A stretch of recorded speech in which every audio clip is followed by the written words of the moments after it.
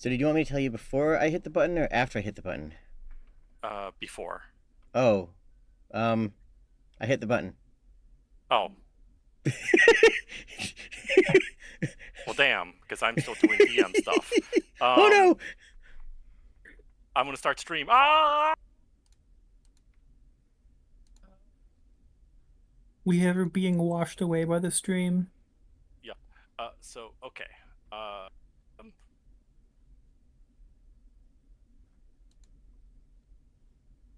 Let me see here and make sure everything's good on my end. Hello, friends. You're all beautiful and kind and wonderful. Welcome. This is currently session 0.5. Point We five? got we got mostly session 0 done, so it's, but we're still technically doing a little bit of setup. Oh, So we're at 0.5. I didn't know that. There are a few things that will be revealed and chosen.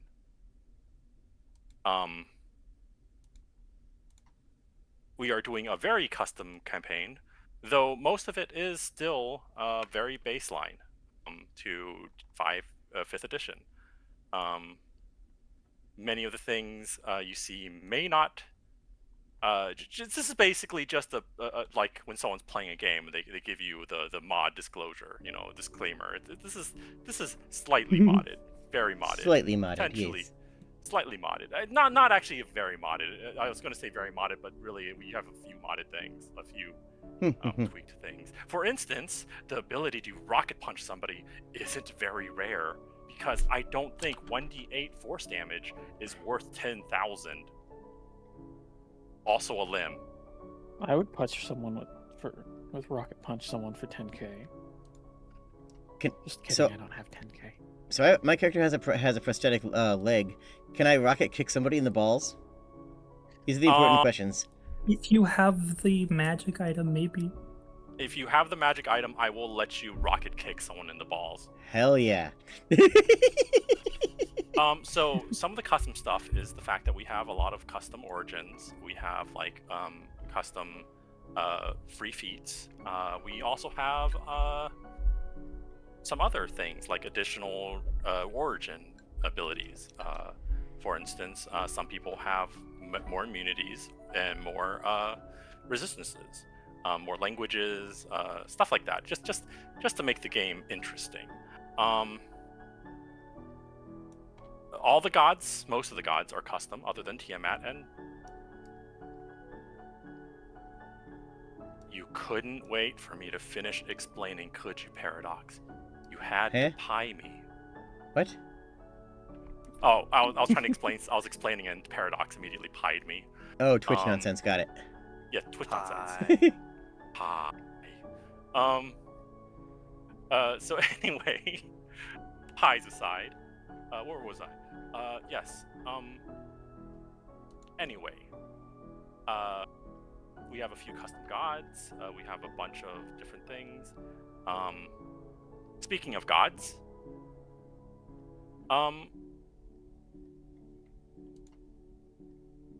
if you had to worship a D&D god in this world, or none, which would you worship? Or it could be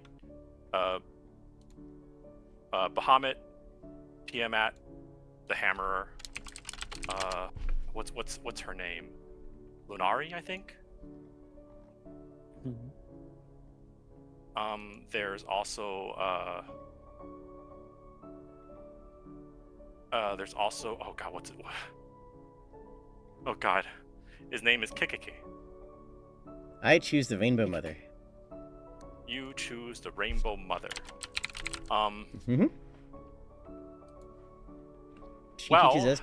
She teaches us to be strong for our friends and to stand up for what we believe in.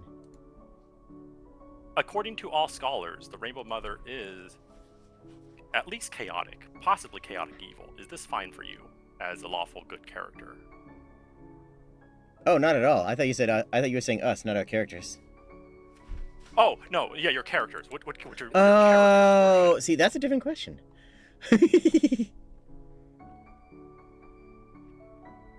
You don't. If you're not a cleric, you don't have to worry about the alignment, though. Clerics and paladins have to be within one step. Same with patrons. Uli, I'm sorry, your choice doesn't matter. But if you wanted to worship a god, you're allowed to, because you have a patron, and that takes the place of your god in this. At least in terms of getting extra features and benefits. Sometimes you have to grovel to a fae to get a sneaky little dragon. I'm gonna say Talona.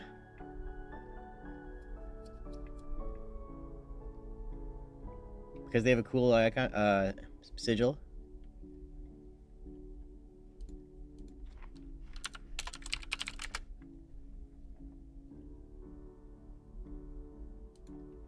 Dead silence. I'm immediately getting vibes that no one's ever heard of this before. Stallona. I'm glad you asked. The silence for me is because I know who Talona is. Yeah.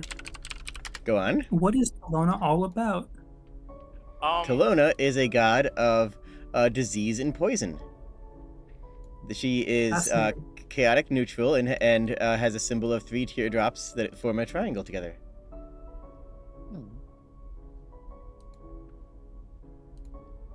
If you're being serious, I can tell you Talona's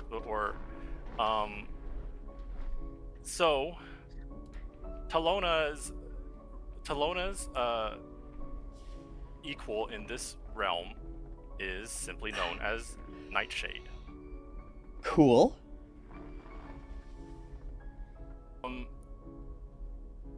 She is known for, well, not necessarily disease, but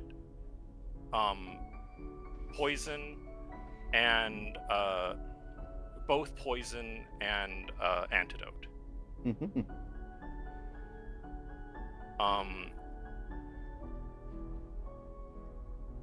If you want to choose this god, I can tell you the boon you receive.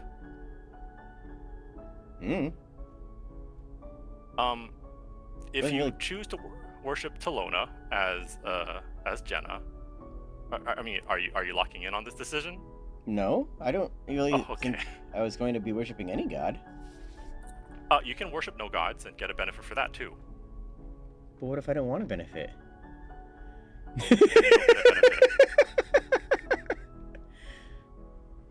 I'll let other people go first. Okay. So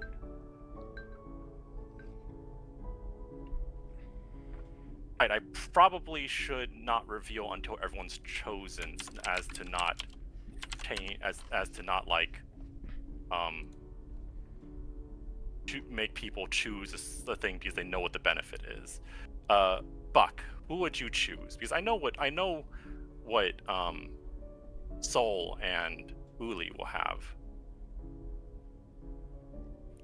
I'm assuming that is there a god or goddess for like Hearth and Home, or like basically just this world's idea of either Hestia or Dionysus? That actually is Kekeke. Kekeke, the Kobold god. I hate the name so much. So that's why I'm so short. Kekeke is the god of kobolds. They are a god of no gender, or at least no static gender. Like kobolds, they shift based on need. If their people wear pointy hats, I'm going to initiate a holy war against them. Why would they wear pointy hats? Well, say it again real slow. Kekeke. Uh-huh. Yeah, I get it. Please work on that. Let's workshop that one, okay?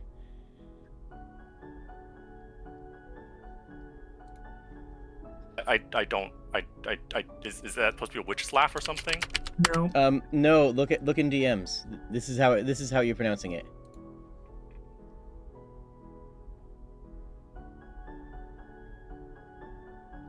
That's not how I'm. Okay. That's how it sounds like to me. Not wholly on board with that comfort level on that one.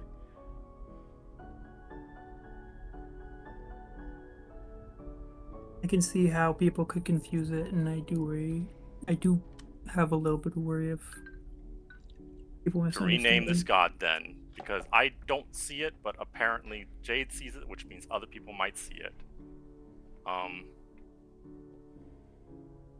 won't name them Moon Man then.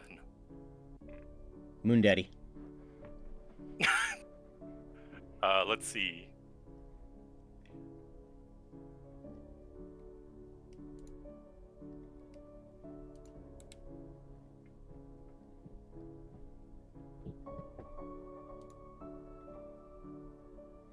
Yeah, my chat's saying that I'm not the only one that heard it.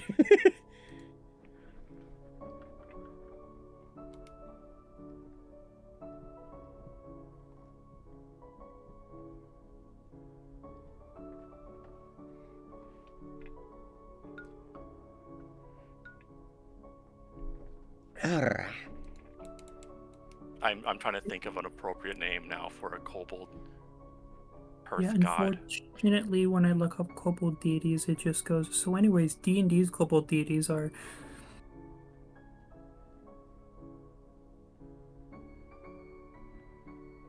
like turtleneck, I think.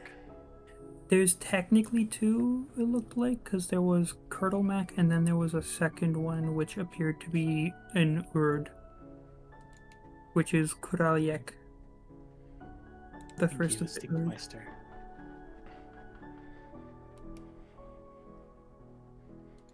I'm between Tolona and Weja.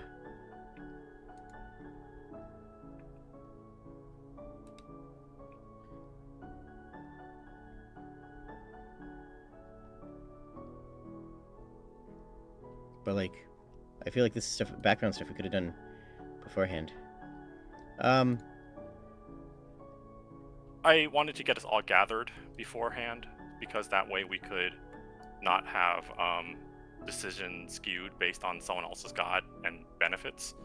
Unfortunately, this is the only time we could all be together.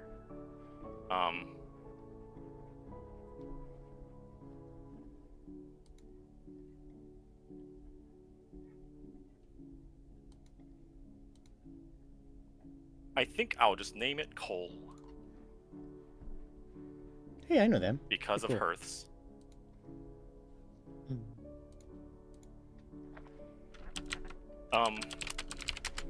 So yes, Cole is the kobold god of hearth and home. Inspiration, of course, being kobolds from their origin, Fae, or their Fae origin of being essentially house god or house spirits.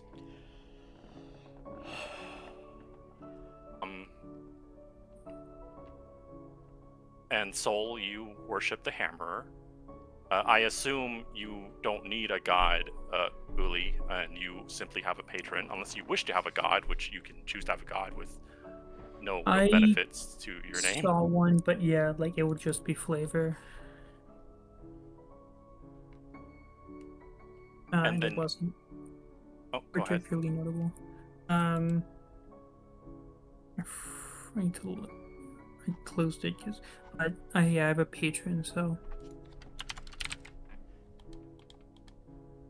I don't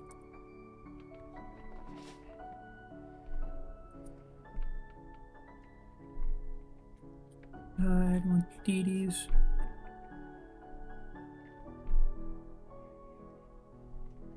Oh, she's chaotic good, so I'm not. That's within a step of you. Yeah. Yeah.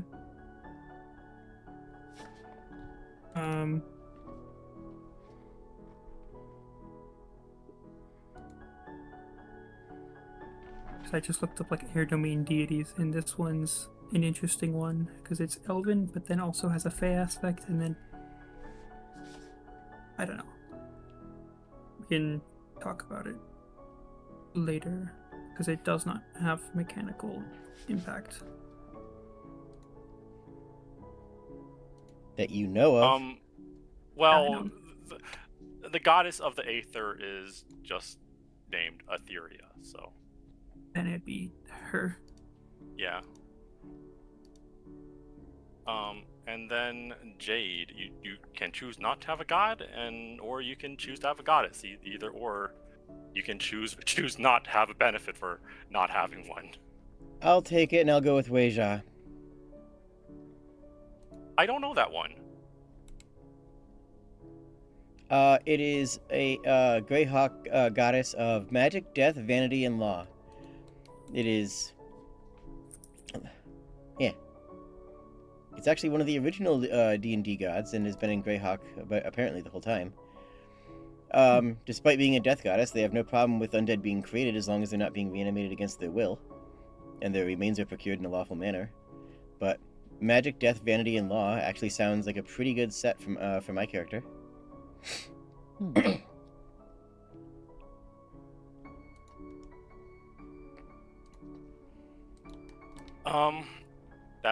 That would be Carmiel, the good god of death. There is an evil god of death as well. They are the god of, they are basically Pharasma of this world. They are the leader of psychopumps in general. Yeah, that tracks, I guess.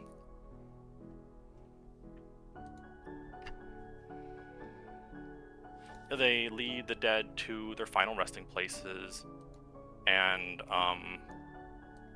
they are also a god of war and justice.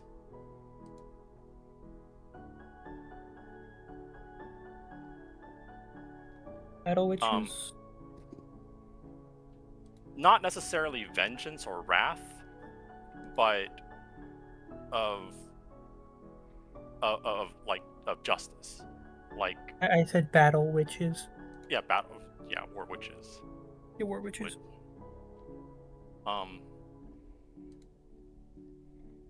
And with that, your benefits for having said gods or goddesses as your focus of worship. The Hammerer grants their worshippers the use of an exotic weapon, the Great Hammer. Even if you are small, you are able to wield this heavy weapon without penalty.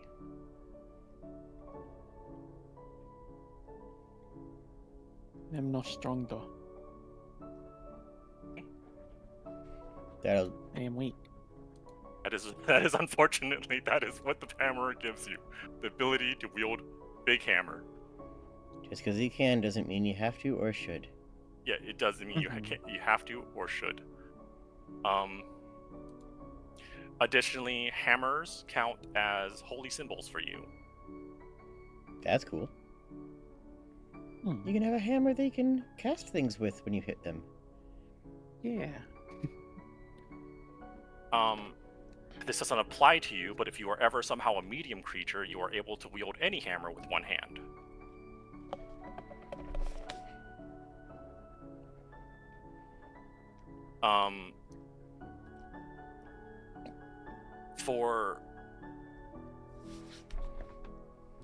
Oh my goodness. For Hearth and Home, for Cully, you get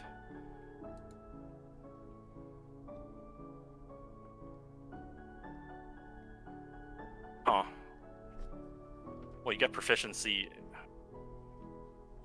You get proficiency in chef's tools, but you already have that. I also have expertise in it. I suppose you just get another tool. Oh god. Oh, this dragon folk is becoming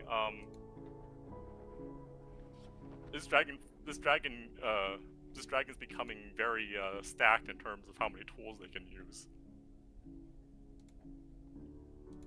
You also get double proficiency whenever you use cooking utensils or cook's utensils to prepare a meal. Oh god. Oh my god, it's just stacking even more.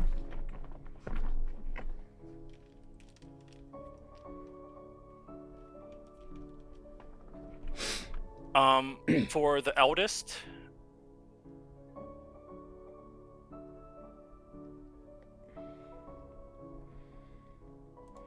Yes. For the eldest, you are able to, once a day, summon a non-combative sprite for 1 minute. Okay.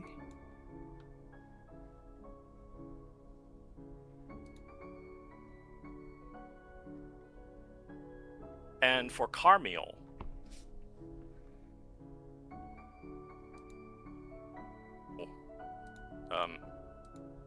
you are able to cast Speak with Dead once a day,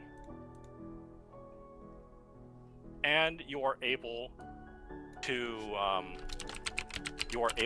wield two-handed or heavy weapons with one hand for a minute a day. Okay. The Speak with Dead questions you may ask may only relate to bringing the spirit to peace. Questions like who killed you, who are you, etc. Okay, can we replay soon? Yes, and after this, we are in world. Where is everybody right now? I have no idea where we are. I do have a slight question, though. Yes. You mentioned that when I'm cooking something, my proficiency counts twice. Yes. So, does that mean I effectively have expertise on my expertise? You get four proficiency, and then you add expertise on top of that.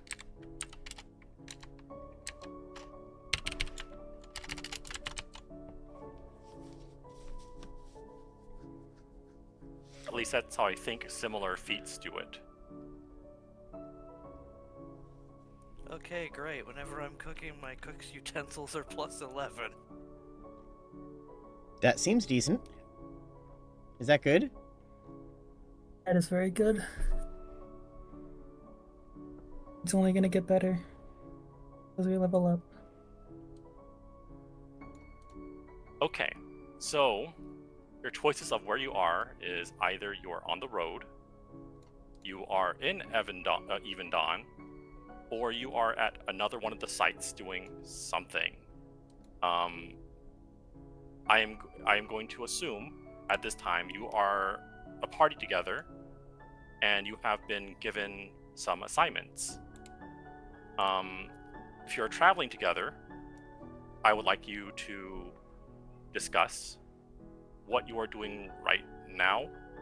If you are currently going towards assignments, if you are currently in one of the neighboring towns, and what you are doing in neighbor towns if you are in there, or if you are there. I think we should introduce our characters first, personally.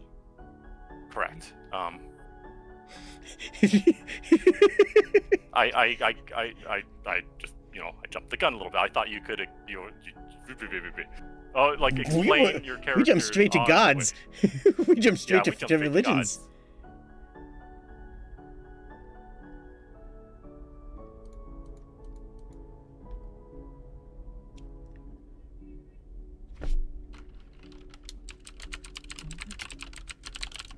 So is now an appropriate time to introduce ourselves? Yes. Okay. I am Keza, an excitable, friendly little rodent folk. and a cleric to the hammer. I stand just under 4 feet tall. I'm gray of fur. And well, I'm very happy to meet my road companions.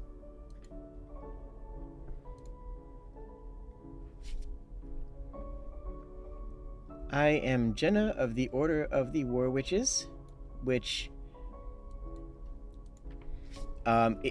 basically, if people start to organize like roving bands of, bandits and such, someone needs to help stop them. That's generally my role. If people are dicks, I punch them until they stop being dicks to people. That's more or less how it goes.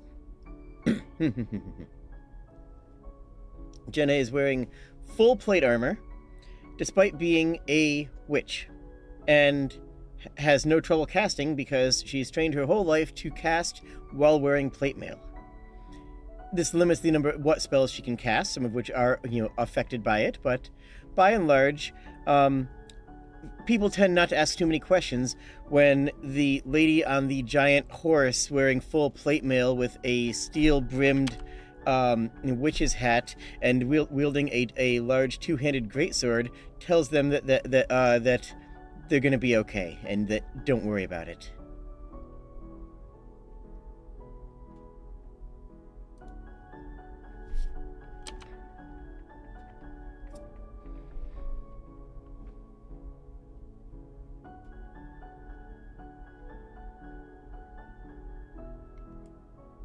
Hi. Yep. I guess I'll go next. Good idea. I am Arleon. I am a very talkative, very...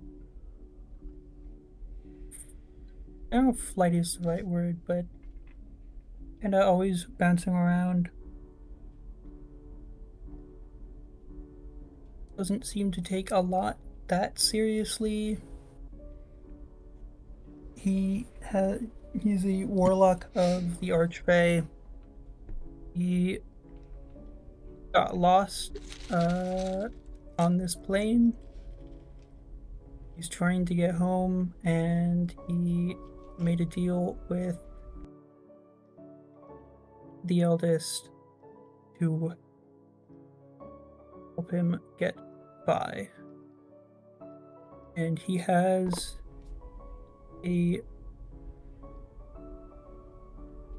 somewhere between a pseudo dragon and a fairy dragon familiar, who is no doubt going to cause trouble because fairy dragon.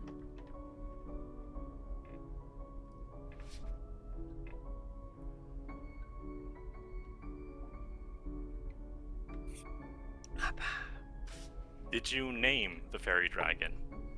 I have did not you? yet. Because in that case, its name is Little Spark.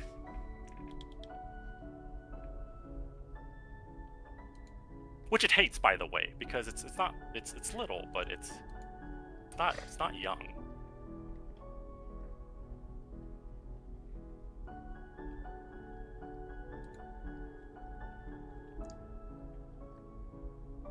Speaking of little, Mhm. there is also Selig. Selig is a bit of an odd sight. He is a dragonborn, but while one would expect a towering mass of scale and bone, Selig is actually quite diminutive for his size. He's only about 5'3". However, he is about as broad as most of his kind, and there are very few people that would consider him small. He is broad-shouldered, has thick, powerful-looking arms and legs, and a barrel chest due to both his strong pectoral muscles and his a healthy amount of fat on his belly. He is a warrior cook. He mostly has honed his strength and agility in travels outside of town and around in the wilderness around to try and gather ingredients and hunt creatures, but his biggest passion is cooking. He is always looking to try and make better meals and some nice tasty delicacies for anyone who is willing to share a meal with him. He is friendly, approachable, and anyone who runs into him in the wilderness is likely to get a meal out of it. In fact, it is very likely that each member of this party originally met him while he was out in the wilderness looking for ingredients, or just running across his home neighborhood in Even Dawn, as he is well known in his neighborhood due to his cooking and physical prowess.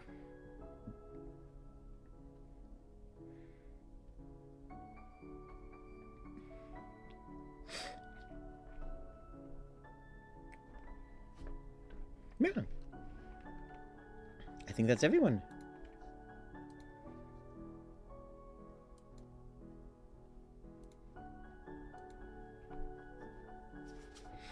Anyway, with everyone introduced, it is time to make a decision. Where exactly on your adventures do we find you? Well, we're supposed to be going towards Evandon, right? Evandon would be, in fact, where you get your assignments, but you can also find assignments elsewhere in the world. Most likely, it'll be Evandon.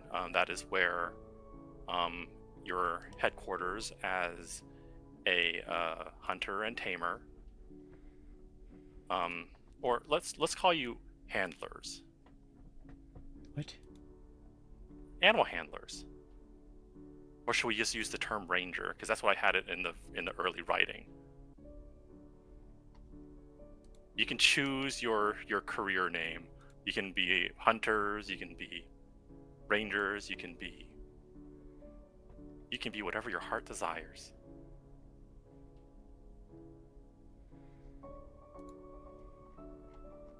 I mean, I like the sound of ranger, but that might be a little confusing for the class. I'm a war witch. That's what my character is. I think that's kind of the whole point of my character.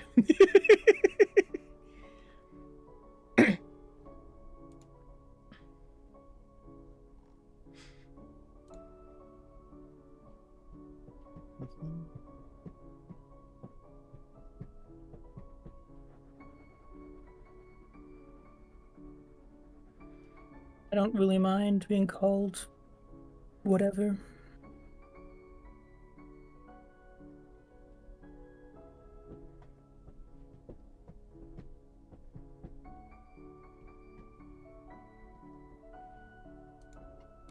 I mean, in that case, its decision is then, if you are heading towards Even Dawn, we can start you in Even Dawn. Currently, the map is the map wouldn't load, so I am going to have to go about this with Theater of the Mind. It is a big place regardless, so it might be better to do it this way anyways.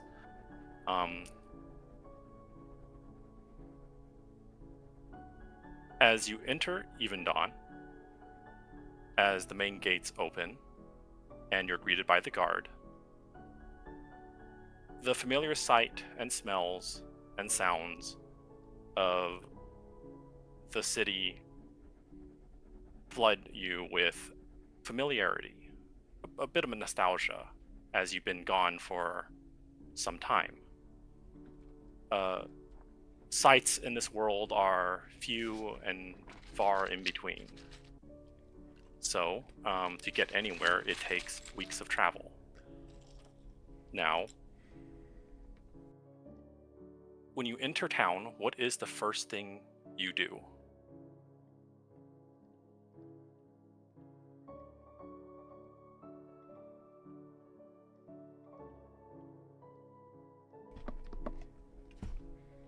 I mean, probably be approached by the guards. And if we're all coming here together, then that might be a wonderful opportunity to roleplay. well, I think this is us already having entered Even Dawn. Oh, okay. If you wish to roleplay the guards, you may. they would likely just see that you are, in fact, part of the, you are a ranger of this town.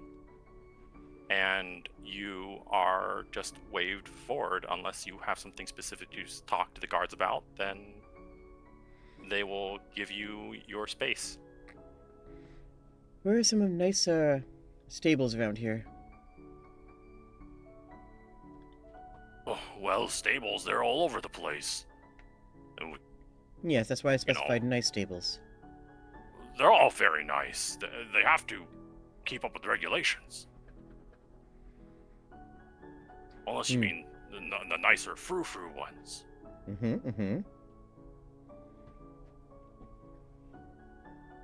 Well, there is the Gilded Mare. Didn't know you could gild a mare, but... It's gelded, but that's fine. Yes, I'll take a look for it. Thank you. What's the difference? You'll find out when you're older. But I'm already Brilliant. Audibly laughs at 27 this. years old. And then you're not old at all.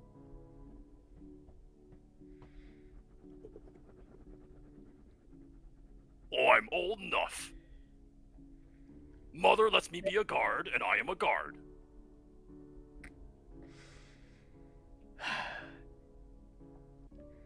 Gelding is when you take a hot piece of metal, and then I tell him the process. He, turns pale. Looks at his horse. Don't worry, Bubba. I'll never do that to you.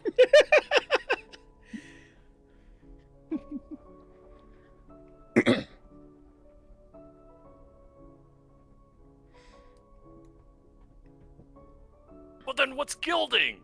That's when you take a hot piece of metal and you... Yep, and that's when you take a hot piece of metal and Exactly. It's when you take a hot piece of gold and you spread it over something.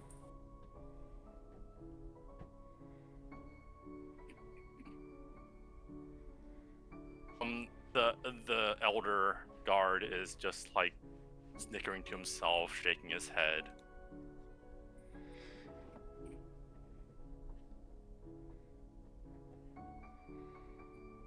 Right then, onwards, yes?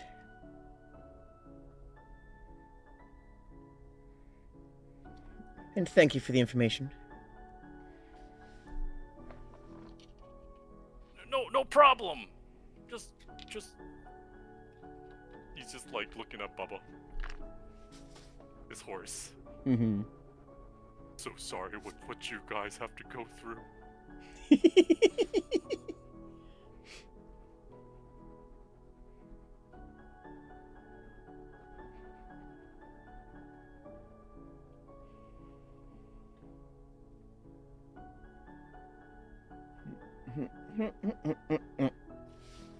Right then. I'm gonna head off in that direction. Isn't a mare a female horse? He's saying this as we keep walking in that direction. Yeah. Then how do you gild it? Isn't gilding something you do to a male one? It's the stable's called the Gilded Mare. I just wanted to mess with the guards. He's not gonna live that one down for ages. I think you traumatized him. Yeah, probably. Anyways, let's go find that place, yeah? He's a town god. They get traumatized all the time.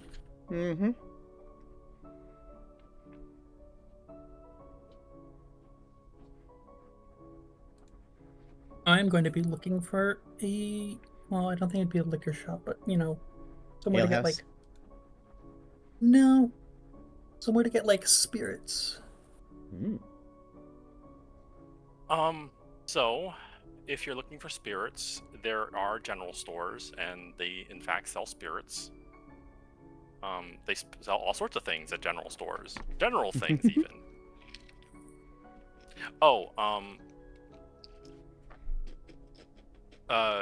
Stella, just so you are aware, I don't know if this makes a difference to you, but the boon also allows you to wield hammers as finesse. I don't know if that changes things. You might still not be able to do anything with them. No, I absolutely can. I'm Dexy. Oh, okay. I was going to be running a finesse weapon, so I'm all for that. Gonna run around with a giant hammer now. Yeah, and I can have a real big naughty wackus bonkus. Doesn't need to be naughty, I'm just... That's the original quote.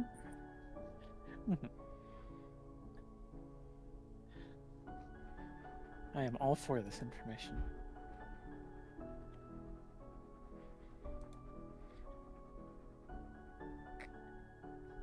Stalag.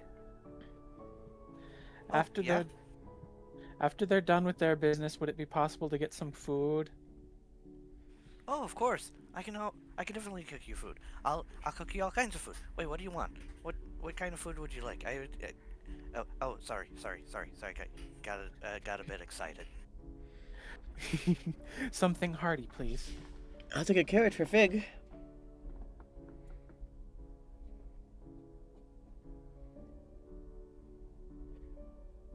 Okay, yeah. I'll just pick up a few things at the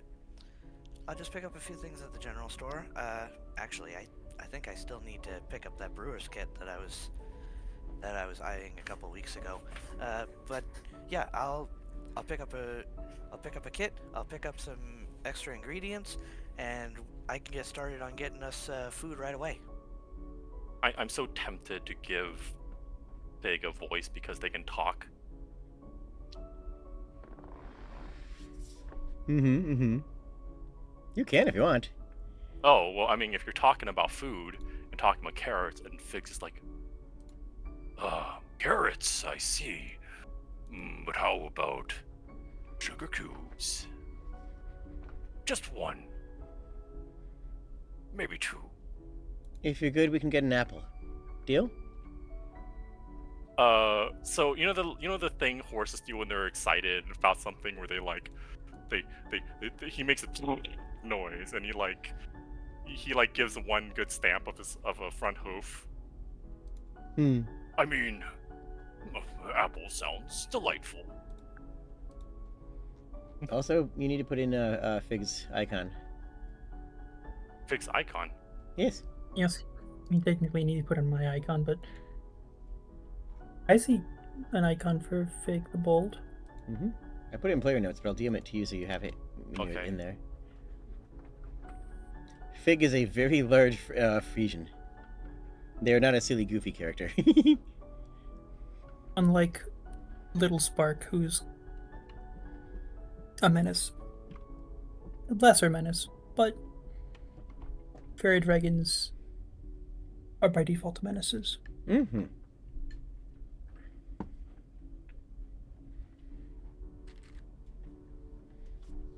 Frisians are awesome.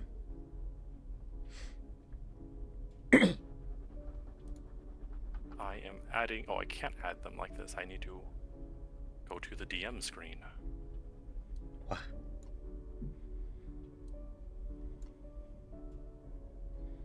The DM screen.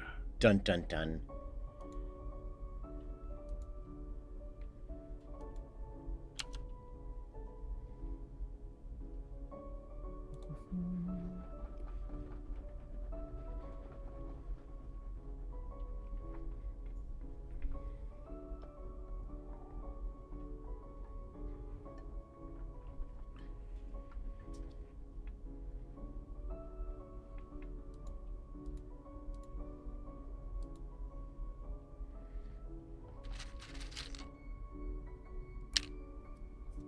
So then,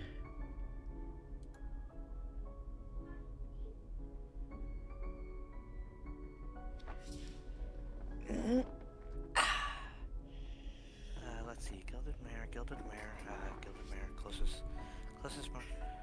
general store to the Gilded Mare. A couple of rights, lefts. No, just one left. Right. Okay, I think I think I know the best general store from that area. Okay, good. Well, let's get over there. A wagon's only hold on. The wagon's only 35 gold. I can swing that for the party.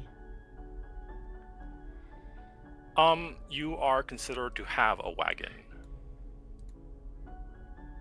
Okay. It's hard to carry around a big chest otherwise. Tell me about it.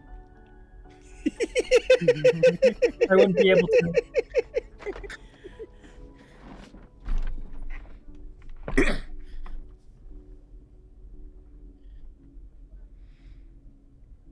Paladin.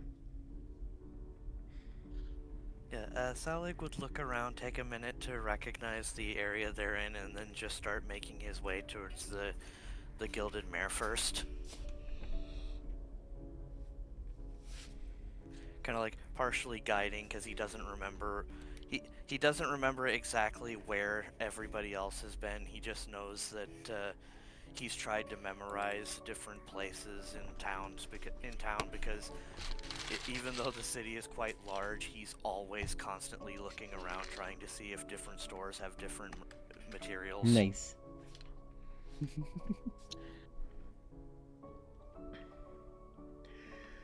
Well, I'm gonna get Fig all settled in, and the cart is pinned intact. Do we want rooms in commons?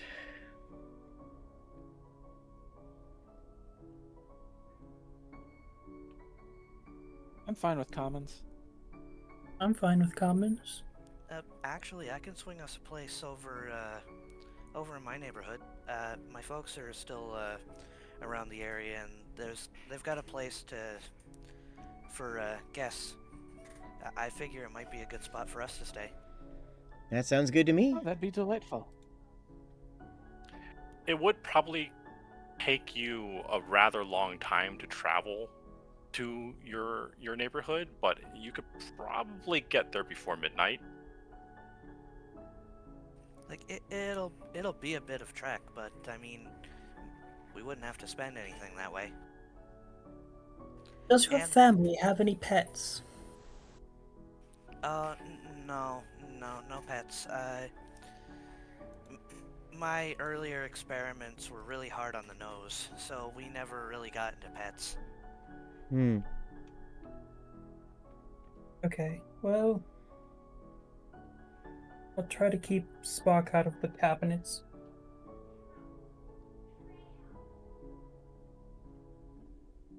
We just don't have to worry about him harassing a dog. Oh, no. Not many pets in that area overall, to be honest. Combination of the smells that I used to kind of cause when I was younger, it was a little bit of a mess. But you know, even the. You cleared the dogs out of the entire neighborhood with bad cooking? What can I say? I didn't start out as good as I am. That's impressive. That I'm scared, but what you're meaning to say is no cats.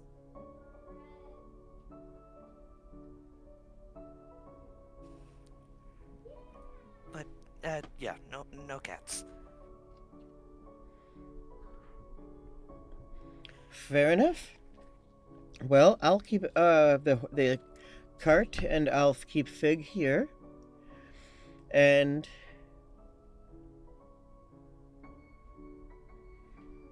here, hold on to this and this glass, and break it when you get there.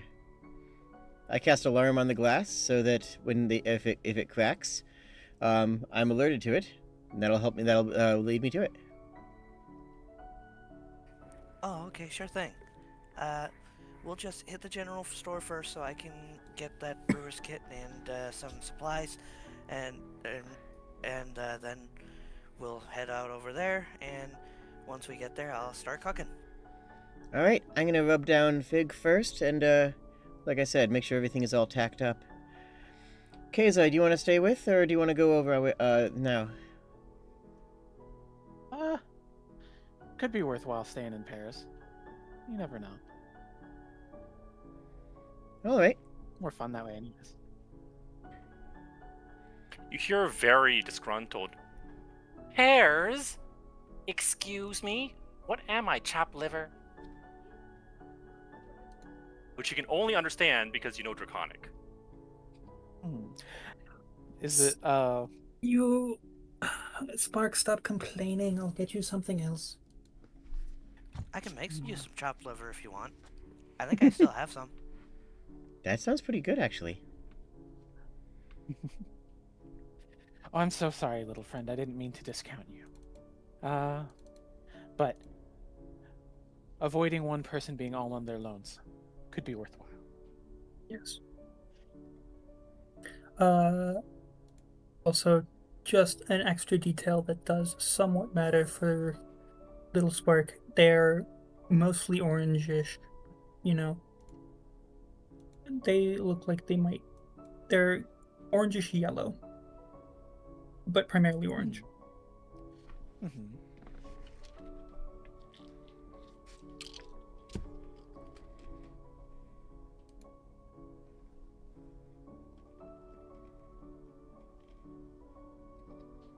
Well, okay. Guess we'll see you both later.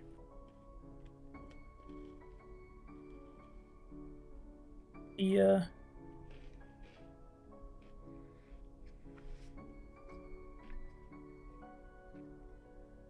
And Salik is going to smile, wave at the two and Fig, and then start making his way.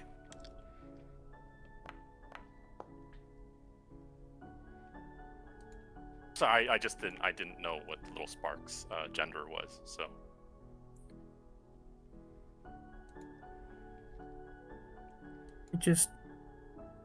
I default to he.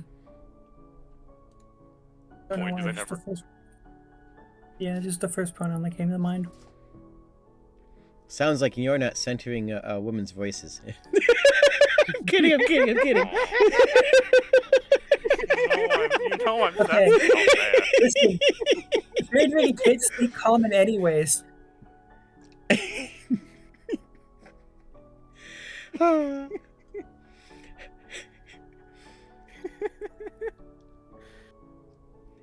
So I'm going to tack down the yeah. I'm gonna take care of the cart and animal, place an alarm spell on the cart. Yes, I've burned through 2/3 of my spells for the day, but that's what I have them for. Like, my spells are here for casting alarm, because that's basically my only functioning spell. That's Other a than clever shield. usage of that spell. Yeah. So, the cart's secured. The horse is going to be happy, and then once we've taken care of that, I suppose that that Keza and I can start wandering our way back. So, what do you think about this place? How long have you been here? Oh, I was born here. Oh, It's well, I mean, it's a big place. I was born a small part of it. I certainly haven't seen all of it. that's fair. That's Big fair. place. Hmm. But you can meet all sorts of good folks here. So, wait. So if you were born here, then,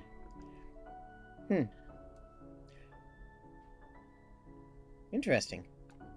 I didn't catch that earlier. So, what do you know about the area? What's nice to eat? I mean, obviously, yes, we're going to be having Stylix cooking because we wouldn't be able to not. But I wouldn't mind getting a couple service meals, if you understand my meaning, while we're here.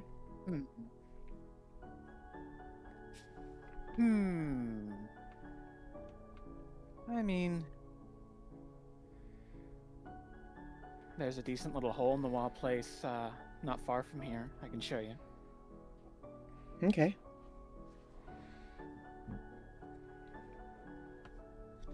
Well, we can take a walk by it on our way. we'll have a few minutes before I hear the signal for where we're headed, so just keep me in line of sight and we can go shopping or just relax a bit. I could go for €1. Sounds like a plan.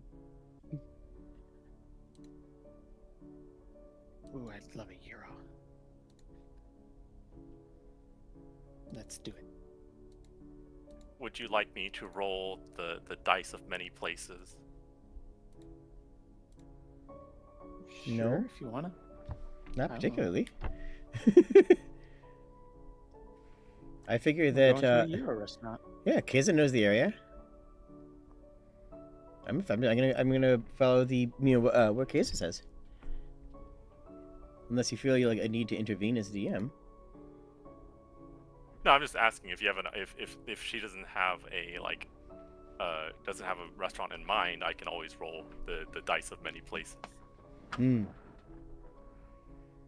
Well, maybe in the future, but in this case, we're going for a place with euros that I know nearby. Been a while since I've had some fresh lamb. This is good. Do they have the mutton that's nice and lean? Oh, for euros, yeah.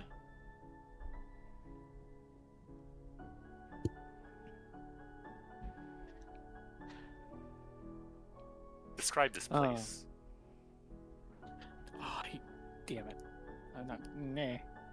Nah. So imagine you're in New York.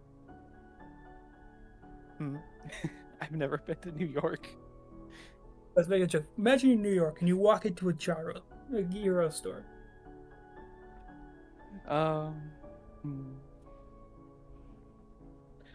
Small little hole in the wall places, not a whole lot of people other than a few locals, regulars. But very lived in appearance. Like the owners live right above the building.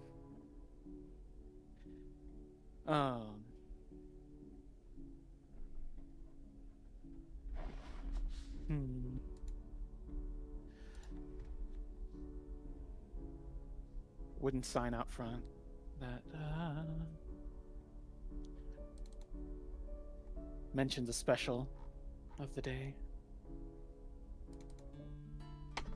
I guess it'd be chalkboard, perhaps.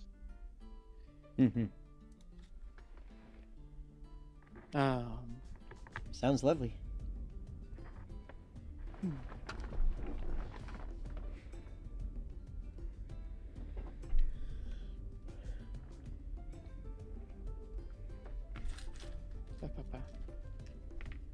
Is that sufficient? Did I do Yeah. okay?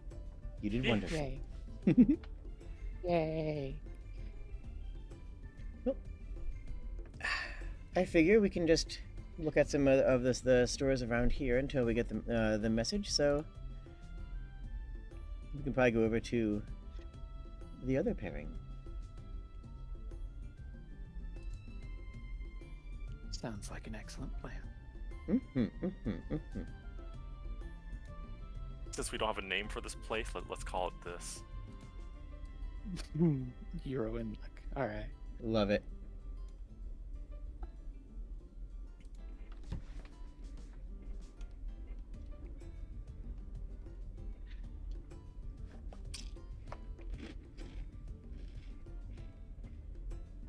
Hey. Who?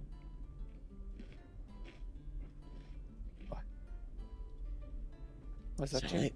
Salig. Early on. This is you. You're up.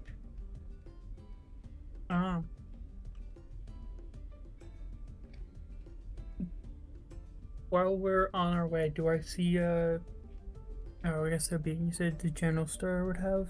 Oh yeah, no, there's plenty of general stores. There's like almost every few blocks you see another store that sells either spirits or wine. There's even like party shops that specifically sell things like cheeses, wines, alcohol in general, fancy eats for if you were throwing a party. Charcuterie and the like. Sorry, something came up. Yeah. I'm just being someone who's used to being wealthy, but is now having to get their alcohol cheaply. You've also been an adventurer for a little bit. You have a little bit of money to your name. A good bottle of alcohol is like a gold 10 GP. each. Oh, fine wine bottle is 10 GP. Rules is written. Is rules is written bottle of fine wine 10 GP? Yeah. Which seems steep. That's enough for a person to live for like. Yeah. That I think that's a little excessive. I think that is way too Okay, excessive. for reference, rules is written that's also the cost of a banquet per person. Yeah, which has said fine wine served at it. So I'm going to say a very good bottle of alcohol is about 1 gold.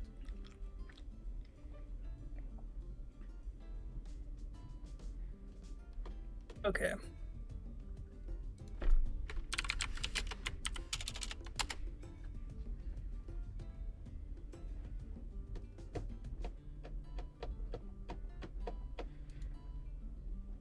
That's like $1,000 bottle of wine. Yeah. No, it's not 1,000. It's like $5,000 bottle of wine. What the heck? 2016 Tuscany. 2016. I think a 5,000 would be aged longer than that. That's not fine wine. That's extravagant wine. That is. That's like the finest of wines. Peak of the peak. That is like a king can get their hands on that.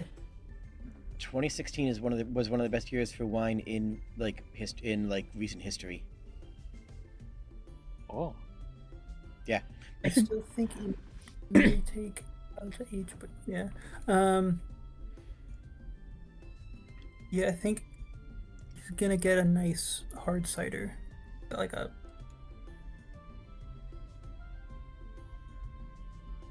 I mean, a hard cider. Like, are you like what size of bottle you're talking about?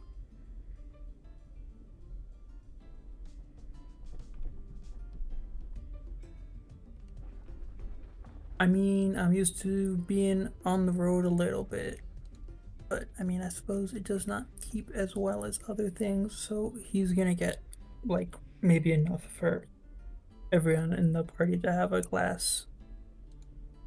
So. Yes, somewhat like medium-sized. Okay, so like a fifth then. Yeah. That's like since it's a cider, and it doesn't keep for a very long time, and it's you can get away with it for like 5 silver pieces. If you are wearing your ranger emblems visibly, then 4. Yes, he would be wearing the ranger emblems if it's beneficial. Yeah, so they recognize you as a ranger, they smile, and they just give you the hand sign for 4 silvers.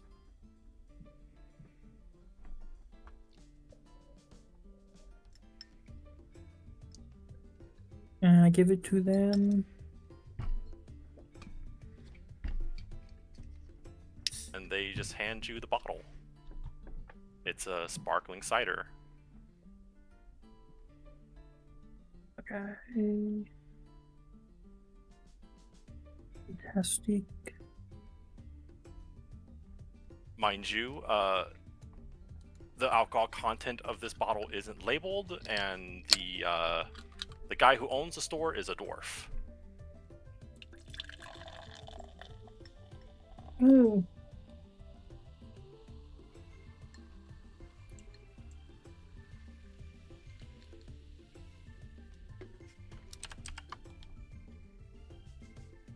I'll try to remember to tell the others.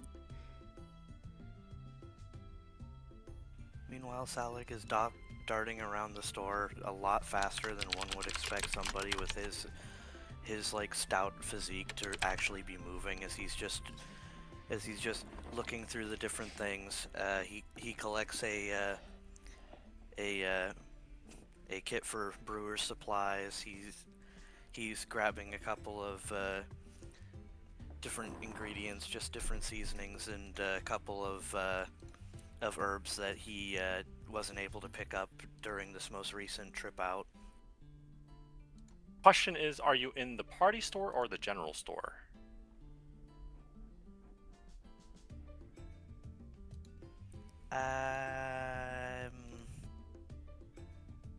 I don't know which one you went into, so that's I thought we were heading to the general store. Sorry if I missed something while I had to be called off. I mean, we can separate for a little bit. I think Arliano's also going to get crackers if he's at the party store. The party store probably would have a brewer's kit. It would be a little bit of a fancier brewer's kit, though.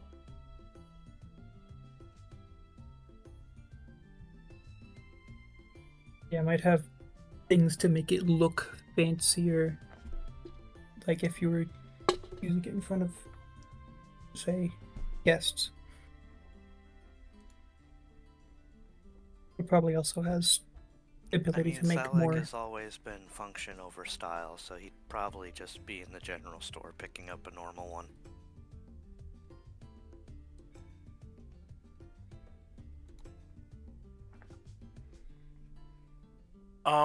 The difference between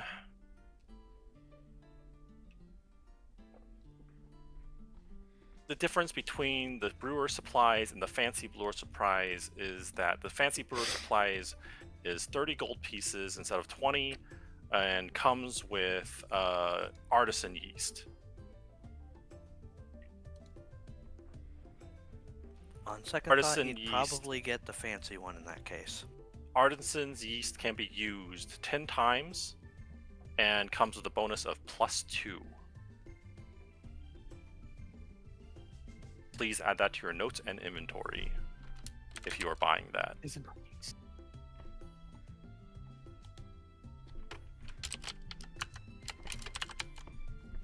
Where would I find artisan's yeast? That is a custom item within the cooking, with the cooking add-in they have. You can just add the item and make that a thing. Yeah, 10 out of 10 charges. Yes, I think it'd fall under consumable if you just click the plus and then modify it. Which might take a little bit, but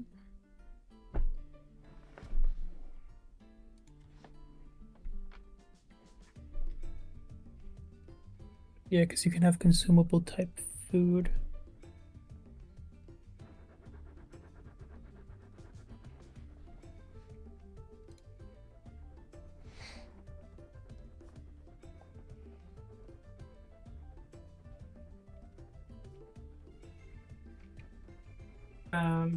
While they're adding that, how much would like a sleeve of crackers cost?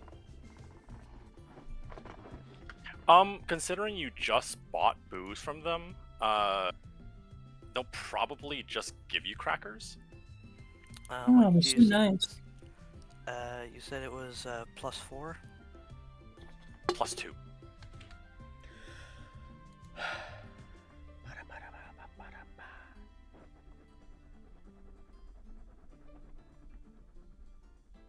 Artisanal yeast.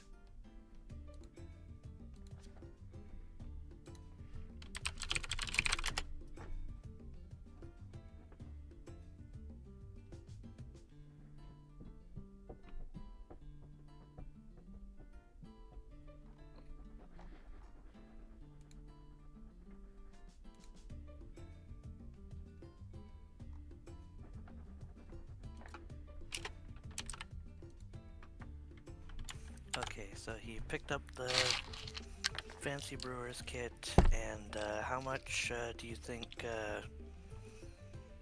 some extra supplies would be, keeping in mind that they did just come from a trip where he probably would have already collected some materials?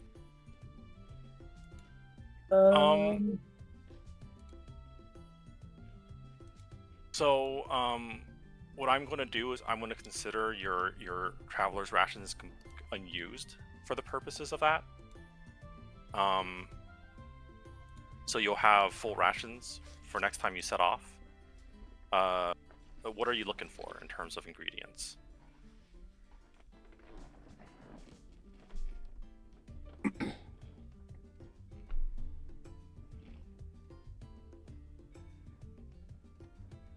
I'm thinking sugar, already prepared flour, since any wheat that he would have picked up would need to be like chaffed and ground and everything first.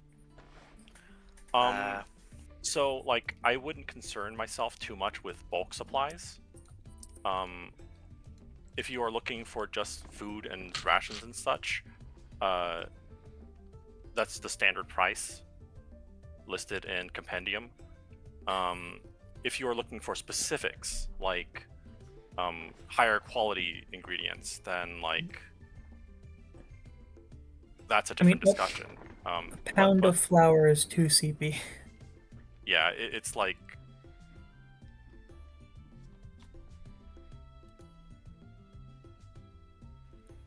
I'm not really looking for anything specific, so I'm just gonna take off 1 gold piece and say that he just gathered enough for a few meals.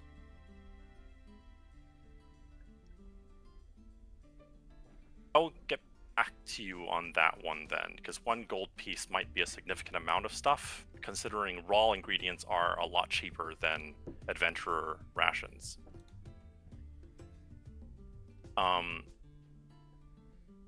Is anyone else doing anything else in the store? Or do we shift back to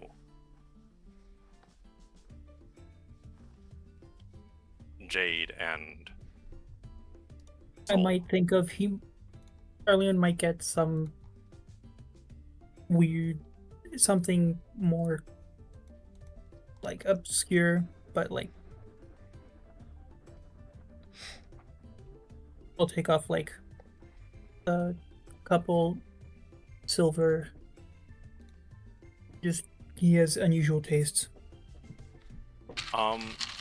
Lucky for you, if you are paying a few silver for just food, they are able to get you something you have not had in a while. And it is a Therian loaf. It is a bread that is extraordinarily leavened.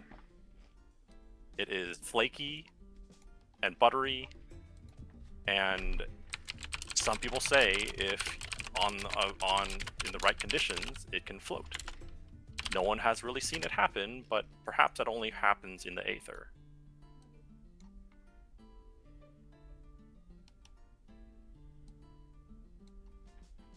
Everyone else, it's an exotic thing, and for you, it's a taste of home. Yeah. A description might float.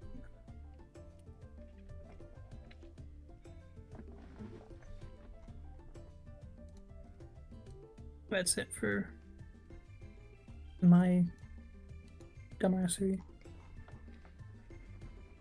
Uh-oh. I think Foundry just crashed.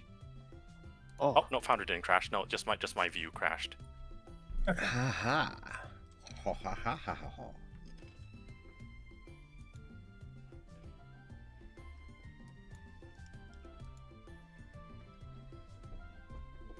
In that case,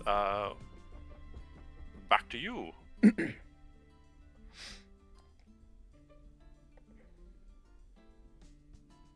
mean, I suppose if we're still waiting for the signal, we can do some shopping of some sort. Oh yeah, Here, try this on. I think it looks nice. Oh. Mm-hmm. Oh. Oh my, this is very cute. Mm-hmm. Hand you a sundress. That warms my heart. I like sundresses. Everyone likes sundresses. They're great. And comfy, too. Mm-hmm. I'll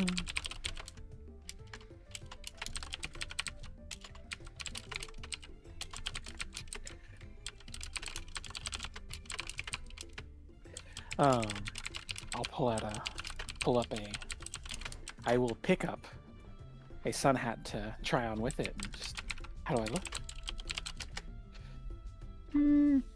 I think you'll miss too much with a sun hat with your height, honestly. Perhaps you're right. Oh well. It looks Maybe nice, something but smaller then.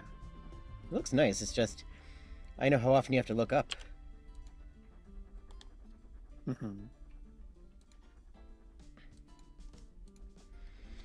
God, who doesn't love a big floppy hat? That's true. That's true. Maybe this one has enough holes in it. Maybe in the weave, if you like a more of a woven style, this could work. I was gonna say you Ooh, you can get excellent one of those idea. big hats that has like the thinner mesh in the front. And it'll still keep the sun off of your snoot a little bit.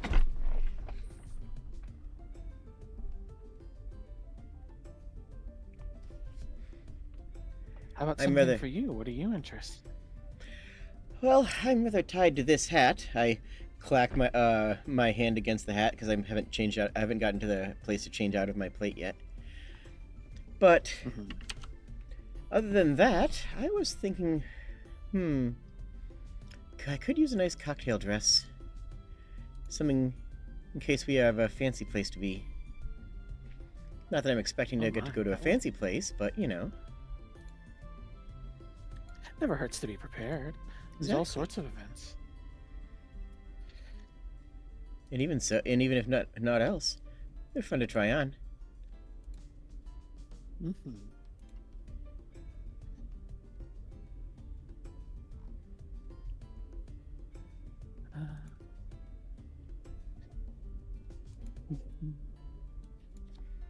I'm going to try on a couple of things. And I'm pretty well sold on the thinner mesh hat and the just picked out for me. I am easily swayed. You'll do well at a ball then.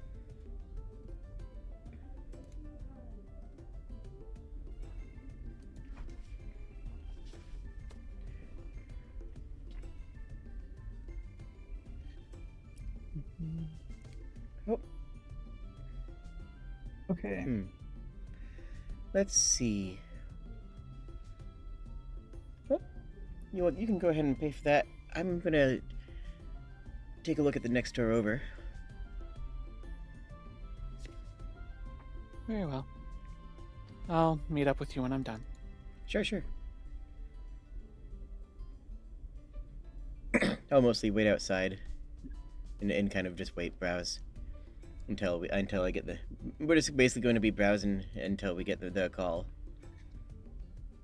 Yep.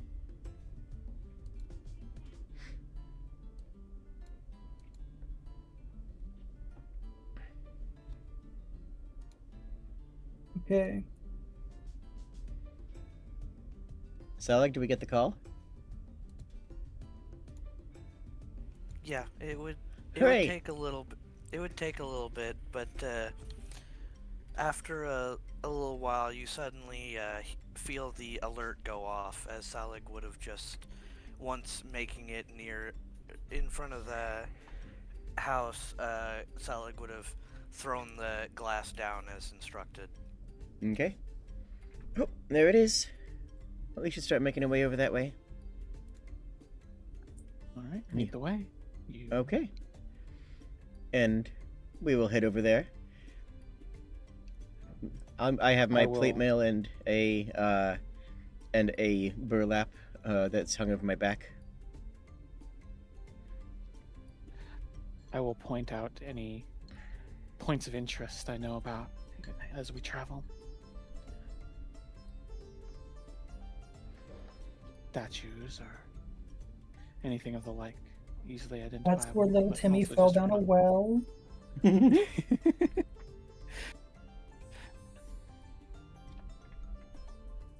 Oh, they had to close that well because kids kept falling down it. Understandable. How many kids? Like 20 Just something? dozens of. Yeah. Well, it stopped being a problem after like the 25th kid. They started just being able to climb out.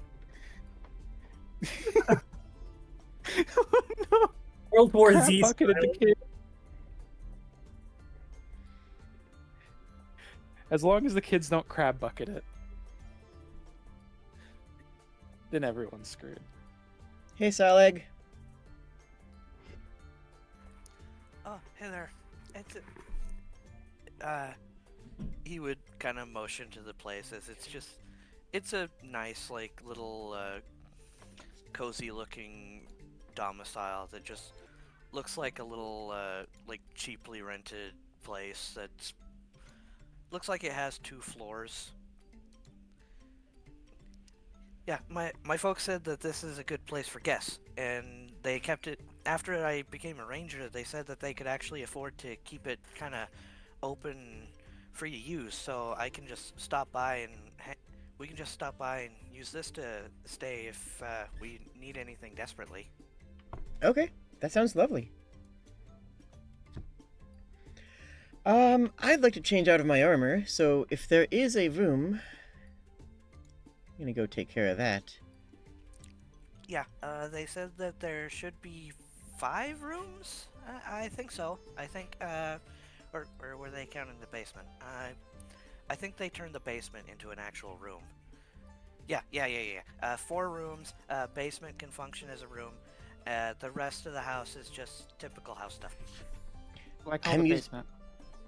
I'm used to sleeping in commons areas, so I will take whatever is there. Just point me wherever is most convenient for me to drop my stuff.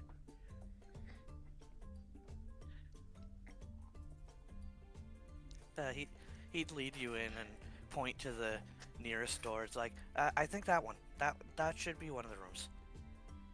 Great, thank you very much. I'm gonna go switch from. I will wear my hat at all times, just to clarify, because that is symbol of Warwitch, and but I am going to change out of my plate and into my fine clothes.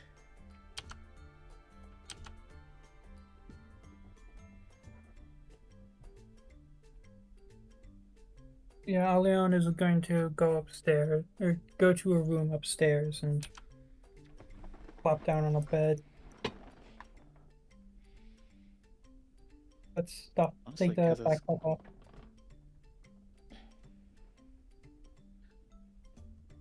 Kaz is going to very excitedly try back on the clothes she just purchased and come out of the room wearing them. If you haven't seen Jenna in regular clothing before, you will quickly notice that the left leg is still wearing a plate mail, and on closer inspection is a prosthetic. Mm-hmm. That's all. As she steps out, Salik would be the first to notice because he is immediately getting his stuff ready in the commons area as he's just gathering all his materials before he heads to the kitchen to start cooking. He has not even changed out of his adventuring gear because he's so excited to start cooking. It's like, still an oh, wait, that's not just armor. Oh. No. Oh. The linen tunic covers down most of it, but yeah, that's just my leg. What's left of it. Don't mind it any. You got a cool story? I wish I had a cooler one. A cooler one than what? Got stabbed. Okay. Started turning green by the time I got back. By the time I could get somewhere safe enough to get it looked at, and didn't make it. Mm. Not Maybe much we'll more let than you that to do it, sadly. Oh yeah, my uncle George got his tail removed because of something like that. Mm-hmm. Because there's a bit of a pause, Uli, there is an optional rule I have that if you wish to trade any limb for a prosthetic, you may do so. If you don't wish, I assume that's not something you'd want to do. No, right now. Well, I mean, you can't. It's a character creation thing. Yeah, so yeah. like, yeah.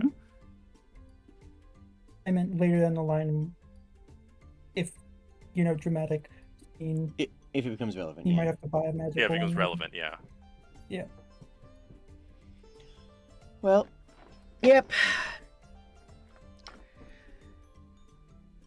Trust me, I've got plenty of stories, but sadly, this isn't one of the better ones. Oh, okay. Well, I'm gonna start cooking.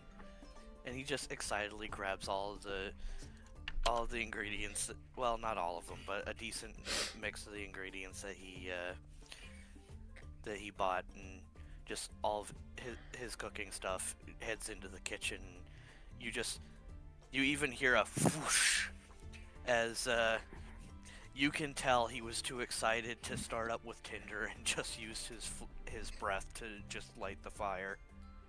Do you need a hand with anything? We better not be setting the kitchen on fire again! No one hears that. Do you need a if hand you're with anything? cooking with things- Cutting out potatoes or anything? Oh, actually, yeah, I did grab some potatoes while we were in there. Skin them up and chop them. Skin them up and chop them, but don't dice them. I got a recipe that I really want to show you guys. I'm just gonna skin them, that way you can chop them however you feel best. Alright? Okay. So if you're cooking with the ingredients you bought from the store, it would actually have a bonus if you want to roll for it. There's no reason to roll for it, but like you could. It would give you a +1 bonus, I'd say. It's like a bunch of charcuterie and stuff you're cooking up.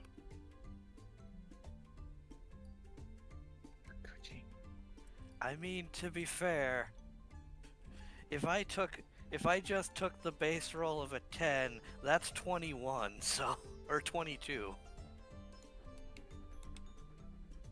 Seems good.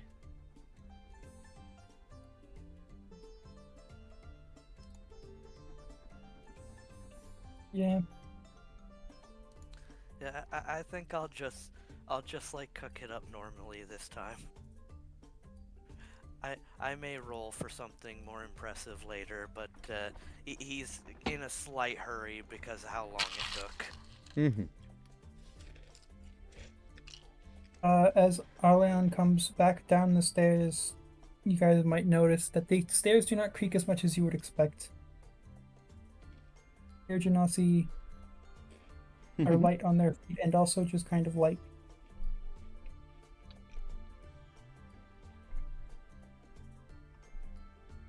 Like their bread. Buck, you accidentally gave yourself a +4 global.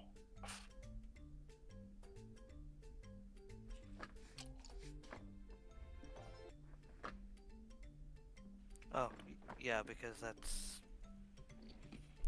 the +4 was for the cooking. And cooking's the only thing I do with that. No, this is any tools with any tool. It applies to, I think, everything. Because herbalism kit right now is a +9.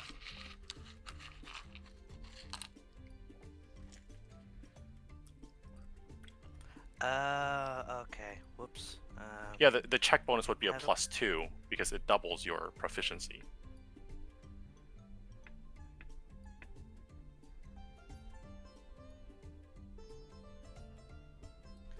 Okay, never mind. It would be 9 instead of 11. That's still pretty good, yeah. So brewing, I think, is wisdom.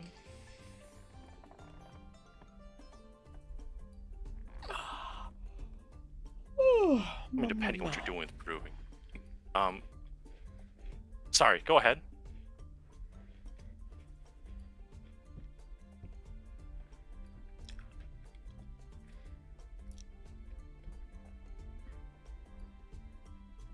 I think I was mostly done, but I was gonna say that Little Spark has a certain personality trait I think you rolled for. It means Little Spark might be a little bit. Yeah, preoccupied.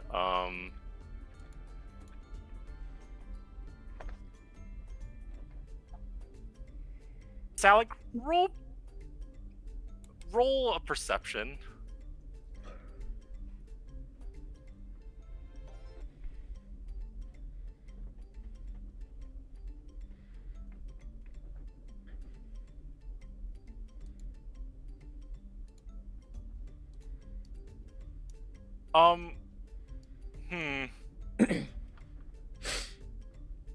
You hear what sounds like gleeful munching.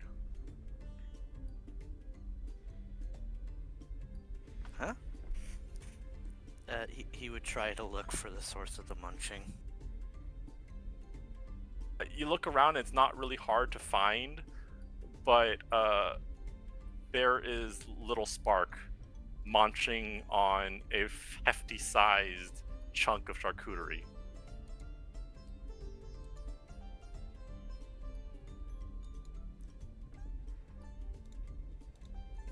Hey, you're supposed to wait until we're ready to cook. But I'm hungry now. Sparky, Inside. trust me, it will be better later. But I'm hungry now. There's a couple crackers that you can munch on for the moment until I'm done. Crackers are dry.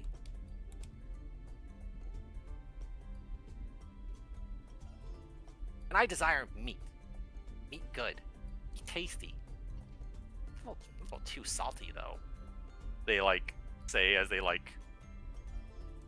make uncomfortable smacking sounds. Dog that has peanut butter stuck on top of its mouth. Peanut butter dog, yeah. She just continues to eat the charcuterie.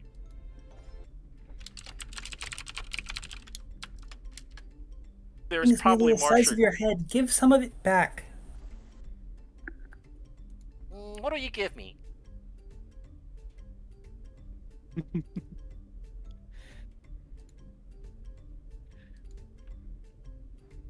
I mean, I was gonna give you some oil-fried liver. She looks at you. It's just like,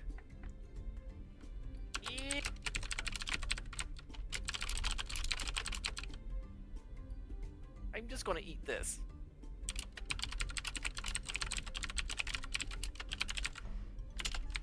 So you don't want anything later?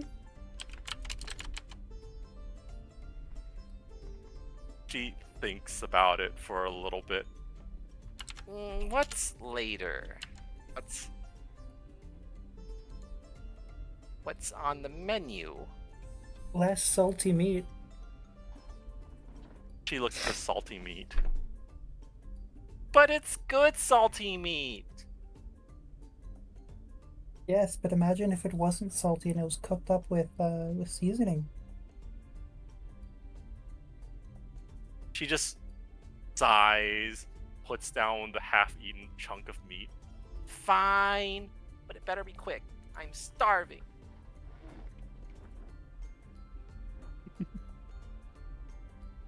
Salik would kind of roll his eyes a little as he keeps on cooking his.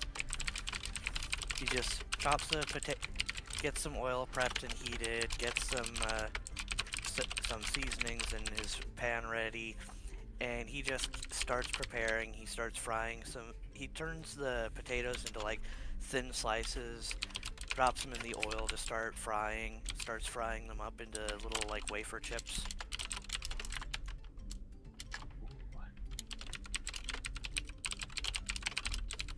He takes some of the liver that he still has, decides to cook up some liver and onions.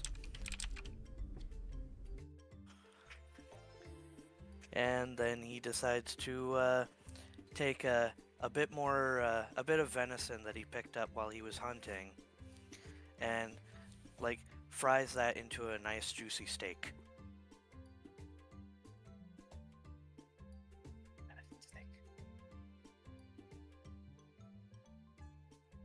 Yeah, I told you it'd be I'm worth going it to to pop wait. my head in the kitchen. I'm going to pop my head into the kitchen and say, "That smells divine. Is there anything I can do to help, or should I just wait in the other room?" Oh, I'm actually, so excited for this. actually, you see my tankard over there? Yeah.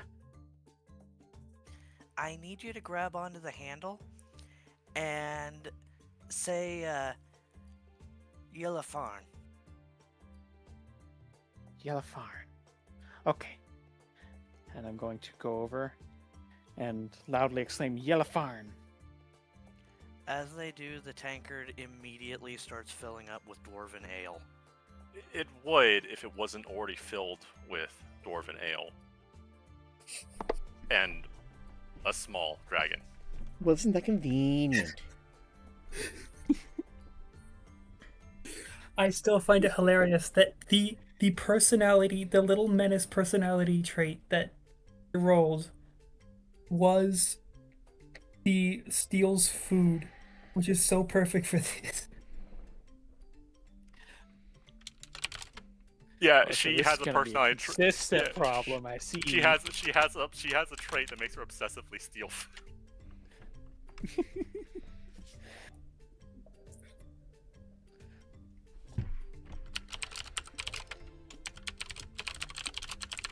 But I will hurriedly bring the flagon to Saleg.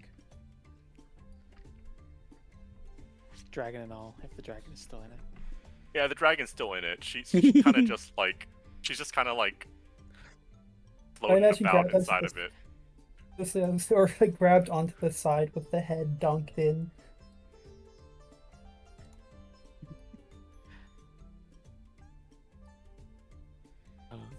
I don't do anything to shake the. Well, I would try a little bit to shake off the little dragon, but eventually I just carry it into Saleg. Let me see something here. Oh no, it is not hard to get her out of the. She is like toasted. I will try and deposit her on the table gently. She doesn't say anything. She just kind of like burps a little bit and then just like lays there. I'm gonna go pick up Little Spark.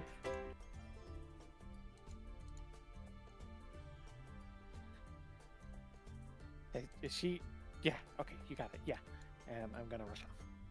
Yeah, little Spark is a little bit. She's a limp noodle right now.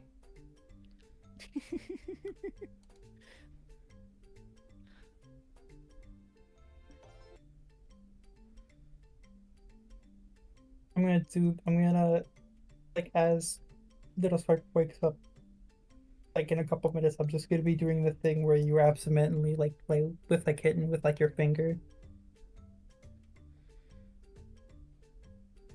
Because I imagine Little Spark's still gonna be a little tipsy. But she's going to be tipsy for a while. I don't think they have a very good con whatsoever. So No. that's like she got Like- like a 6. Max cat-sized dragon, it's I mean 13's not terrible. It's better than a commoner, but Yeah, I she's still got think +1. body size. Yeah, she's, Nice.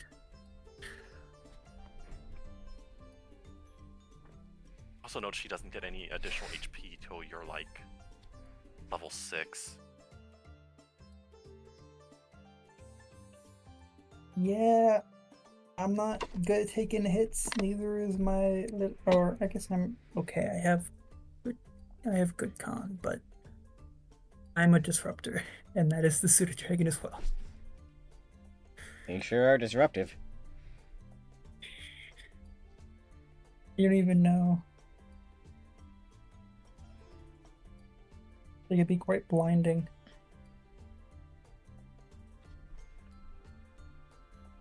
But yes, I assume food good done. Yes.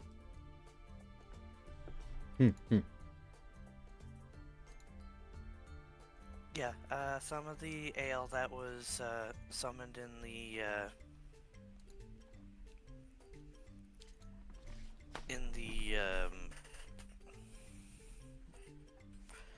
Flagon. in the flagon. Sorry, I spaced out for some reason there. But some of it, Salig uses to make up a little bit of a venison stew that he puts to the side along with the steak, and the rest of it he pours into cups for everybody, so that they can have a nice cup of dwarven ale along with their food. Although while no one's looking, he would say Yellowfarn again, completely refill it, and then drinks the entire pint.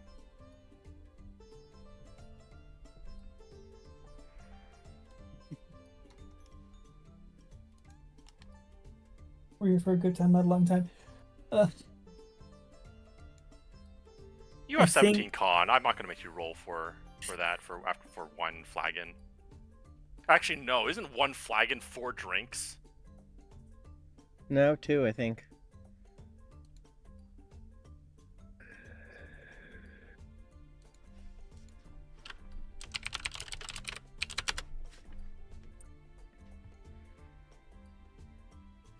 Nope. Let's see. 3 pints. Oh, 3 sure pints. I'm showing 2, but whatever. I looked it up. Wait, 3 pints. 3 pints? Oh my god! Yes, it's 3 entire pints. This thing's huge. Oh, Oh my god! Okay, no, you're rolling con. Disadvantage. That's insane amounts of ale, and it's dwarven ale. So, you've basically done what the fairy dragon did. So 12. you are a little tipsy. You're not drunk, but like.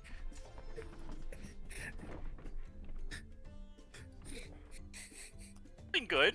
You're doing pretty good.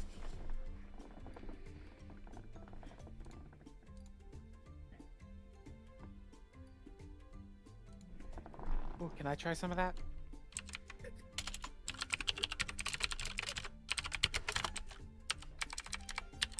Yeah. I got cups of it for everybody. Oh, yay. Uh, Okay, then I'll wait. Salig just kinda... actually... Jenna? What's up?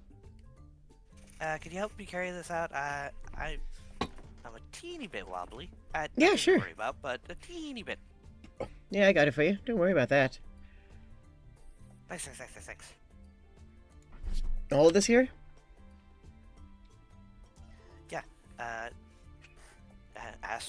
Ask for something hearty. I wanted to make sure that it's nice, filling, multiple courses. I also got some bread. All right. Yep, I'll take care of this. Don't even sweat it. Did you get those carrots? A few carrots, a couple apples, and I got a couple sugar cubes for treats. Excellent. bribery. Sugar cubes for bribery.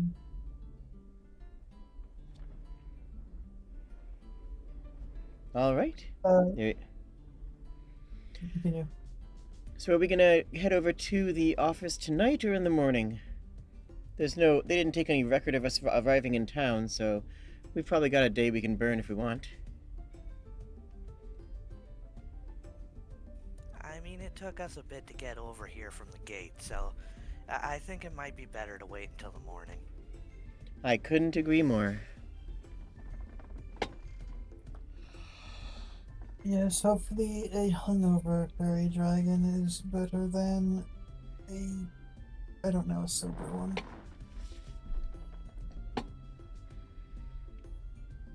I can tell you from experience, a hungover dragonoid is not easy to handle.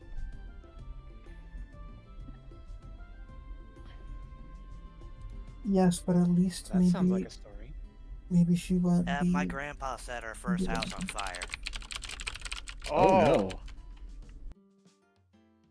Yeah,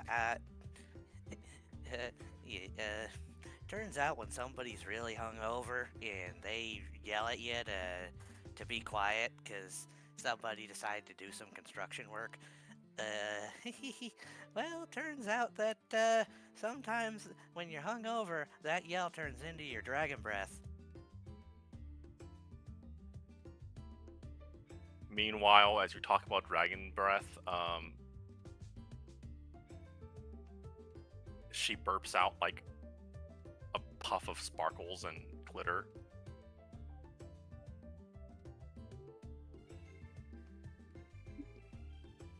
How many colors?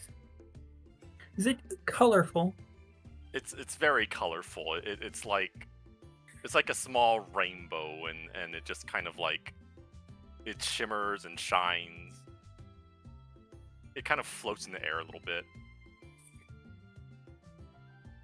Does it actually? That'd be funny. Does it dance around in the air? No, it doesn't dance around the air. Okay, so she doesn't successful, or they don't. I'm just gonna say that the fairy dragon has. It's a fae. It probably uses many pronouns. Oh, actually, that reminds me. Jenna, if we ever do hang out with my folks, try to avoid my dad if he ever gets a bit too tipsy. He's a blue, so his breath's lightning. Ooh, zappy zappy.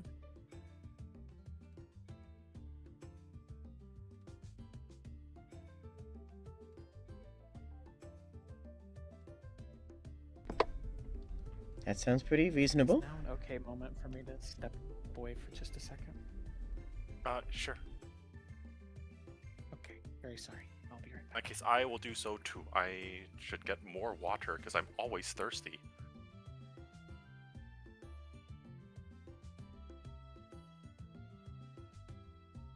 I should also probably get water. I haven't drank enough water all day because I was in a lab. I am drinking constantly.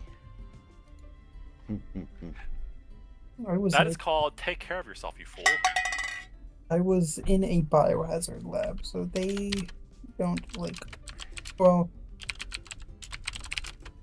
the lab I was in doesn't actually have biohazards, but the building is a biosciences lab building, so there are biohazard labs, so they don't really have drinks inside the labs.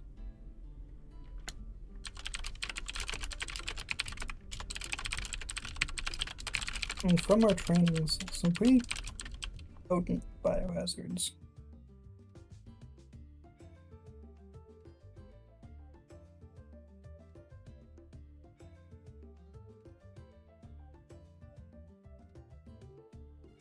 Okay, I but just- in any case, I hope you all enjoy. It's been a little while since I did the fried crisp potatoes. It's been a little bit. I think they came out fine, but don't Ooh, I don't know love how fried you all food. like them because I haven't gotten to do it for anybody in a while. I like fried food. I like, especially like airy stuff as well. heavy food doesn't sit right in my stomach every time. Okay, I'll keep that in mind. Try to make sure that something is light, airy, and fluffy when each time we cook. It doesn't have to be. I prefer it that way. It's just mild indigestion. I mean, still, it's something to keep in mind since we're gonna be hanging out a lot. Well, I appreciate it. Besides, it gives me an excuse to come up with recipes of food for that type. And you know, more you experiment with things, the better chef you become. I hath returneth. Welcome back. I basically said that Air Genasi prefer light and airy foods because, like, heavy foods can cause some minor indigestion. And then Selig was saying that gives them a point to experiment with stuff.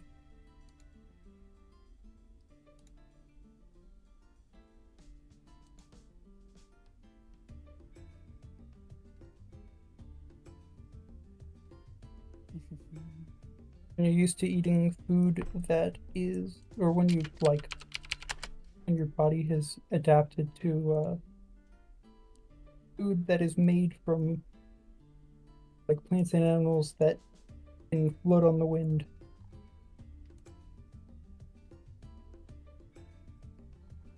Heavy food is a little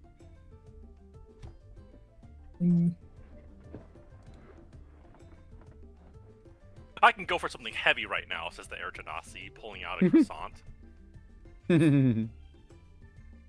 a chocolate croissant, because that actually has a filling.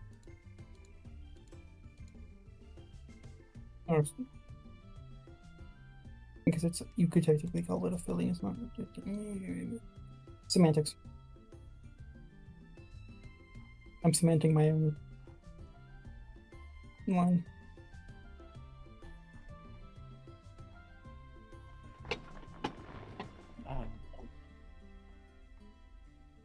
Remind me, has food been laid out already? I think. Yes, Jenna was helping Selig do that since Selig does realize he's a little tipsy and he takes his cooking too seriously to try and carry that while he's not 100% sure his steps are going to be steady.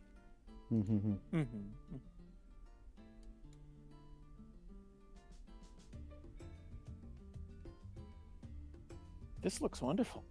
Thank you, Selig, and thank you, Jenna. I know you were in there helping too. Oh, no worries.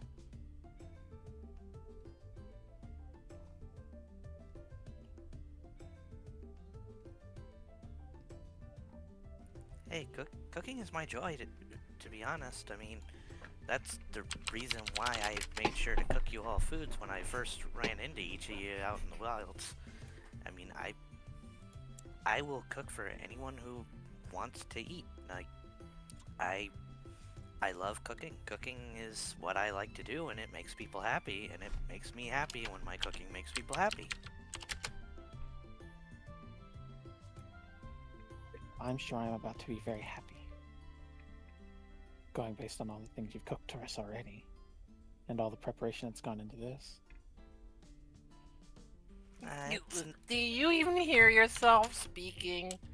Cooking to be happy, to make people happy, and it's a rat race. No offense, Keza. And then she, like, falls back to sleep.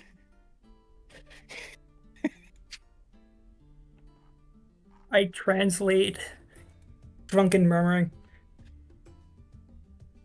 I think that Alec actually understands that. Oh, Selig does, right? Didn't they say something to Keza understands it too. Oh, Keza, okay, Keza Yes, also doesn't it. I think Jenna is the only one who doesn't understand Draconic. Yep. I mean, it's a fairy dragon. If they might go into draconic fae Spanglish when tipsy, but or draconic. I think. Well, I think the way I want them to work Is is there if you speak Sylvan or Draconic, you understand them. They're like speaking something that is more of a. It's more of a like mixture of the two languages that is somehow understandable to both. I mean, fairy dragons do already have limited telepathy to a point, so. Well, to only other Yes.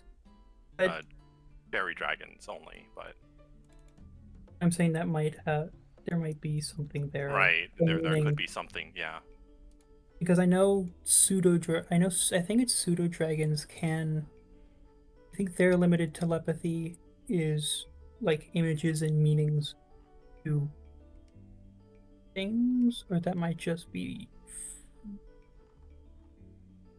I might be thinking of the familiar variant.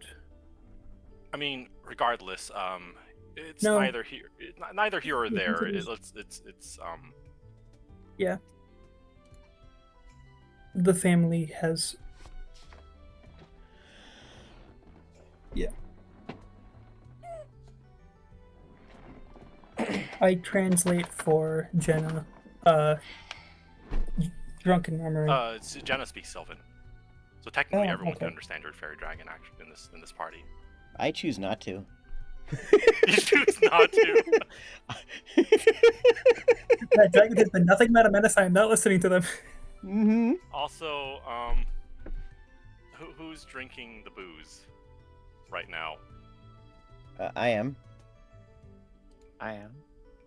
I am getting out the cider, and I'm going to offer it to everyone after. If you've drunk the booze, give me a fort save or a Constitution save.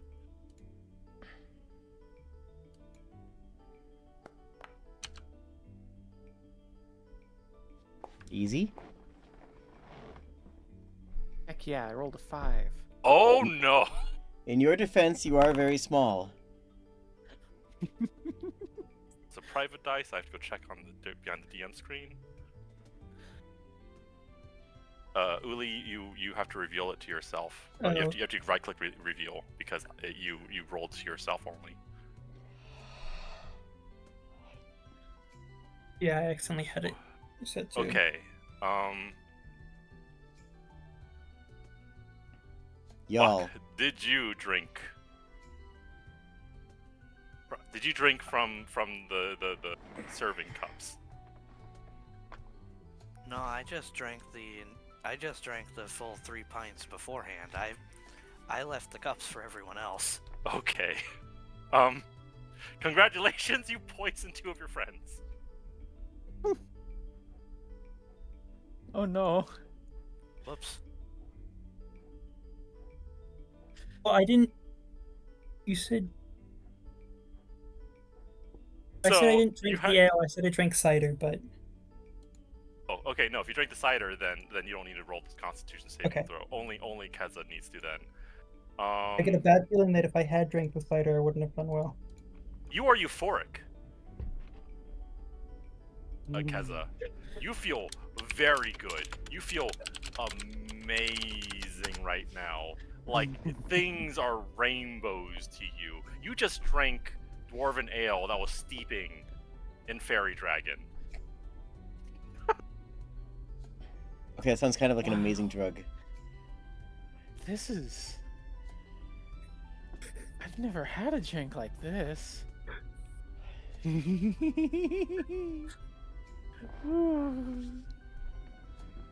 I'm just like looking at my hands, turning them over back and forth like...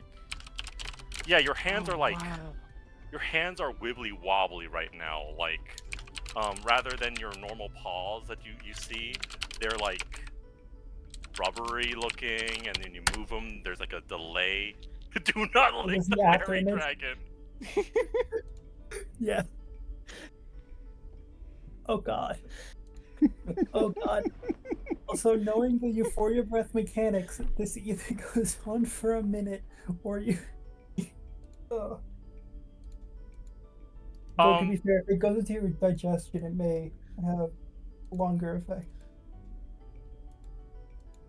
So, dragon breath is like an inhaled poison, and it needs to be like, and it's like a direct dose, and it's a small amount of a breath. No, you just like drank directly from the source. You are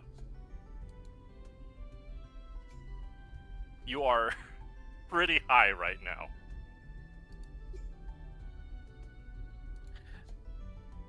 High and drunk. Not drunk. The ale doesn't really isn't enough to get you drunk. Okay. But like you are just you're feeling the effects of fairy dragon, venom, dust, something that came off their scales. A puff of euphoria gas is the description in the stat block. So I guess it says it exhales, so I guess it would be a fairy dust that comes out. I don't know. Oh boy, I've never seen a single cup of dwarven ale do that to someone before. Well, they are very small. Who are you calling small? You. Just kidding, I'm small. It's fun. It's fun to be small. I can get in all sorts of places. And then, like, stirring a little bit from her sleep, seeing Keza woozy and stuff after realizing you drank her poison. Another aspect of Spark, little Spark, comes into play, where she seems extremely worried about you. And she's just like, oh my gosh, are you okay, Keza? Are you okay, Keza? I'm wonderful.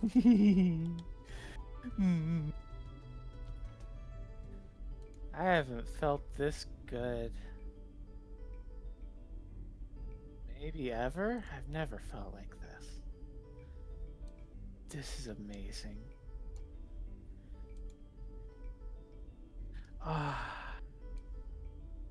Have I told you all you're amazing?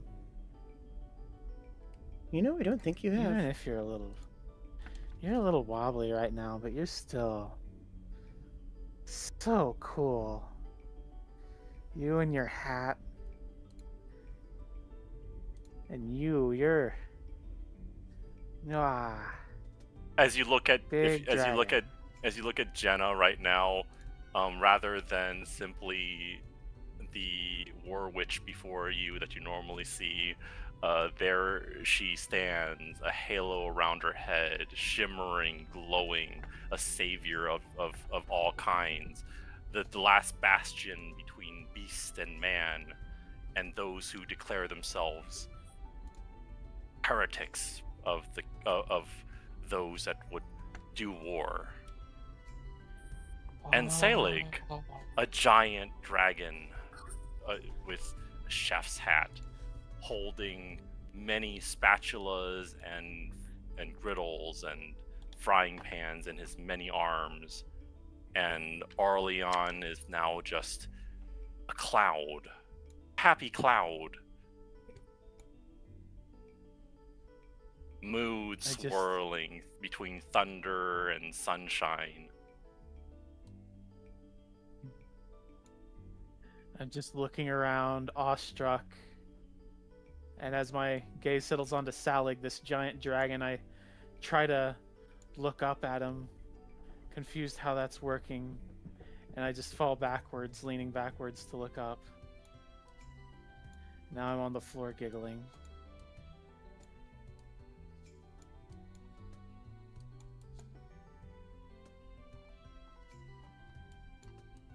This is also funny knowing what Euphoria Breath does. This is an accurate description of just not doing anything and just kind of sitting, looking around. And then you just hear, Keza, are you lactose intolerant? I drank all my milk and grew up big and strong. Milk. Give her lots of milk. Yeah, just let her sleep it off. It'll be fine. No, I think you should get her some milk.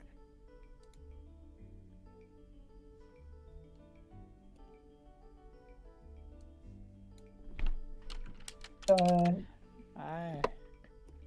Hello, Freem. How are you doing? Salig would wander over into the kitchen and just goes and grabs a pitcher of milk, just brings it back and starts pouring little glasses for them to drink. Here, something to wash it down or off. I guess I don't understand how 1 cup of ale did this. Thank you, Salig. I thought it was delicious. You say 1 Hit cup back of up. ale, and how it does this, you just see a little Spark, like, looking guilty, and just, like, the whole, like, head down, 2 fingers poking together. Yeah, because as a reminder, Spark was already out of the tankard before it was given to Salig. He doesn't know they were in there. Oh, God. Yep.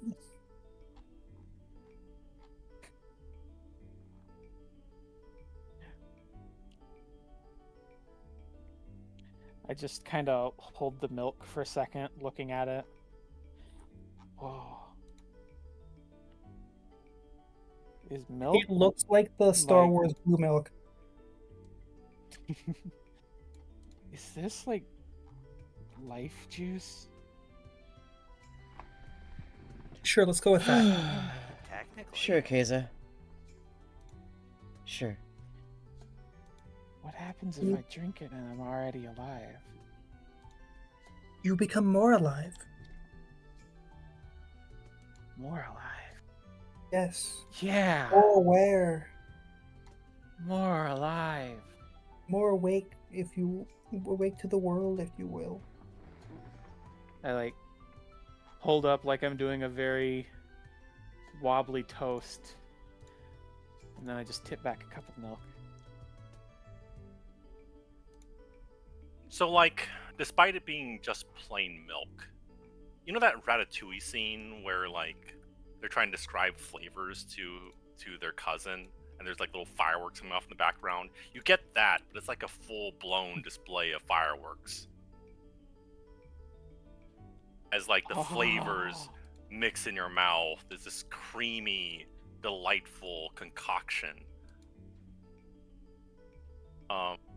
And, like, you start to actually sober up a little bit. Alec, did you cook this milk? It's very good.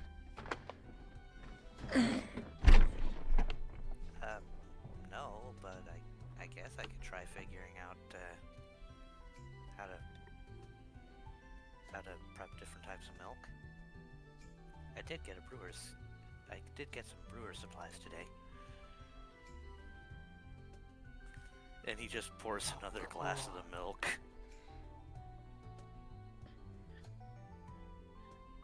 This time Keza doesn't do the wobbly salute and just like grabs it with both hands and tips it back again, hoping to experience that again. You get the same sensation, but, like, it's a little less. But I mean, it's still like this weird sensation where you have, like, synesthetic explosions in your mind as you drink this milk. And again, you feel a little better, a little less wobbly. Now, however, there are other things you could eat. Oh. I will slowly pull myself up from the floor and try and sit back down in the chair to eat dinner. Still clearly a little out of it, but more steady, less less looking around at everything awestruck. Also, Arleon has written in his little book of lore that Keza is a loving drunk. I'm actually that's the thing that's really surprised me with the fact that Sailing did not dump out some ale. Now I know why. Like when you said you were just pouring the ale that the dragon was inside of into the pot, I was just like, oh no. Yeah, they weren't in there when it was handed to him, and nobody told him that they were in it. Far as he's concerned, he just probably assumed that maybe they took a little sip before they handed it to him. He didn't know there was a fairy dragon in it. Anyway, the meal continues.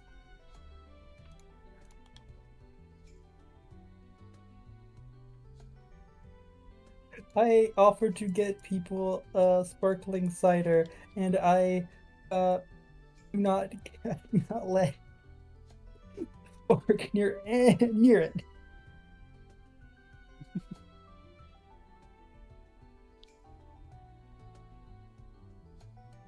Also, as far as Salig is concerned, he thinks that all three uses of the...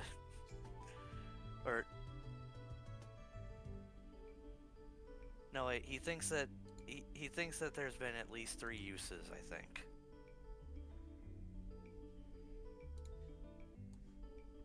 No, there's been only 2 uses so far. There's only been 2, and you would know about both of them. The fairy dragon is not big enough to drink a notable amount, and then you dump the rest into the food, and then you drank a second. Oh yeah, because I would have figured that the...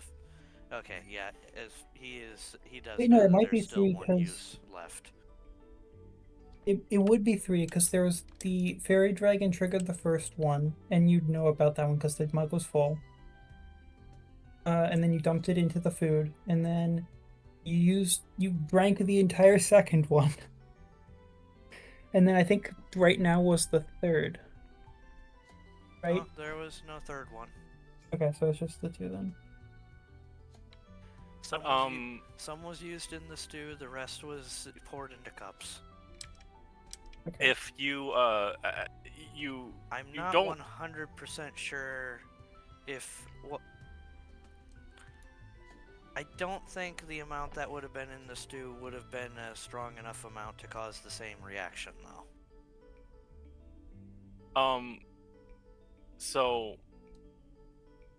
you don't have to keep Spark away from your sparkling cider. In fact, Spark isn't even around. If you go looking for her, she's in the corner with her head down. Oh. At first, Arleon looks concerned and then sees her and is like, okay, good, she didn't turn invisible. Do some stuff.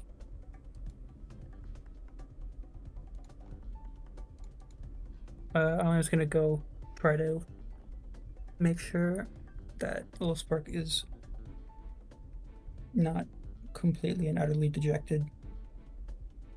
And everyone else, you may continue your meal while this happens.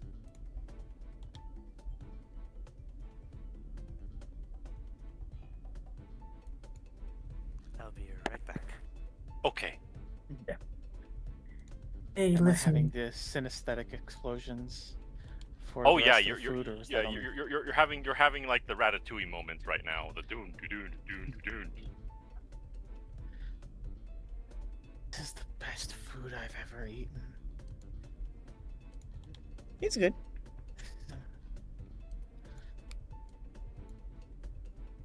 I'm also gonna go get some water right here. Okay.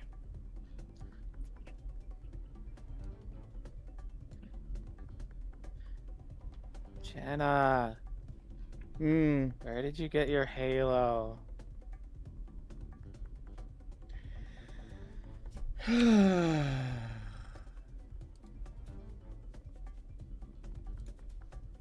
You'll be fine. I'm better than fine.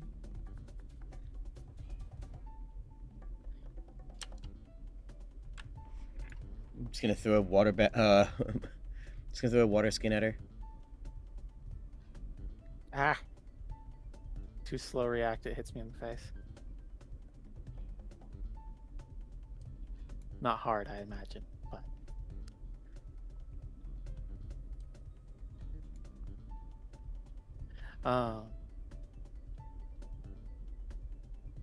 I guess I drink from the water flask, or the water skin.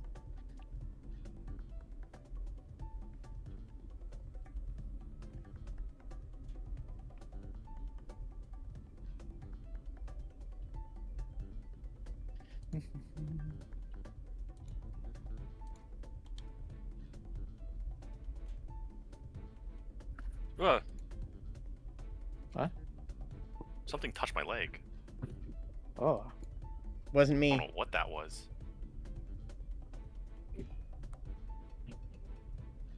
Back. Welcome back.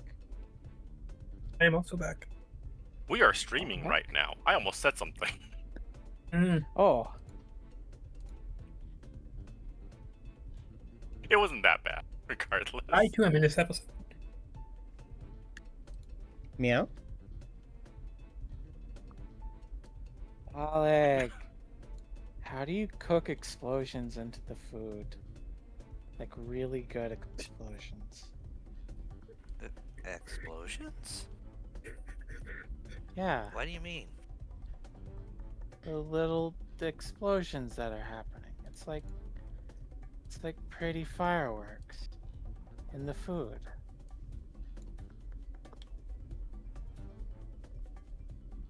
I mean, there are some minerals that can do that, but I didn't put that in this. You had to do something. I'm gonna use my earring of message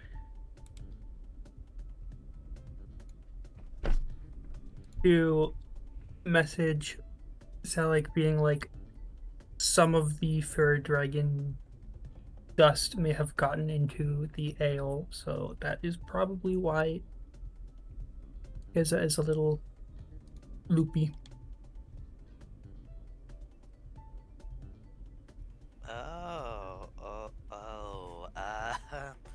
Okay, enjoy the explosions and get some, enjoy yourself. I might have to do something real quick.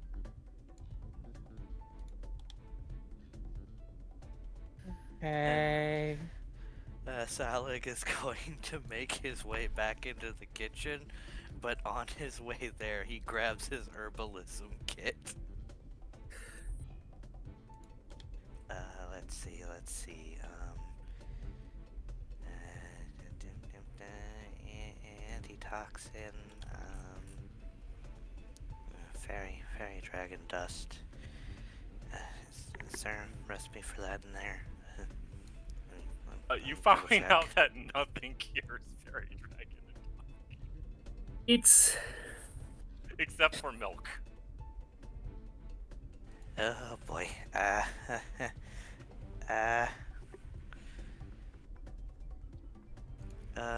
Alion?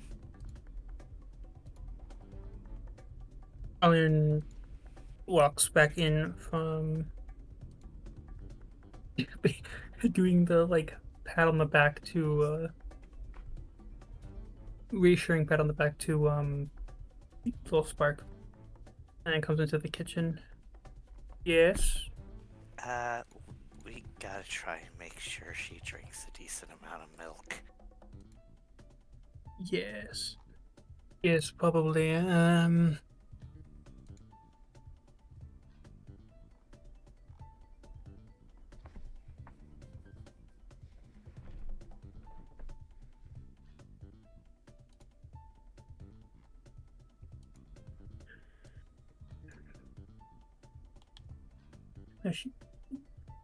She did have a point about maybe about doing stuff with milk.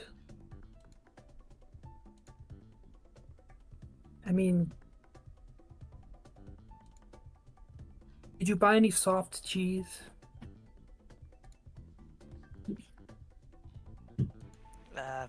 Yeah, a little bit. I got a little bit of cheese. Well, if it's... Actually, I don't know if Arleon would know cheese chemistry. As hard cheese loses a lot of its lactose.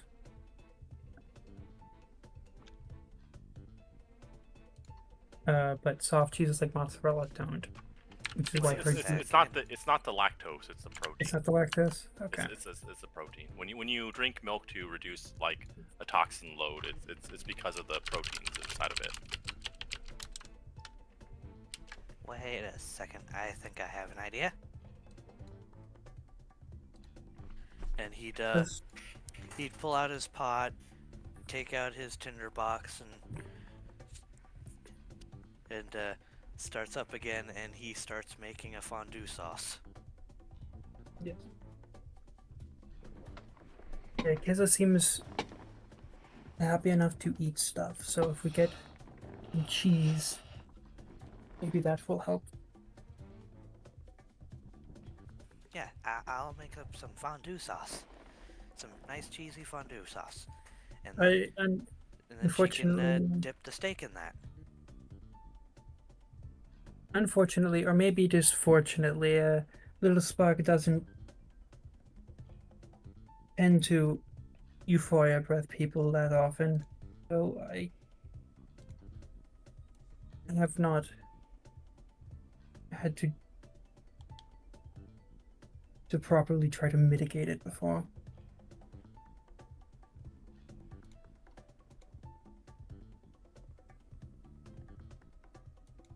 I'm not sure why she doesn't, or why they don't produce much euphoria breath, but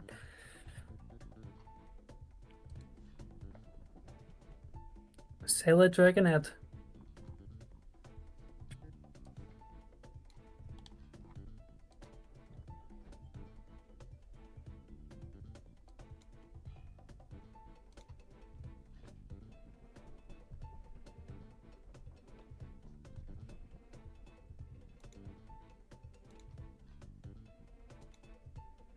What time is it?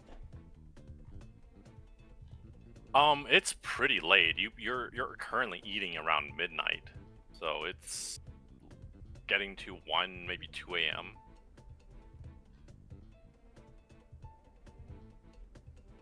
Wow. Okay. Yeah, I'm going to bed. Yeah, I don't have a clock set up yet.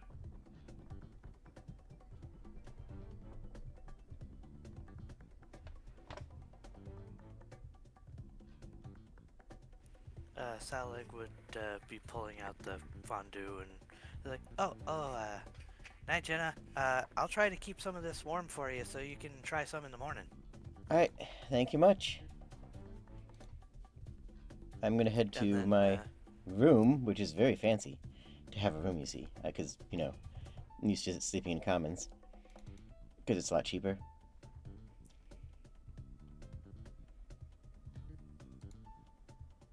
And yeah, alarm the room and go to sleep. And as they do, this Saleg would demonstrate how to Keza how to, you know, dip the bits of venison steak into the fondue so that they can get a little bit of extra milk-based protein along with their meal.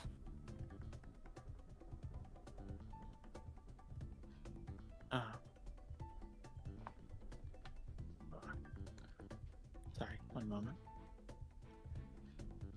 Are you trying to butter me up with cheese?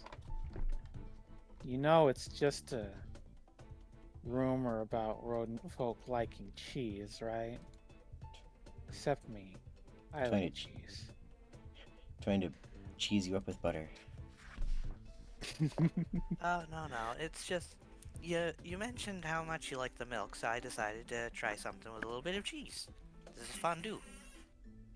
Oh. Okay. Think of it as a fondue.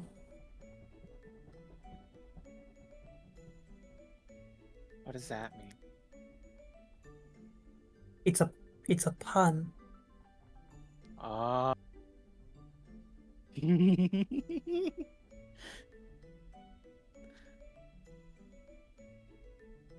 And I will imitate what Saleg showed me and dip the venison in the fondue and eat it. It is an explosion of flavor. Like, in your mind's eye, you've never eaten anything better, and there is like this fountain of cheese that erupts. And then, abruptly, it kind of just stops. And you just come back to Earth very quickly.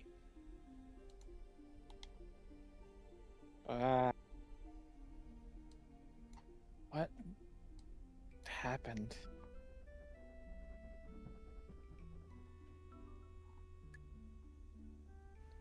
Apparently you got euphoria dusted.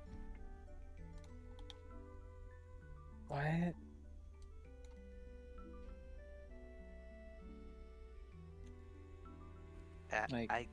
I guess Spark got inside the ale before I used it to cook, and that kinda had an effect. Oh. I guess that's kind of my fault. No, I didn't should have realize kept. Should have kept a closer eye on them. Oh wow. I'm very tempted to draw an image of just like the aftermath of this is that you have an addiction, and it's just Keza trying to lick Spark. Oh no. I don't like that idea for a campaign personally. Yeah. It's the thing of licking a frog to get high. As Jade mentioned earlier in the chat, do not lick the fairy dragon. Mm-hmm.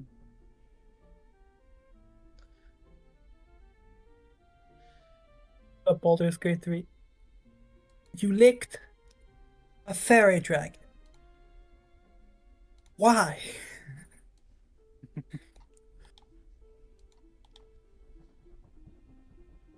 But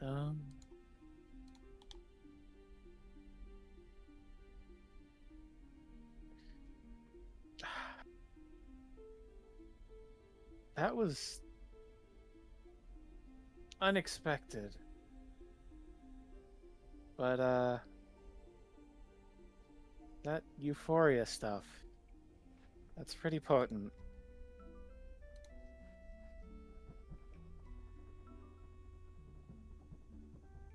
Well, maybe it's because she doesn't really expel it very often, so maybe it built up potency or something.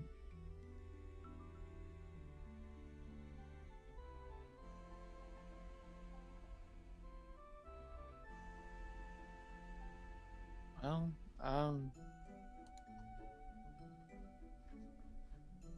thank you for trying to help me there. I appreciate it. The cheese was nice. The food was nice. It was all really nice. Like, it's pretty crazy. You see, Sparky, at least they aren't like hurt or anything. Oh yeah, I feel fine. She's still like moping in the corner, and like in the corner, there's just in draconic scrawlings of friends don't poison friends, friends don't poison friends, friends don't poison friends, friends don't poison friends, just written on the wall. Sentence themselves to write it 100 times on the chalkboard.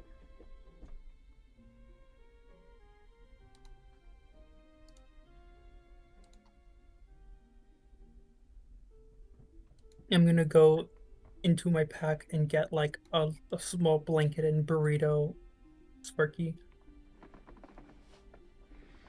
That Reasonable. sounds adorable. Burrito blanket fairy dragon. They are about cat-sized, so very burritable. Mm-hmm. Burritoable. Yes. Properly enunciate that. I heard the wrong thing. I'm very concerned. That is why Yeah. I made sure to properly enunciate it the second time.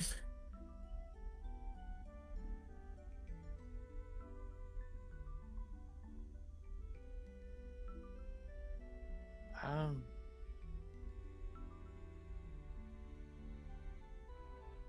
I mean, I could eat a little more, I guess, but honestly, I'm mostly ready for bed at this point. Is it okay if I wander off?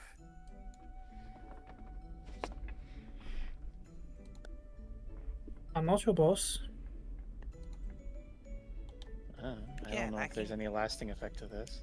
Yeah, and if there's anything you wanna have tomorrow, I can keep it warm. I can keep it preserved and warm, and we can have some more tomorrow, or for lunch or something. I don't know.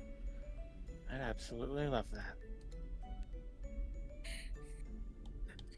As Okay. someone who's in a food class in college, do not keep it warm overnight. That's what a chest of preserving is for. Because it That can is do true. that in ways that don't destroy it. Well, keeping it warm instead of hot. If you like, hot will kill the bacteria or in gut. Keeping it cold stops it from whatever. Keeping it warm keeps it like if you leave something warm out warm for a couple hours, it's already probably you shouldn't eat it. It's crazy how quickly foodborne illness hits. Mm-hmm. Yeah, you're right. Chest of preserving means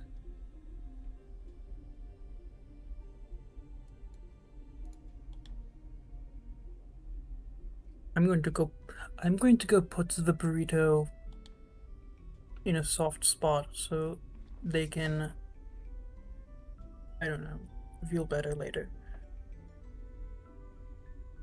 Also, like as I said, I was muted in Discord. The FDA recommendations for 2 hours and stuff like that. That's not actually like for food safety. It's more for like extreme food safety, I guess. Because like, you have to understand that when meat is first butchered, it shouldn't be kept cold for a few days. It should be actually like aged a little bit, and then you keep it cold. Because the bacteria is actually what gives the meat the flavor. I got a lecture from multiple food science experts on this. But it is longer than 2 hours, but it's still It not. depends on like when It still like shouldn't be things overnight. happen. No, it should never be. It shouldn't be overnight. Like if you're talking about prepared food, like yeah, it should not be overnight. But like if we're talking about freshly slaughtered meats, yeah, that Freshly stuff, slaughtered meats. yeah, Very different. that actually needs to be left out, like in room temperature for a certain amount of time before you actually put it into like a cold place to preserve it. Otherwise, it does not gain the bacteria to one, protect it, and to give it its flavor. In fact, if you immediately freeze freshly like slaughtered meat, it goes bad very, very quickly because the bacteria that normally would keep it from doing so don't grow.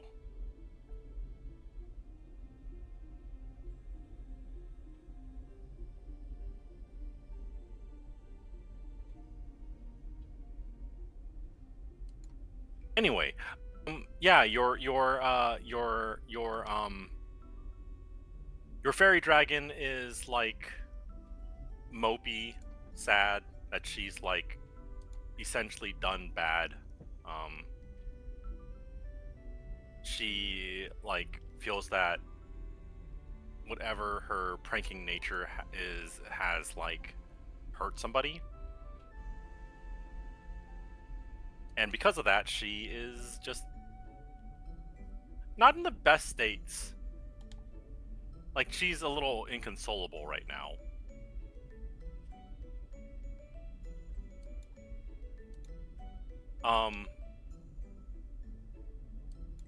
For those of you who aren't consoling a miniature dragon, what are you all doing? I guess Jenna's just asleep. Yeah,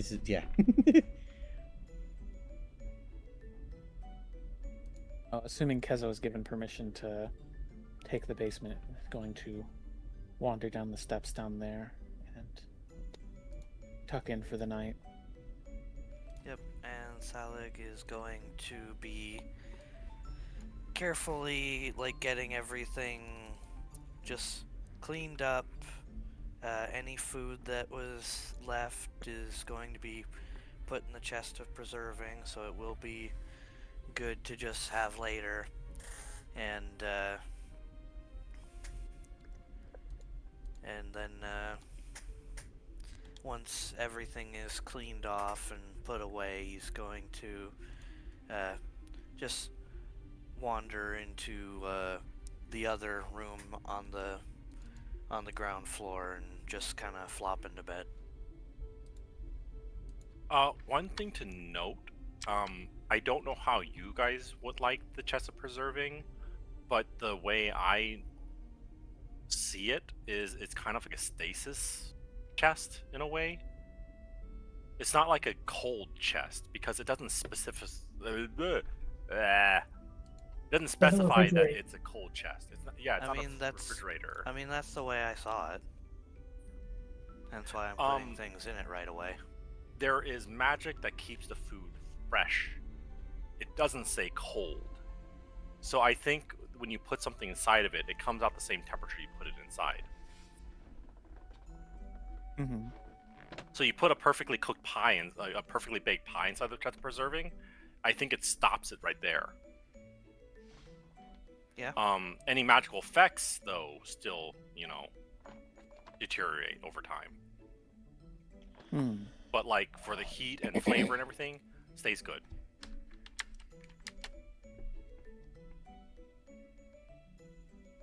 Like, if there's an effect that says it must be consumed within X time to give these results, then I don't think it saves those. But as for decay and temperature, I think those are preserved.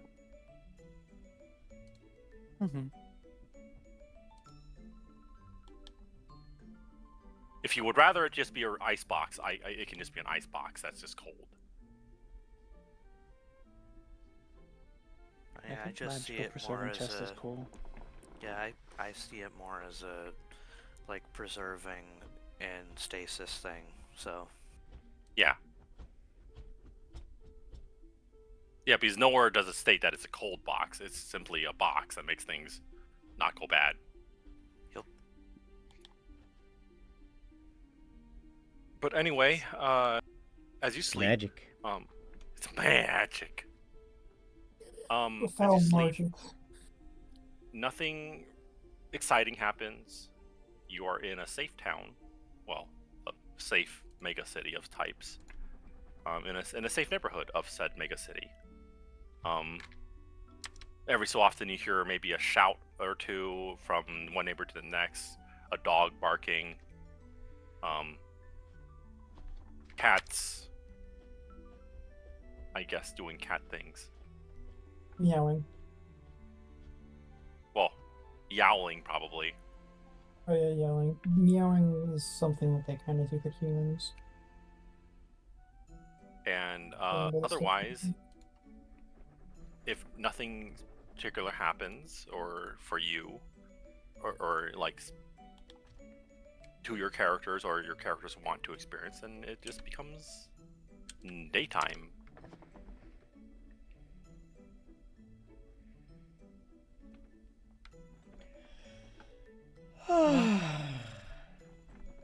Good morning. I think Kez is going to sleep in just a little bit. So I'll show up in a moment. Yeah, once he wakes up in the morning, Salig would be already like taking a couple of things out of the chest of preserve, and it's like, hey, would you like to have some of what we had for last night for kind of an impromptu breakfast, or would you like to have it for lunch and have me make something else?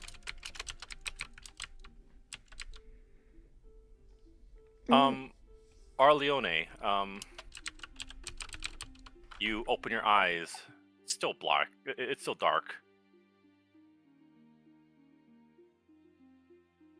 There's something weighing on your face right now.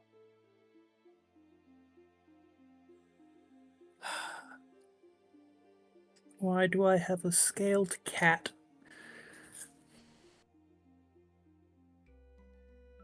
Good morning, Spark. Must you always sit on my face to wake me up?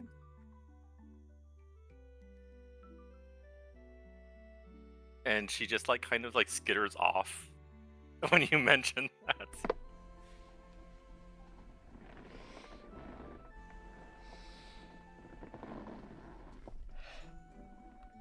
Oh, yeah.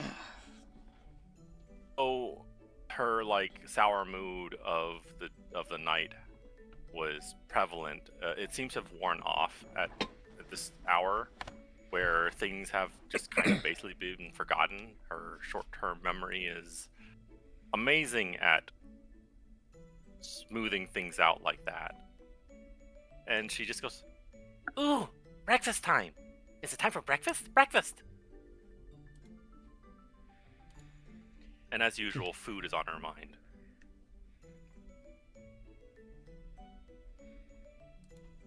Did Keza die? Oh no, she was fine. Just all it wait. took was like a couple bites of fondue to polish off the fairy dust effect. Right on. That's good to hear. We should probably start making our way over there when we can.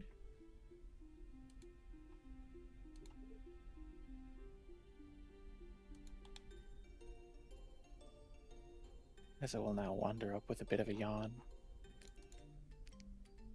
I get my earring. Sorry if I was a hassle at all yesterday. Not your fault.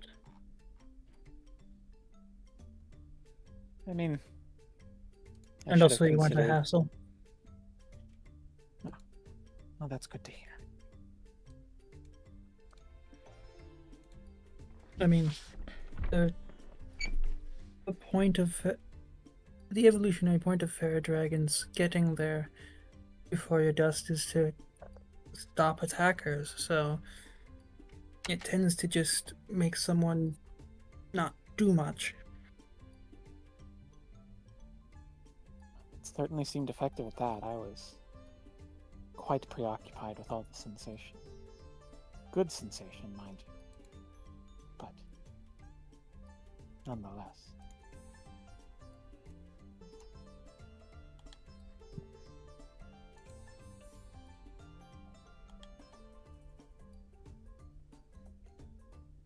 I will be more careful if I ever see my little friend dunked in ale again. Mm-hmm.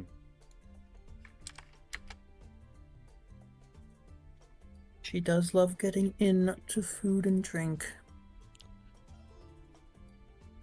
So, Keza, as you move around, you feel a little flutter as you move an arm.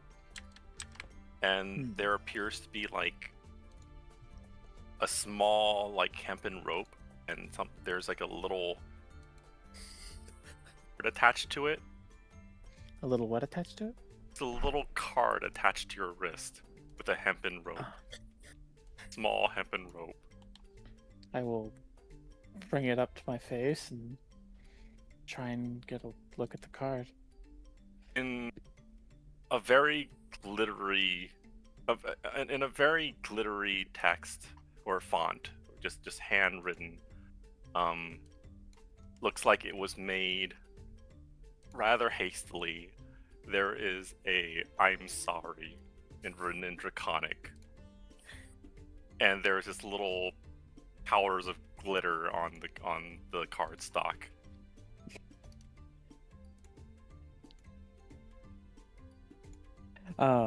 Is little spark visible at the moment? She is, but like after remembering last night, she kind of like hides away from you a little bit, kind of peeking out from like over our. I need to find a better nickname for your character. You can use Leon. I'll just say Leon, yeah, from Leon's shoulder, and just like.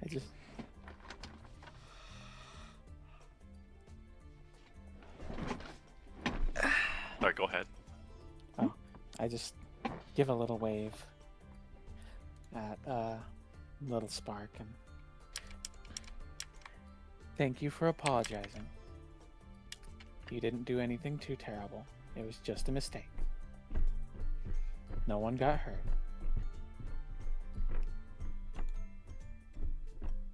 And she just like kind of nods, acknowledges you, and then hides away again.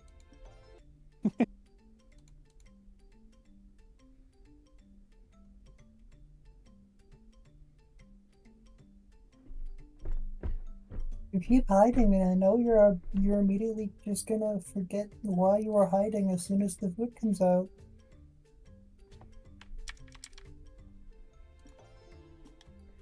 Nuh-uh. I did a bad thing and I feel bad. Is that cheese?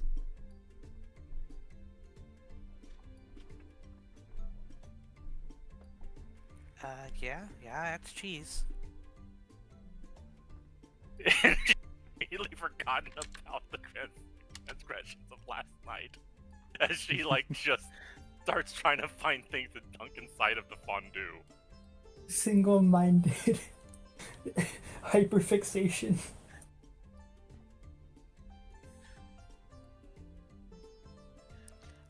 Before serving the preserved stew, though, that nobody really got to, Saleg would take a couple of scoops of the fondue sauce and stir it into the broth of the stews to try and potentially neutralize any remaining fairy dragon dust that might be in it.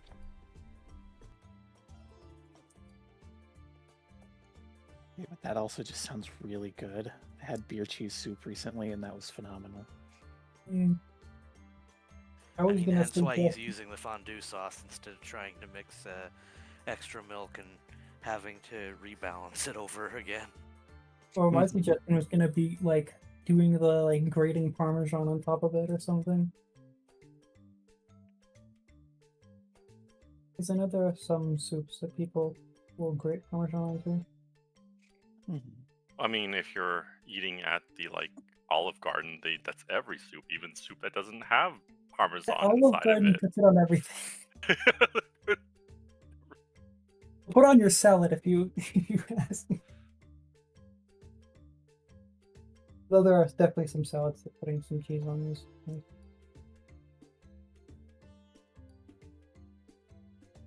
Alright, anyway. so here you go. Stew, nice little bit of fondue cheese mixed in it. I hope y'all like it.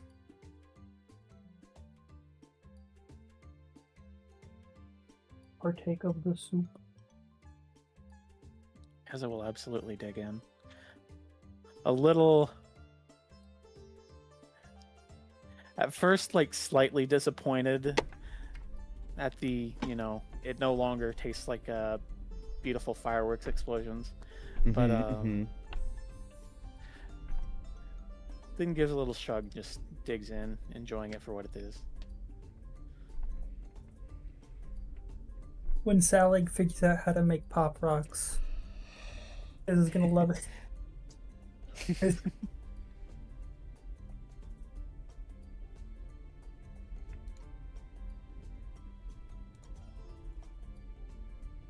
Pop rock soup. That's not what I don't know. Well,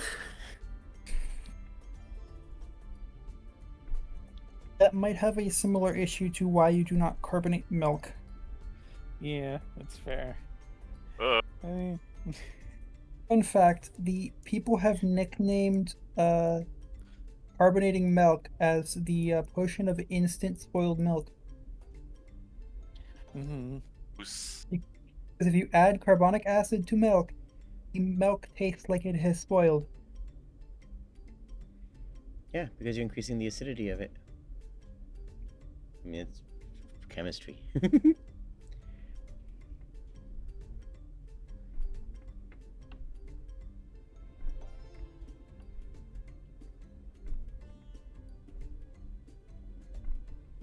I would need to look up what what the popping of the pop rocks is. It's just carbon dioxide. Yeah, so it might. Well, I mean, it wouldn't necessarily make a soup taste spoiled, but it still has a possibility. Actually, I think it's carbonic acid, isn't it? Carbonic acid is what is used in carbonation. I believe is why it does that. Yeah, it's a short-lived acid when carbon dioxide dissolves in water. Mhm.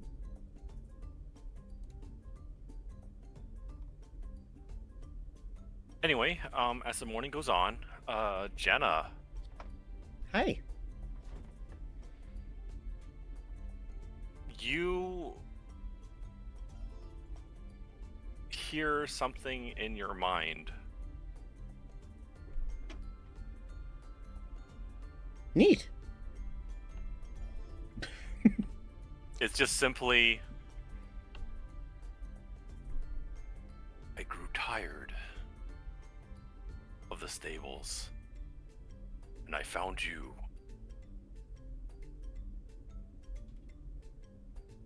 You didn't break them, did you? Stables, that is. No, they didn't even bother tying me to the stables, nor the other horses. There may be some people wondering where their horses are. I wasn't the first to break out. Okay. I was part of a revolution. Well, I still got a word on the cart, so, you outside the house now? I am outside the house. Alright. Well, Fig got here early. I'm gonna go get my armor on. Sounds like we should start moving. Oh, all right. I'll get a. You want to give them apple, salt, or sugar apple, sugar cube, or carrot? An apple in the morning, usually. He would then pull out an apple and just tosses it over to Jenna. And I'll catch it. And I will go into the room, craft a homunculus to help me with put on my armor, and then just dismiss it.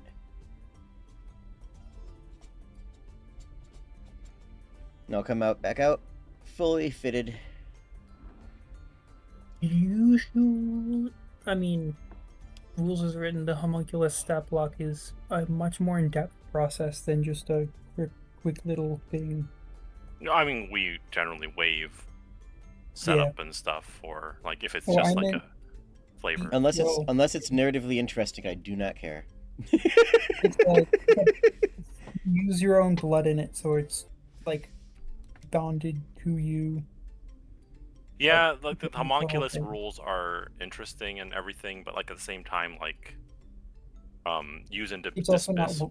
It's also not like I don't think it's actually specified in a 5th edition rules. It's just mentioned in the homunculus stat block. No, yeah, they homunculus stat block is. They 3.5 and Pathfinder have homunculus making a big old task, it's just a thing you do.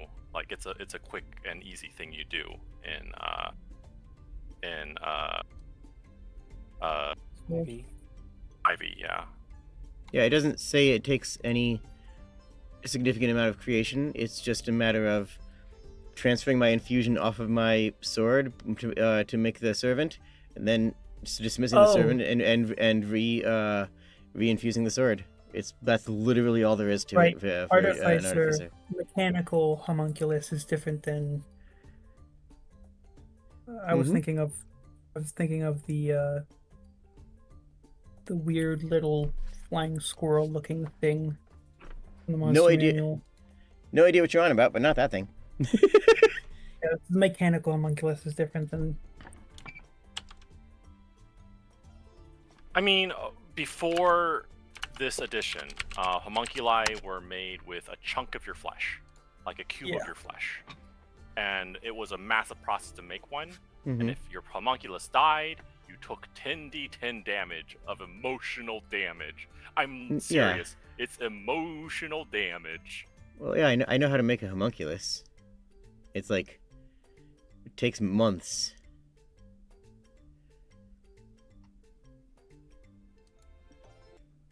Just to get one that's viable.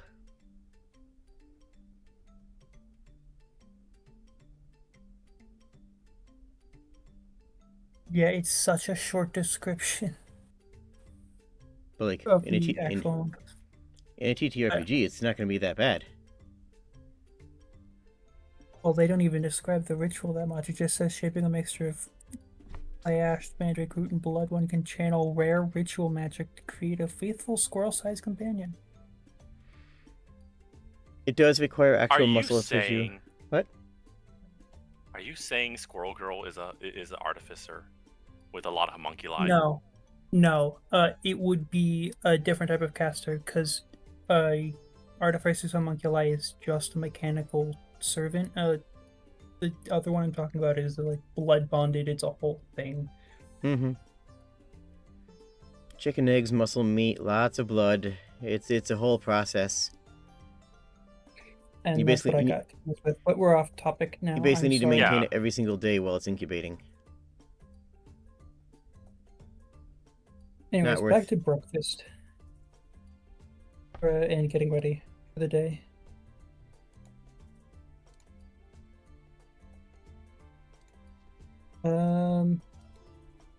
I come down in a different outfit.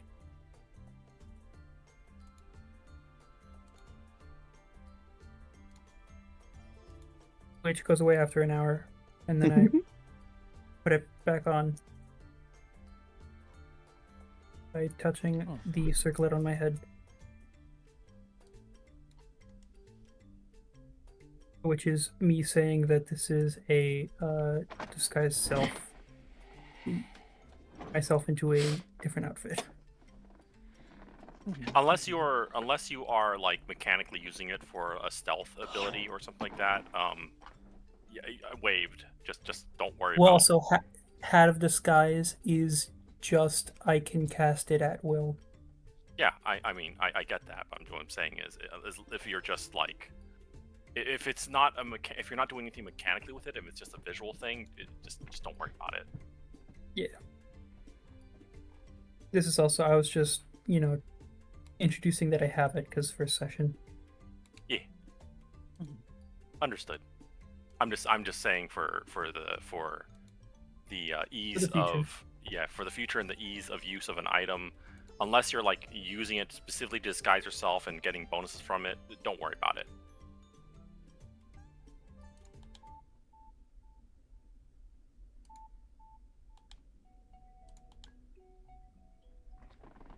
Right. So as Ed? Yeah.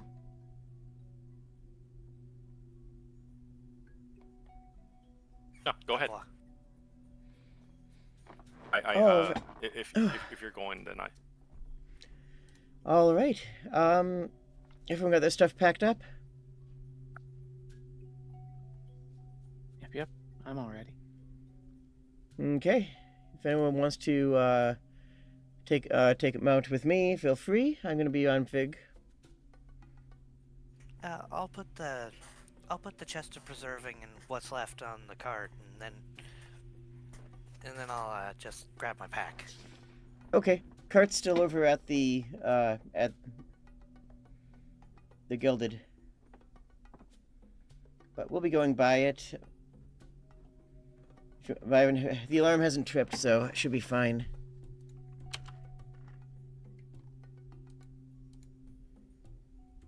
Surprisingly, the cart is actually near the house.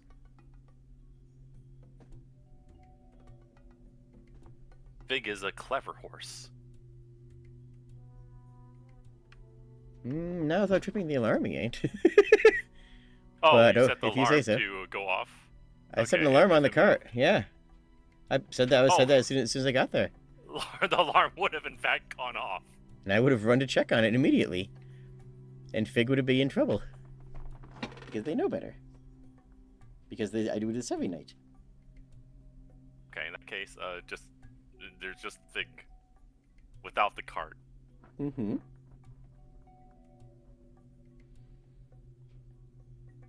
I can carry it if you need, otherwise... Trouble? I can carry it if you need, otherwise we can just bring the cart back here afterwards.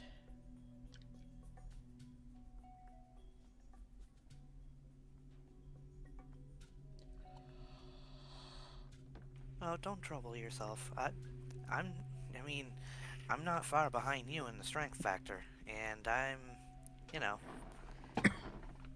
not carrying a bunch of heavy armor on me either. Mm-hmm. So I can easily carry it there. Don't worry about it. All right.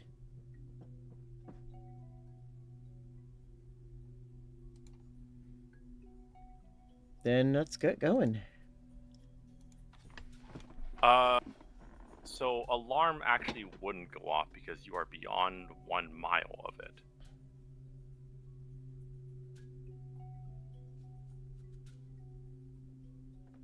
That's not here or there, but like...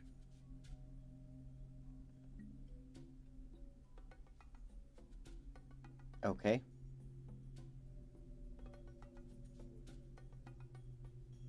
I mean, presumably Fig would still know better. Yeah, Fig would still know better. Fig would not. If this is a daily thing you do, Fig would not. Have pulled the cart over.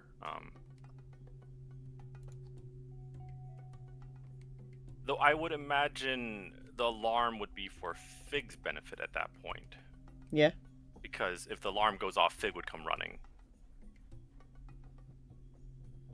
Mm-hmm. Yeah, okay. I was just thinking of how things would work.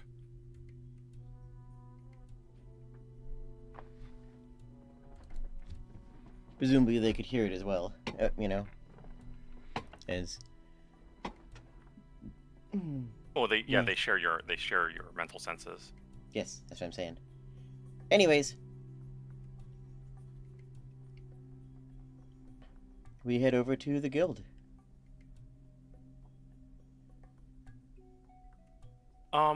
As you enter the guild, or get to the guild, you find that it is a fairly large building.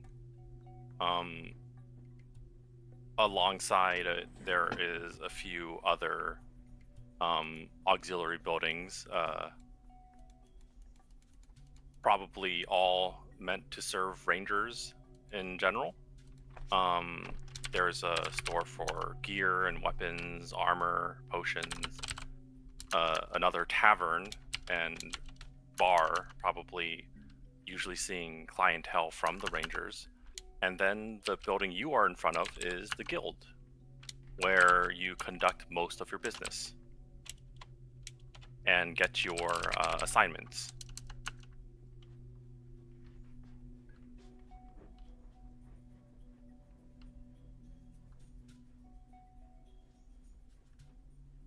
I realized that I should buy a small hammer,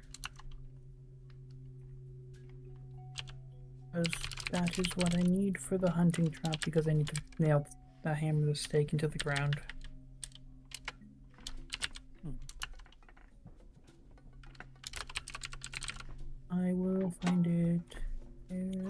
enters the building first?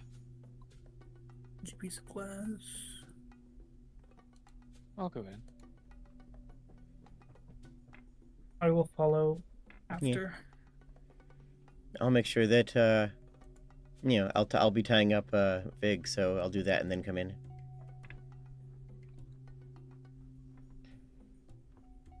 And as you enter, an elf looks over,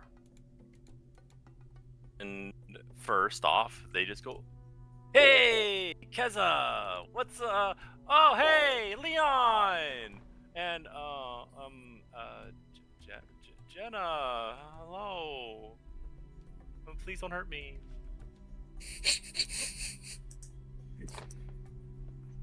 Depends if you've been good. All right, so I've been very good. I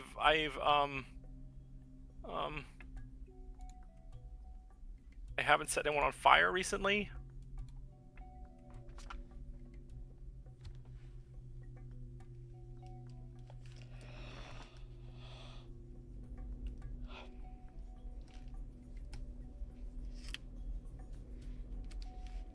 all right, we're here for a meeting. You want to show us in? Yeah, sure. So, the boss, or do you want to talk to, and he just points at the guild attendant at the desk. You want to talk to Celine? Maybe put in a good word for me and.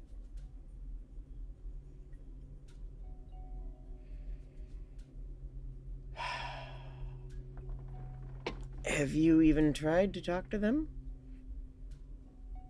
I say hello every day, and she says hello back, and then I don't know what to do after that.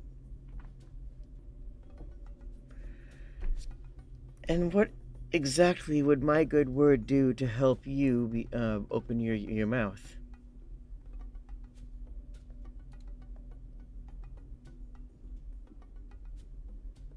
He thinks about it for a bit, and then he's just like, never mind, and just kind of slinks off. No, get back here. Get back here. He like immediately freezes, and heel turns back over to look at you. I lean over. You are going to go talk to her today at lunch break, and you are going to say things that are interesting because you have several hours to prepare interesting things to say, don't you? Because outside of our appointment, today's a slow day. I know that. And you are going to have some lovely free time with a quill to think about things to say during lunch. And she happens to like I'm assuming that I know these people, otherwise they wouldn't be talking to me this way. And she happens to like the crepe place down on 3rd. So if you say, hey, want to get some crepes, then you don't need me to give you any sort of word. You just need to be able to open up your mouth and say words, and you can do that, right? I don't know how to talk to her. I don't know what to say to her. I don't know how to tell her that when I look at her, it's like 1,000 suns burning, and I would stay with her until every star in the sky burns out. Please tell me that And she's yet looking you over here. just did. Please tell me that she's looking over here. She's kind of looking over there. And she has like a longing look in her face.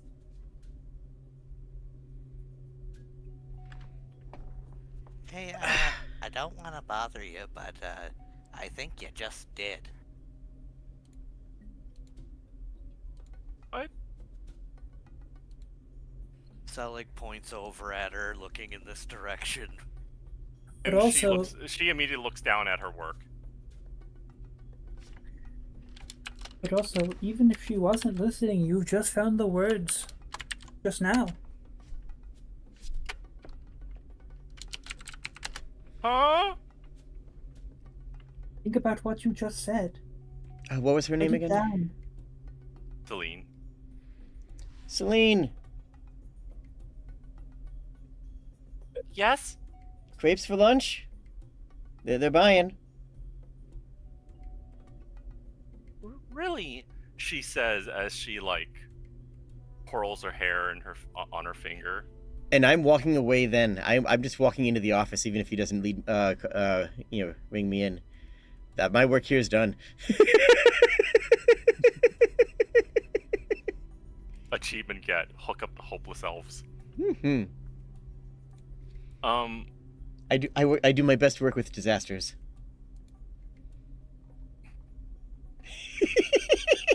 That's gotta be quoted.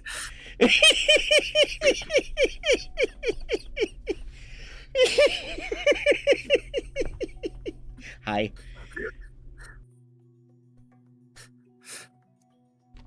But yeah, as you enter the building without even being rung in, there is a You got it, Stella.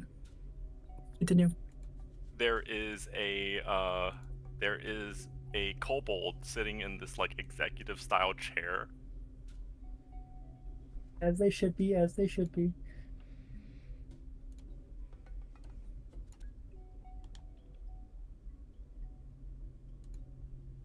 Hey there.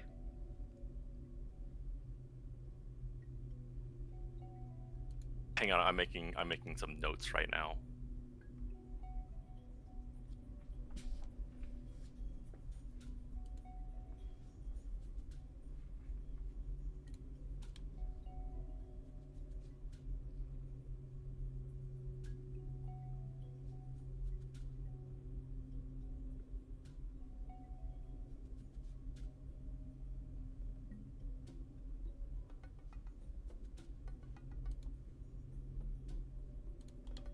Meow.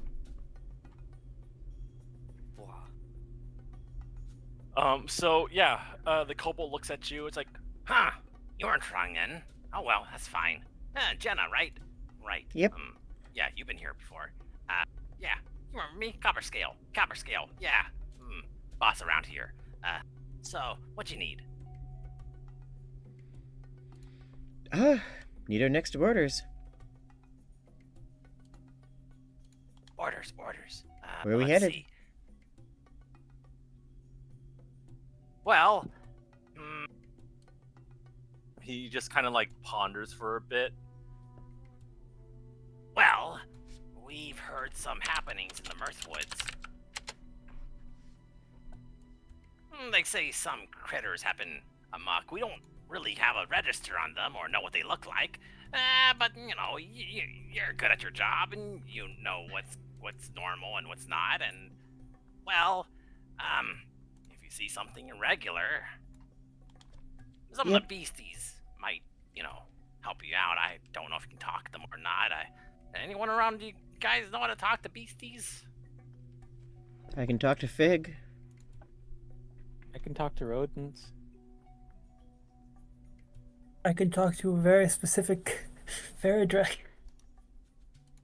I can talk to other fairy dragons. I got nothing.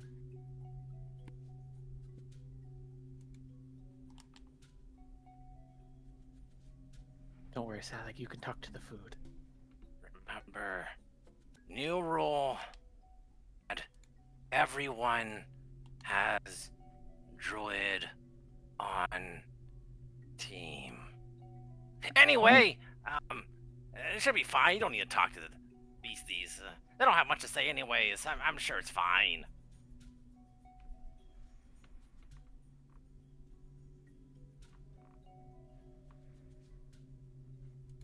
And he just thinks better of it for a bit, pulls open a drawer. There's just dozens of identical amulets as he pulls up one and says, "Who wants to wear this?" What What's does it it do? It is the amulet of Gab. That might For be. 1 minute, you gain the effects of Speak with Animals. It recharges every dawn.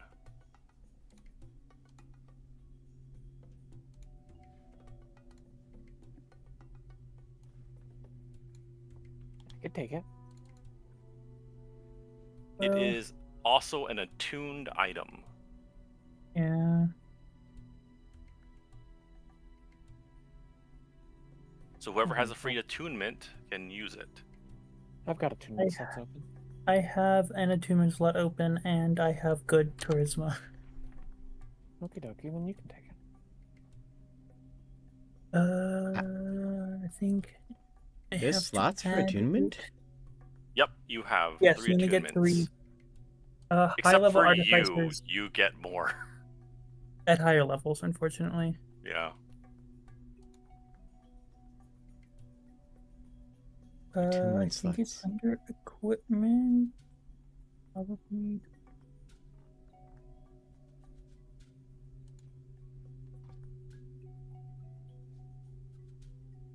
So also Speak with Animals is not charisma, it's wisdom. Well, talking to animals. Talking to animals is not the same as talking to people.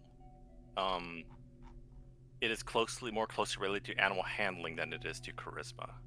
If you were to say try to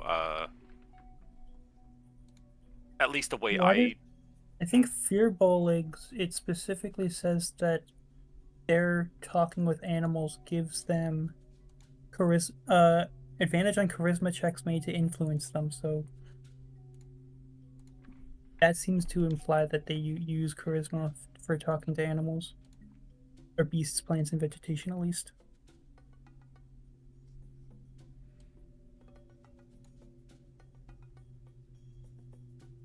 But if we want to use wisdom, we can. I use wisdom specifically because it's handle animal checks for animals. Okay, then. If someone with a higher wisdom wants it, then. I'll take it.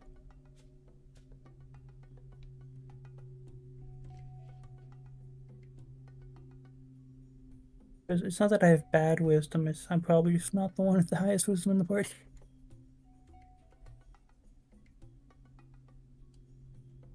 Is this an item I can add in the compendium? No, it is a custom item. Okay. I think there's an item similar to that, actually. I don't know. I know Ring of Animal influences something, but that's not the same effect.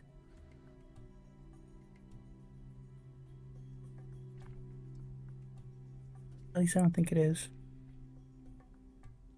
No, it's more powerful. No, it's way more powerful. Yeah.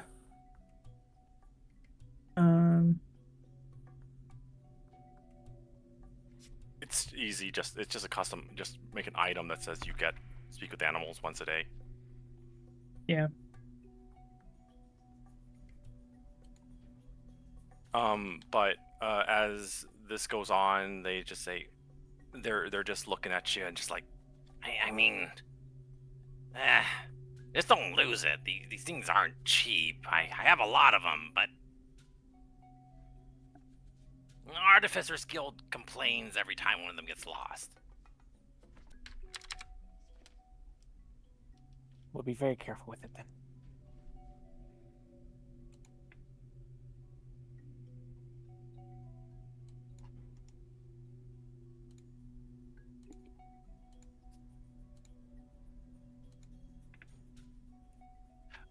And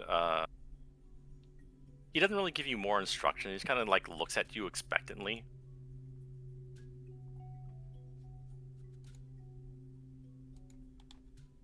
Is there something else?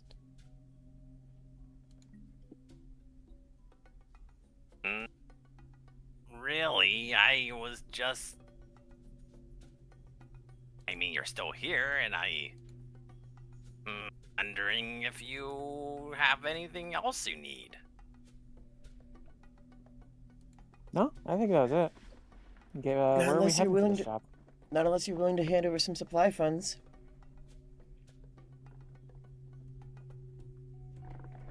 They scratch the back of their head and just like, I can't really give you Yep, that's funds, why I didn't even bother asking.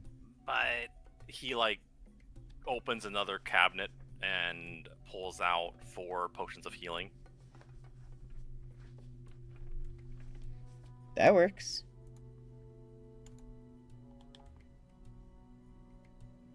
And then like from another cabinet pulls out some like vouchers for both fresh and rations, or fresh food and rations. I'm not supposed to give... I got in trouble last time for giving out too much, hazard pay up front, so... This is a way around the system. Until they scream at me for that, too. Yeah, a matter of time on that one, eh?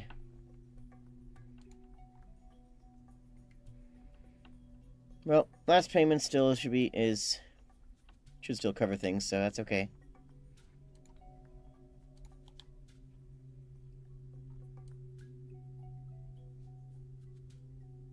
And he just goes, Oh, yeah! Last payment. he grabs a bag out from under the desk and tosses it over to you, and inside is a pouch of 200 gold to distribute.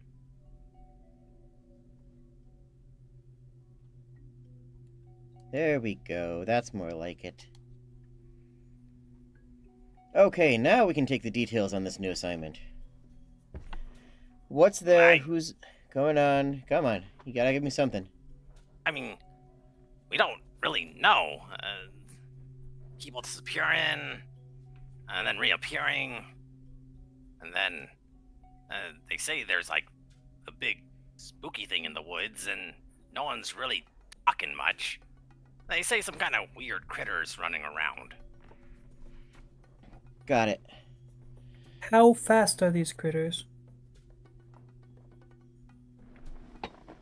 Well, considering no one's got a good look at them, I imagine pretty fast. Or they're just really sneaky. Or maybe they're invisible. One knows there's no such thing as invisible critters out there. No such thing as that. Wind Lords, I hope they're not quicklings.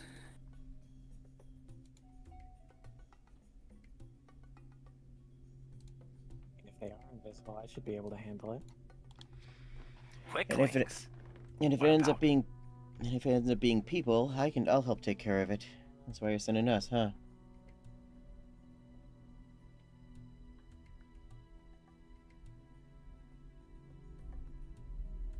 Quicklings are annoying little buggers.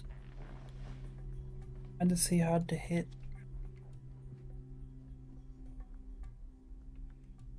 Never stay in one place.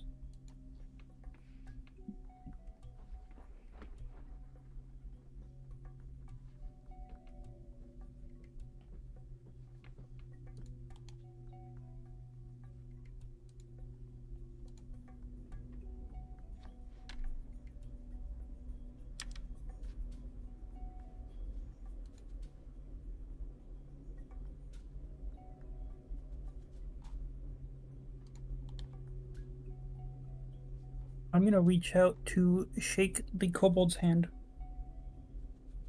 He'll reach over and shake your hand and just plop back onto his like massive executive chair. As he should. Right. Everything turning up copper scale.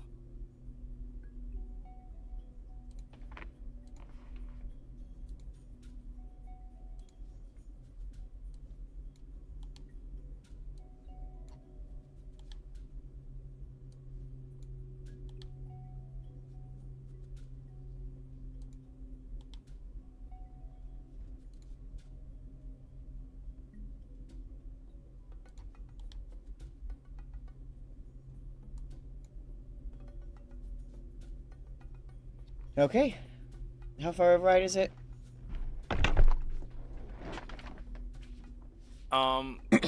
So,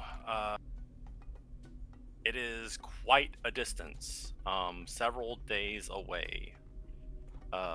You're looking at maybe half a week's travel on foot.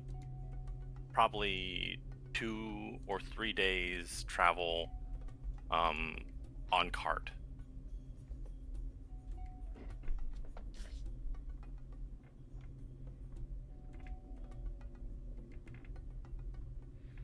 Okay. Well, we'll be going by cart. You would probably want something other than just Fig pulling the entire thing, but you could probably charter out a horse other than Fig, just to help pull the cart/wagon. I mean, I figure that Fig can pull it, and I can, quick release the cart if we need to not do it and not be pulling cart. Okay. I don't want to, I don't want to tire Fig, but at the same time, they're a big, strong horse. They can handle it.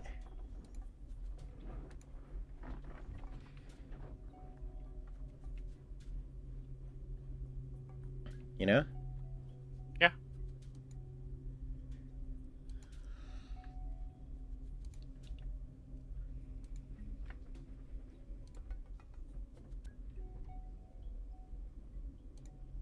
Yeah, so I hook up Fig. Yeah, so you just hook up Fig to the wagon. Actually, I think Fig can pull like almost over 1,000. I won't say. Oh no, yeah. Yeah. Fig is very... an enormous Frisian that they can pull pretty much anything they want as long as they want to.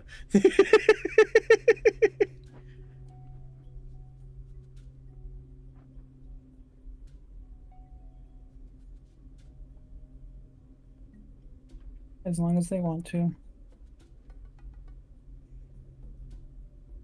Because they want to. Yeah. So, as you... So now... Oh, I bought the small hammer. Okay. As you start making your way to the north, the Mirthwood Forest, you leave around midday. Do you try to travel by the road at first, or do you just go directly north?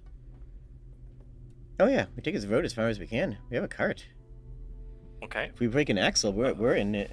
We're in it real bad. So unfortunately, the location they have given you has no road access, but you can probably head up on the road, and I'll say the mark they put on the map is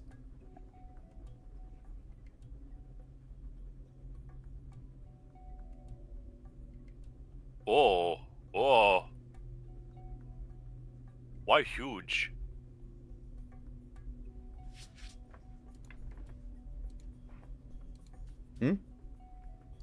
What? What is huge? Oh no, so the drawing. Why is it huge? I see nothing huge.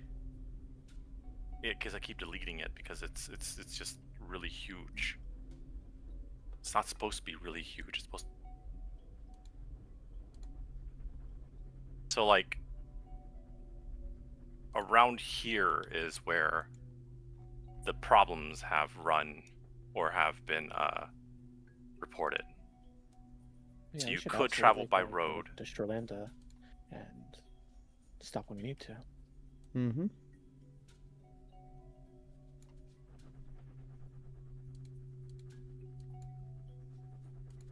That seem good? Yep, that does seem good. Traveling on the road does double your speed, and I would say that's you can travel 48 miles per day. on the roads, whereas off the road is 24 miles, I believe. I'm gonna take whatever that counts with Longstrider and cast that on both me and Fig. And everyone else can be in the cart.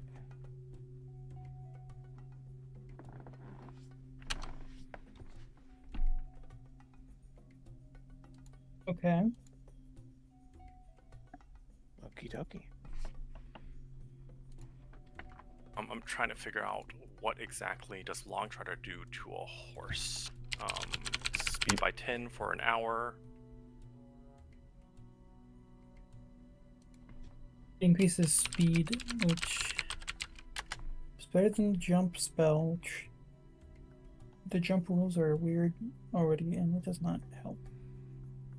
As long as I just increases speed, which is nice. Longstrider would increase their speed by 10, so that's like a sixth extra speed. Mm-hmm. Yee.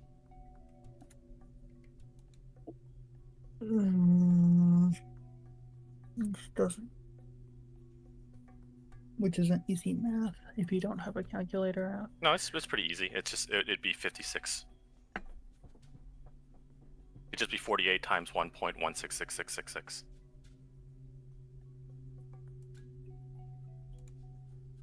So it'd be yeah, so you 56 for 1 hour. So I'll space that out and do it a few times throughout the day. okay, in that case,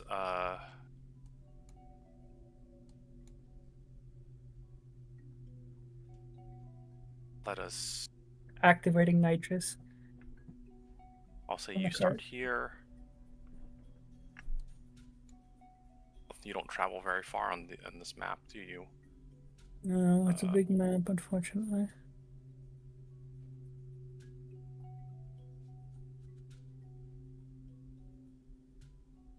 So I will have you travel and consume rations until you have no rations. And I imagine you have plenty of rations too. If you wish Yeah. to stop specifically to rest at camp, you may do so. But until then, this one leg will be roughly 1 week's travel to get up here before you get to the fork.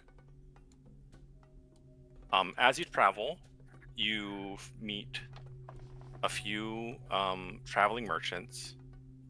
You meet another band of rangers, and interesting enough, you find at the side of a road a few goblins trying to fix their cart.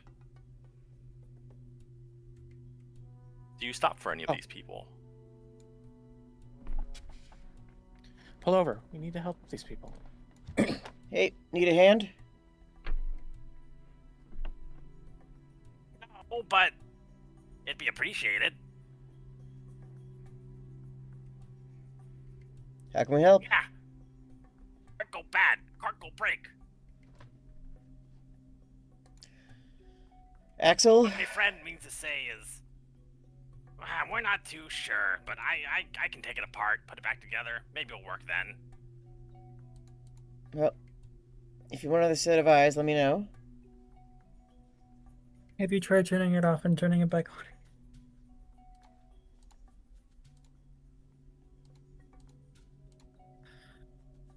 Sure. Let me go find the power switch on this wooden wagon so that we can turn it off and put it.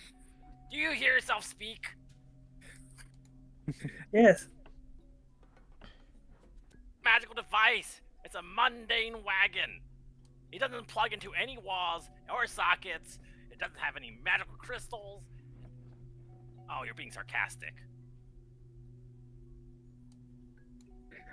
Yes, so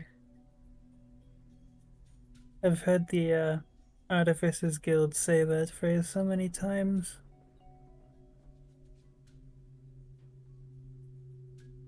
I can imagine you do a message to an Artificer Guild member. Have you turned it on and off again? It's a car!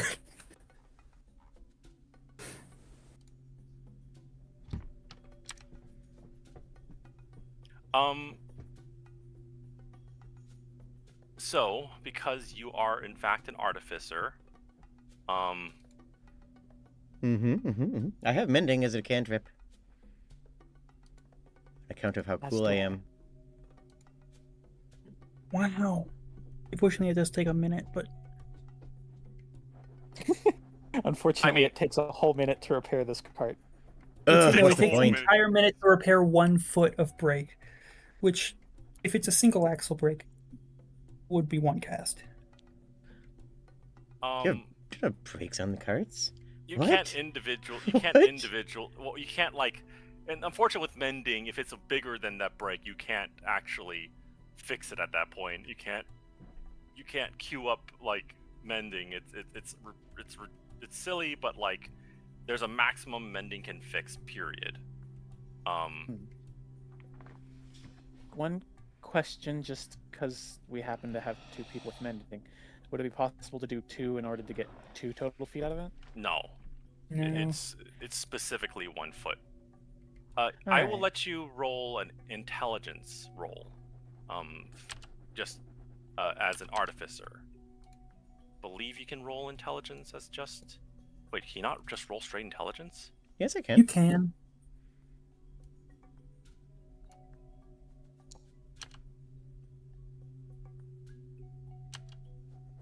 Counting dice. Hmm? So for you, this is an easy success, and you meet at a 10. You find that the problem with the axle is that it is worn to such a degree. Oh, if you have tools you can use, then go ahead and roll those tools. It'd be the same thing with +4, so. Oh, okay. Right, because it'd be tinkers or smiths, or even Yeah. wood carvers. Mm-hmm. You find that it wouldn't improve the success, however, because it didn't go up by gradients of 5 or What if? yeah. Would you like me to But, re-roll like, it? No, you do have it's a success because it was for Yeah. you as an artificer, it's an easy success. Yeah. So anyways. You find that it has not been maintenance for a while. There is like large amounts of residue, just like old oil and gunk that has essentially clogged up and eventually eroded away at the axle. Yep, it's your axle. You've got to change your oil.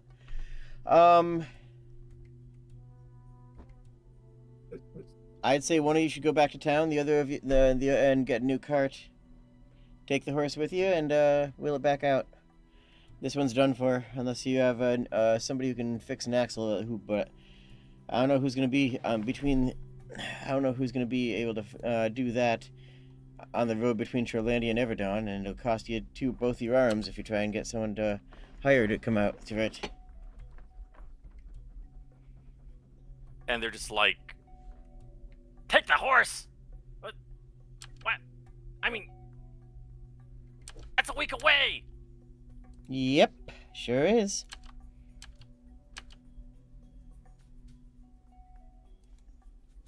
I can't just mend this. Unless you go back to town and get another axle, I might be able to install it, but then we'd have to be waiting here for a couple weeks. Which we ain't doing.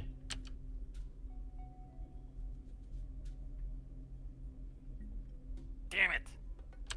I mean, Sorry, mate. Maybe. What are you thinking, Kaiser? Would it really be so bad if we stuck around to help them? I really don't want to leave them in a pinch. We got a job to do. Yeah. I mean, we can hit him up on the way back, but, you know, we'll be back here in a couple days. More or less. Probably.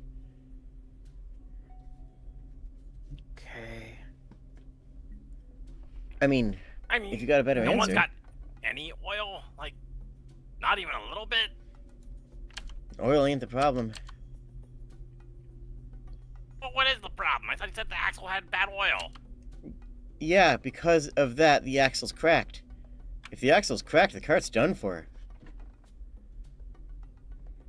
You got 2 axles on your cart, and you need both of them. I mean, I could maybe see if oiling it might at least get you closer to Everdon, but it's only a temporary thing, and you're gonna have to replace it when you get there. I thought you said the axle was cracked because of the oil. Am I wrong? No, the axle is eroded. It is eroded to it where it's not really usable. Gotcha. It's worse. Which is than not mendable. It's worse than cracked. It's eroded. Yeah, so no, it's hosed. Because if it cracked, you could theoretically mend it. If it's eroded, you can't mend that with that spell.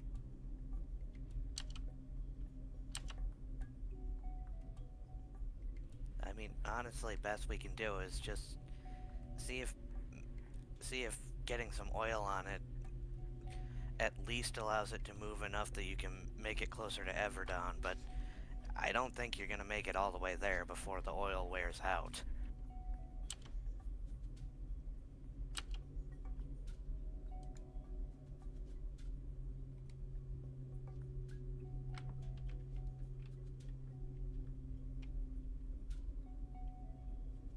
I've heard this thing of artificers being able to do something with their tools where they could improvise a different type of tool set with them.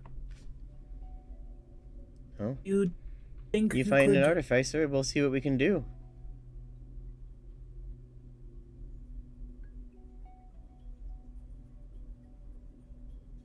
Do you know one? As a quick reminder, Jade's character class is an artificer, but actually in worlds she's not. Yeah, I'm a war witch. I have mending as a spell, which can fix some armor cracks in the plate mail. There is an ability that all artificer class get, where you can.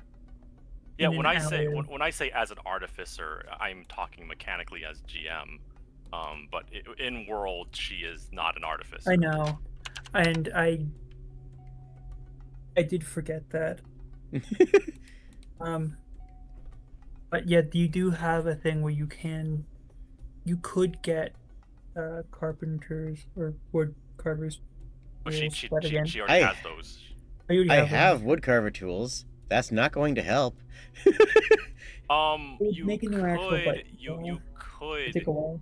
You could essentially create like a wedge for their axle with wood carving tools, but it would take a while. And it's not something I would have, experience with.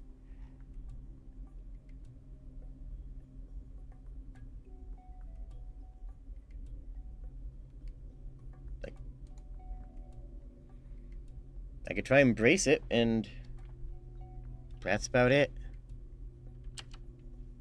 I mean, I'm willing to try anything at this point. I mean... Alright, well, head out to the I'll woods. do without this card. Head out to the woods, find me something a branch the length of the axle, then get it out here. Probably get 2 of them. And if it's not straight, it ain't worth it. I'll get off the horse and start setting up.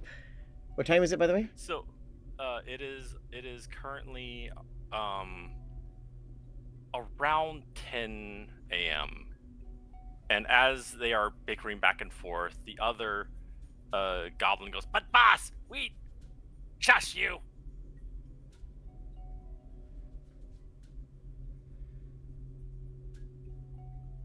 They start looking for another axle. Saleg, tea? Oh, yeah, sure thing. Thank you And very he much. would pull out a pot. It's like, anyone else want some? Depends on how much water I'll need. So, as the goblins are off finding some wood supplements, would anyone like to make any rolls about this situation?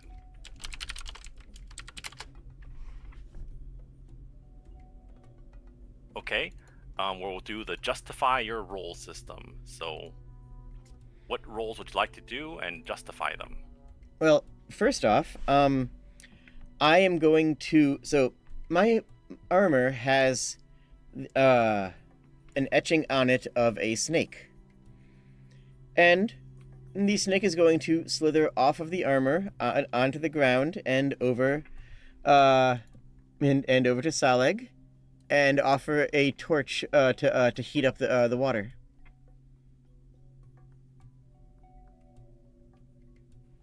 Oh, that works pretty well. Thank you. Mm-hmm.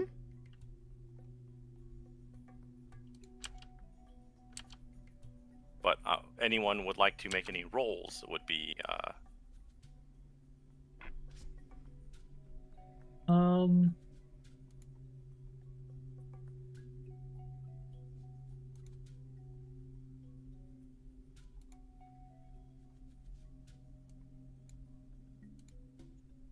Flamethrower. Mm-hmm.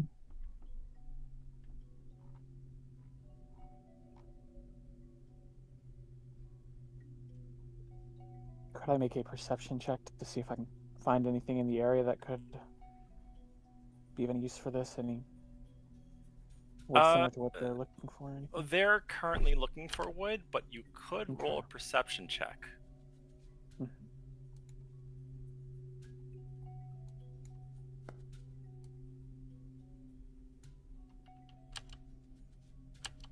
Total. That is a total of 14. You notice there's something interesting about the canvas of the wagon. There was a hastily made repair on one of the sides.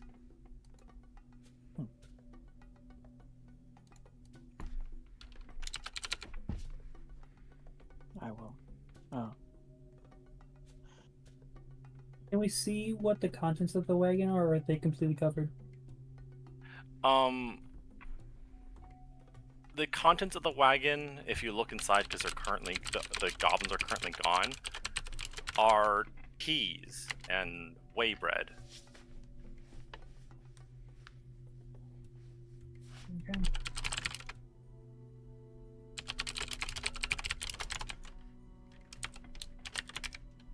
Oh. But you said it. Oh.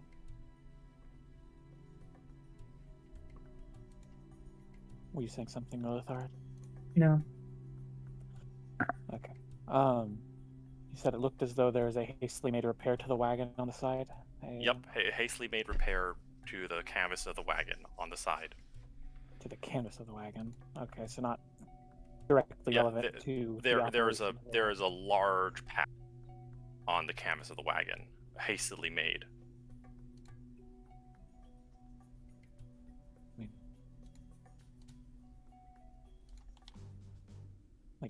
Would the canvas of the wagon just be a covering for it, or am I misunderstanding? The canvas of the wagon is the cover for the wagon, yes. Okay, then it's not relevant to helping them, and I'm focused on helping them right now.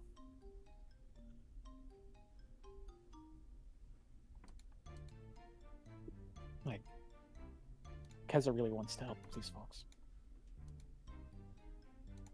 Yeah. Leon wants to, but he doesn't have abilities to, per se.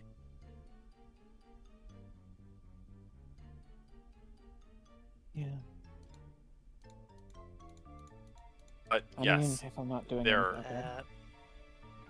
anything, I kind of want to do a perception check, because Salig is making tea as requested, And yes, normally he'd be more focused on the cooking, but something about how one of the goblins tried to say something and was immediately told to shut up is kind of raising a flag.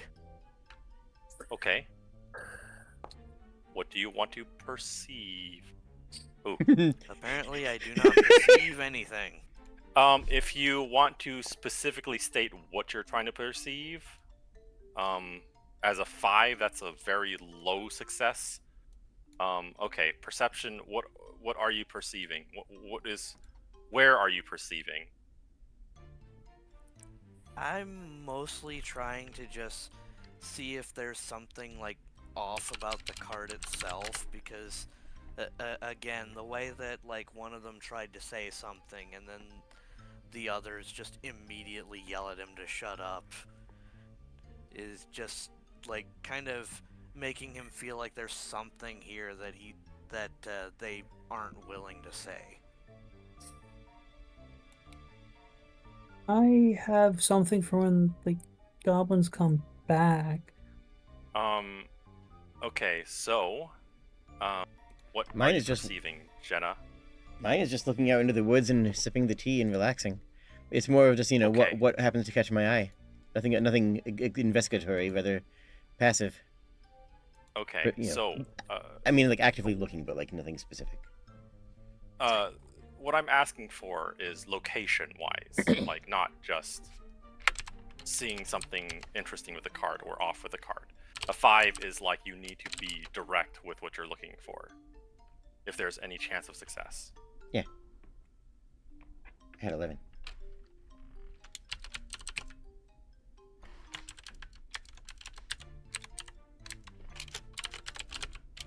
I guess I'd be looking really closely at that patch.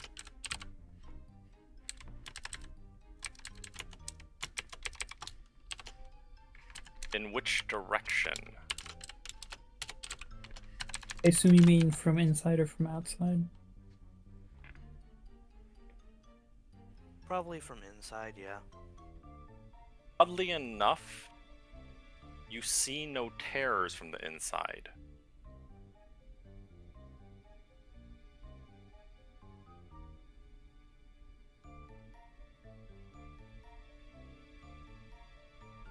Hey, Jenna? Yeah? Quick question. What's up? Why would someone patch up a tarp that isn't torn? Reinforcement? Maybe it was wearing thin there? Doesn't look like there's any damage.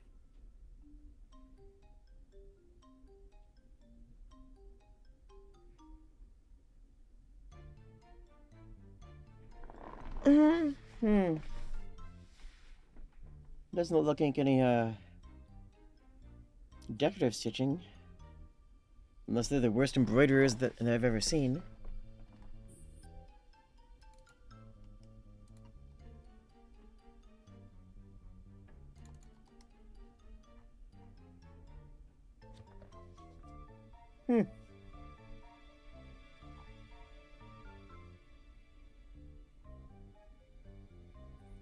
Salig is going to kind of press his hand against the patch.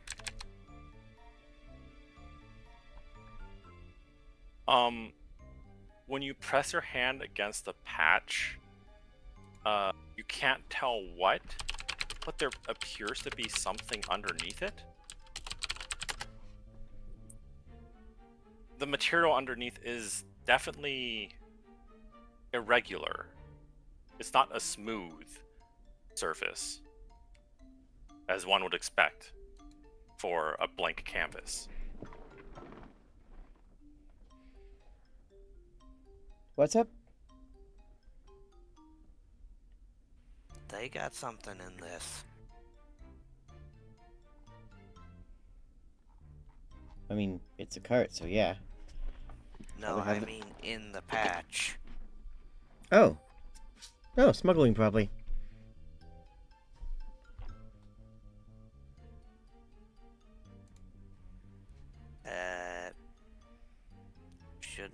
we check it out then? Not my griffin, not my circus, but, I mean, if you want to.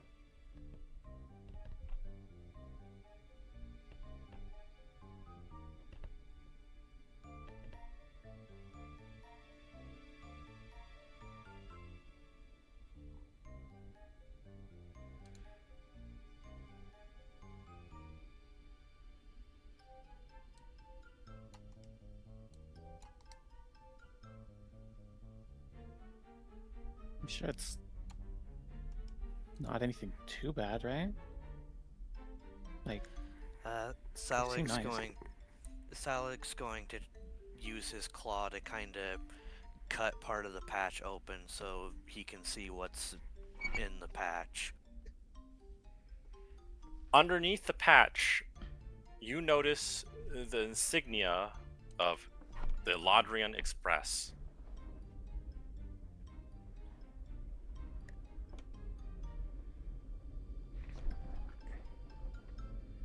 And what is the importance of the Ladrian Express? They are elf-owned.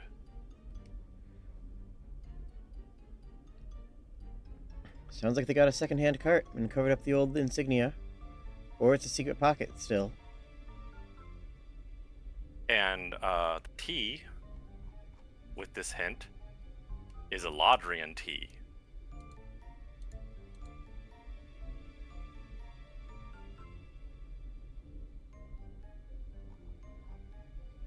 They may have gotten the cart second-hand, but I don't think that they bought it second-hand.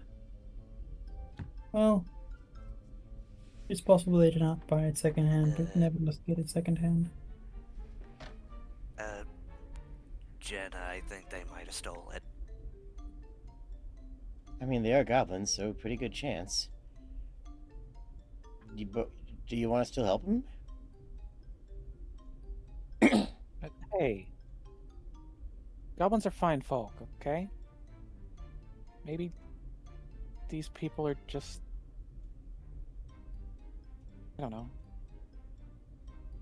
I mean, I don't rightly care one way or another how they got the cart. If it's stolen or used, or if it had different heraldry on it, or I think it'd be stuffed to the brim with nightshade. But that's their business, isn't it? How much into their business do we want to get, is my question.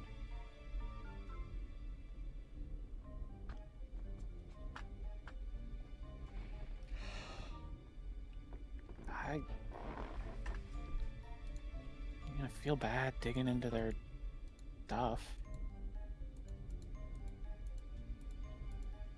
You don't think they hurt anybody, do you?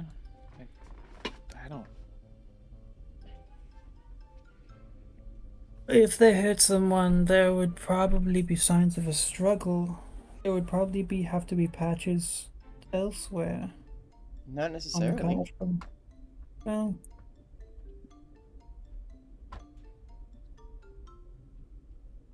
About this time, the goblins reappear out the woods carrying a really large branch.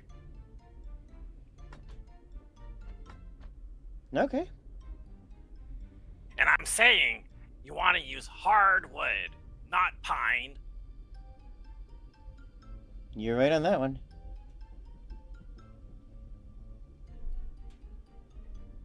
Alright, you guys have a hatchet? Sure. He pulls out a hatchet and quickly wipes it off on his elbow. It's a little dirty from getting this. No worries. So what you're going to want to do is trim down a strip of that. We brace it around the axle underneath the cart. And hopefully that'll get you as far as Evandon, but, well,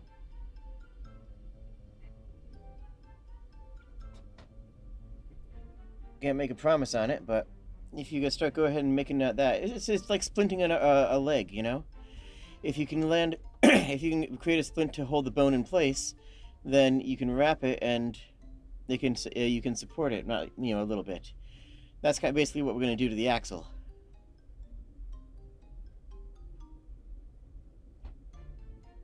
Because if it's all Sounds worn really and, useful. yeah, If it's all worn and cracked, then it's not going to get you very far, but it might be able to get you a few days closer to town. Close enough to be able to get in, or maybe even get it into town, but you're going to want to fix it when you're there. Because I don't think the things will have another journey in it. But if you want to cut off a couple of strips of this, we can splint the axle and see if it works, see if it gets you further. But yeah, we just want to sell our tea and whey bread. Ooh, what kind of tea? Orvin? Are you asking me?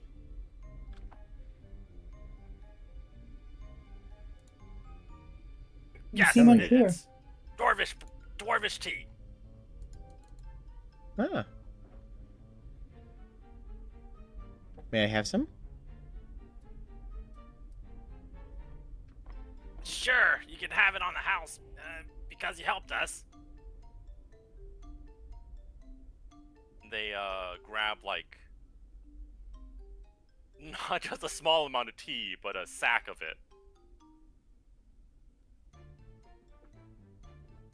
Well, thank you very much. And hand it over to you.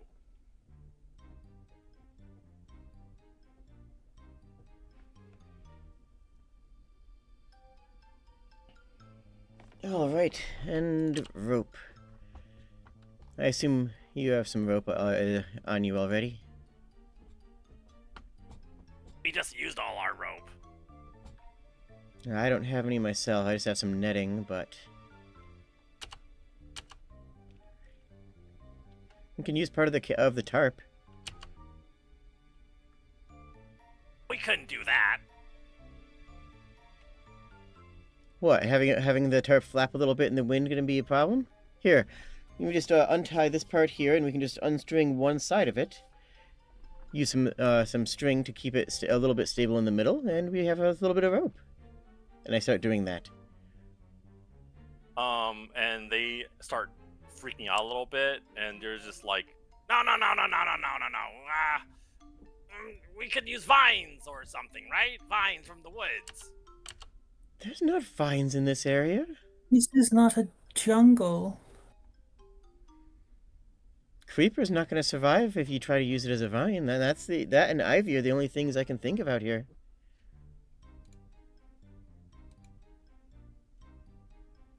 at this point, one of I'm not stopping, by the way, to clarify. One of the goblin, the goblin starts to get really nervous. Boss, they're going to... No! Shut up!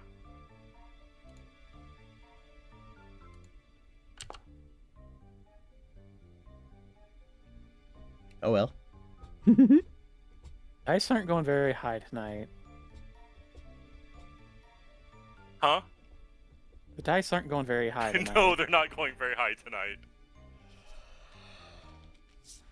What is that investigation check for? Just what I can see while I'm working on the, getting some rope for the splint off of the. Yeah, since you're like right canvassing. there, you roll with advantage. Oh boy, I'll just roll it again. Surely this one time I won't roll lower. See? Oh. Let's go. So, as you are undoing the canvas, you notice specks of blood under some of the folds.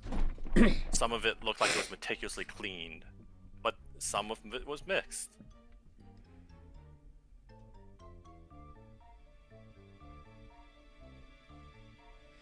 I discreetly, with body blocking what I'm showing from the goblins, point at it, so that Leon and so that everyone can see it. It's kind of like, point, and then go back to what I was doing.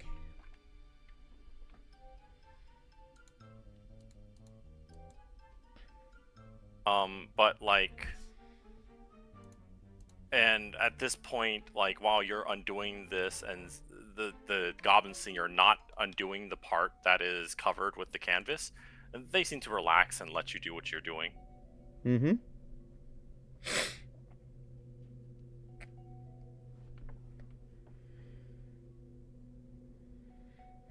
So you think you can fix it?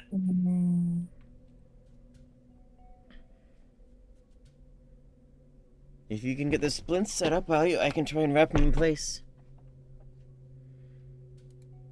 Go ahead. No, go ahead. I'm gonna motion to the others to try and get closer to the goblins while they're distracted with Jenna. Well, actually, no, I'm not gonna motion them to go closer. Saleg is going to pull out his combat pan and just like motions at the goblins and just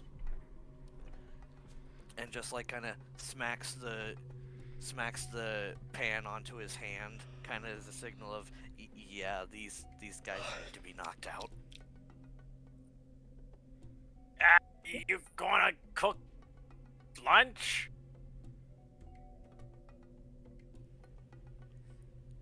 Oh, yeah, just give me a minute to prepare while Jenna is fixing your How- cart. We How don't close are the goblins have to to Jenna? do this, do we?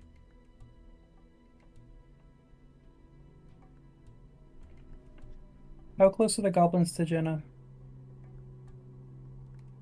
Like, really close to her. Like, she is within 5 feet of them. And what is on the other side of them from Jenna? Other side of them, that'd be the cart. I have a question.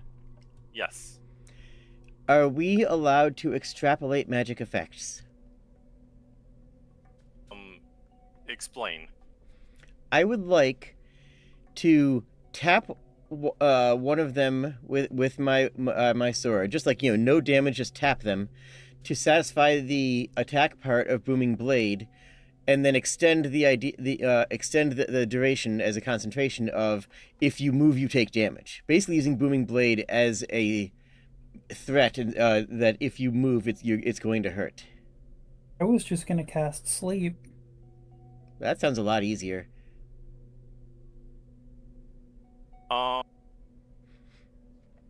So I think Booming Blade, you need to do damage unless you Negative. do 0 damage. Mm-hmm. It's on a hit, Is- not on damage. Yeah. However,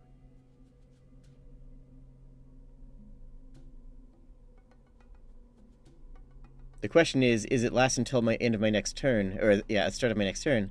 Can I extend that for a dramatic effect? you must make an attack roll.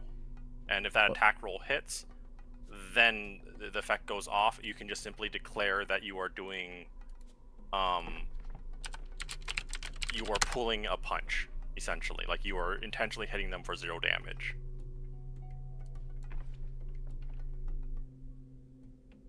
Okay, so that part of it works.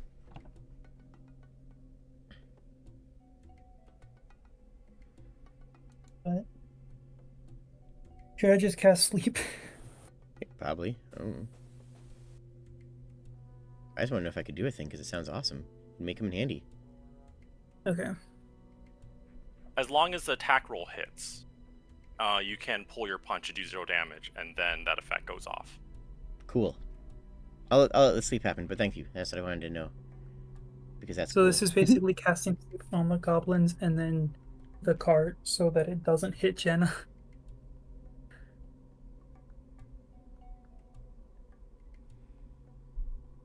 I'm gonna unclick place measure template because we're not in a position where that I think matters. Nope.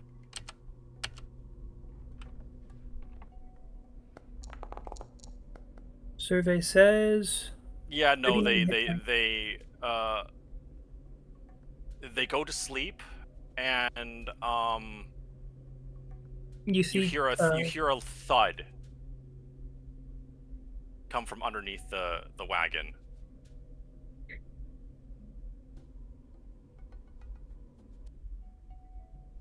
I think I just heard. How many goblins were there that we saw? 2. I think I just heard 3 slump. I look under the cart. There is a goblin rogue down there covered in blood and armed to the teeth. Well, I figured out where the blood came from, or I didn't notice it when I was checking something. the axle. That seems kind of odd. He was invisible. Neat. Yeah, unconsciousness will. So, what are we doing about this?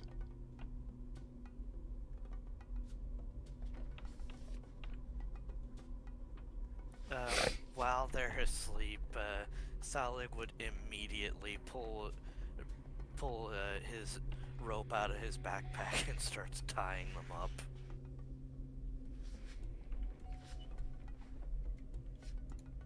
I guess we don't have a choice. We got lots of choices. I mean, they clearly hurt somebody. I looked down at the goblin on the ground. I think they were gonna try to add somebody else to the list if they didn't come across someone as, gesturing at myself. Pardon.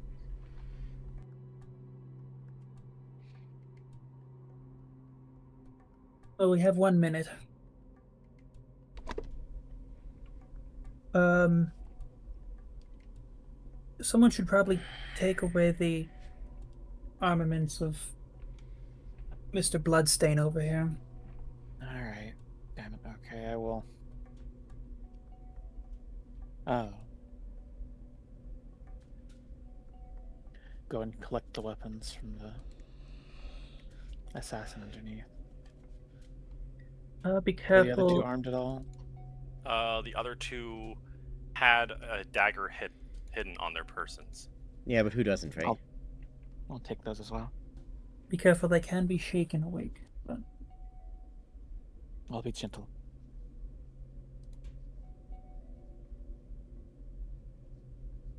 Is anyone doing a search of these people, or? I think I'm going to search one of the non. I'm going to search one of the non-Mr. Bloodstain. I mean, Salig is going to be trying to search them as he's, like, tying them up. Yeah.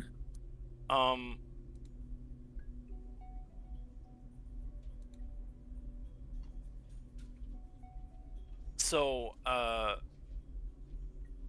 the Enclave of the Third Eye is on one of there is a missive from the Enclave of the Third Eye on the bloodstained goblin. It is a letter of expulsion.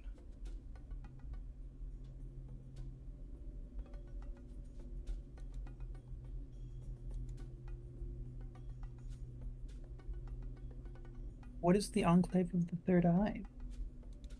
It is a goblin enclave. Okay, so, yeah, looks like this guy was, definitely a bad egg. Kinda obvious from the bloodstains, if you ask me, but... Does the missive say why he was expelled?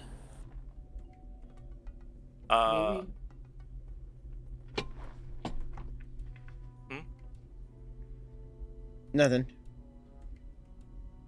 I was just gonna be sad. He was expelled specifically for thievery and for the near fatal wounding of a fellow goblin.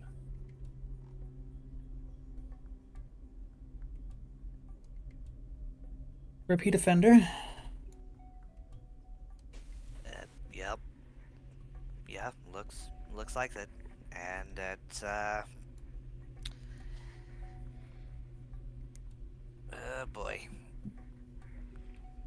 Yeah, this guy was 100% going bandit. Further on, he is also expelled with his brothers Pig and Ig.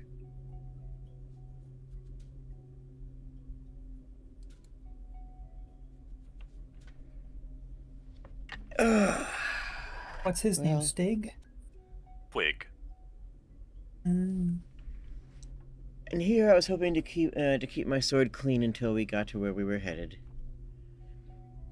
See, Keza, this is what happens. Hey, You try to be nice, and then you gotta stab people. no, you don't have to, right? Unfortunately, we're nowhere near a town. If we could just, We're you know, nowhere- turn them in. Or that they... whatever.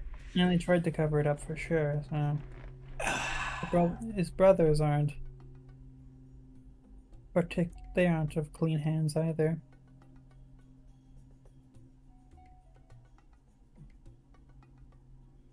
We could just walk away. This is not our problem to deal with, but...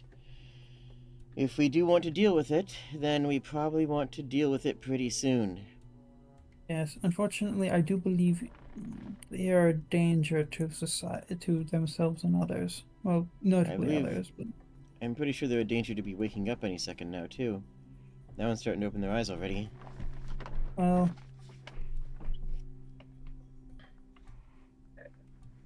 I think... Yeah, I think you're right. Probably... Hey there. Just get it.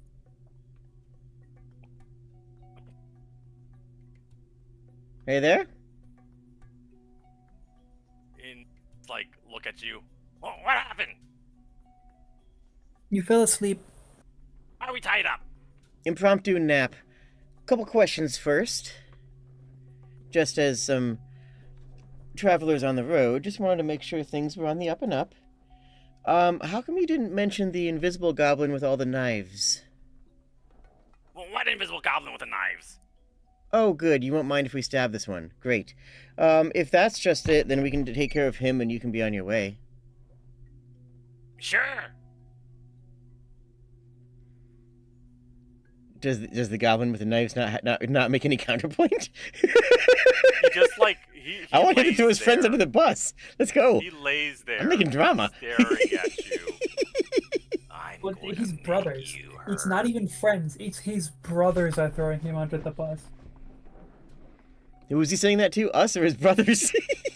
He's just looking. He's just looking at you guys. To be fair, I guess, by the expulsion, it does seem like he got his brothers kicked out, so they probably don't like him too much. No, the enclaves don't do guilt by association. They're assholes too, probably. Wait, how'd we find that out, though? The It note would that be was something. on the rogue. But we're trusting that note? I don't see a reason not to, given that it was on the person that they did not expect people to see. Especially since I really don't see any point in a goblin holding a fake note that says he himself was expelled from a goblin enclave. Well, we Yeah, don't that's know for certain, but yeah, it's pretty safe to assume. So, whose cart's this? We already know, so just say it.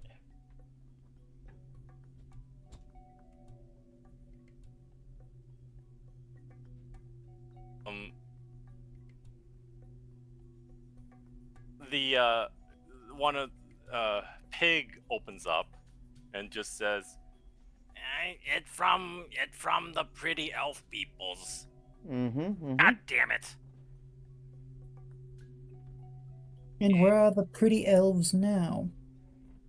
All over that one's Bury shirt, looks them like. underground because they sleeping now.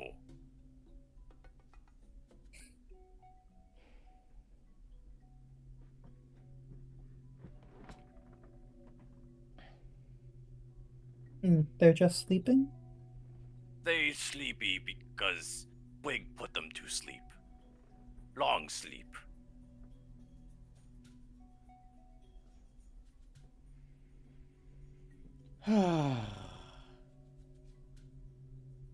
Mm, Why did you do that?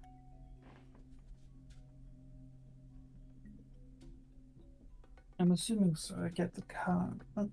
Because brother said so. Which one? He points to the non-bloodied brother, who at this point is like, you know, like the expression somebody has when they're like caught in the act and they just can't respond and they're just like steaming at this point. Yeah, that's what Ig is doing right now.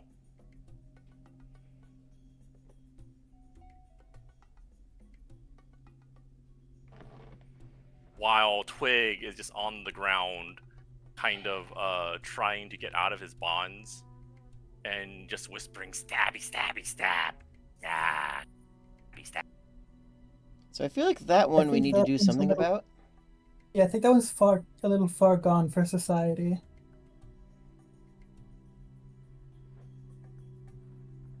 That one's...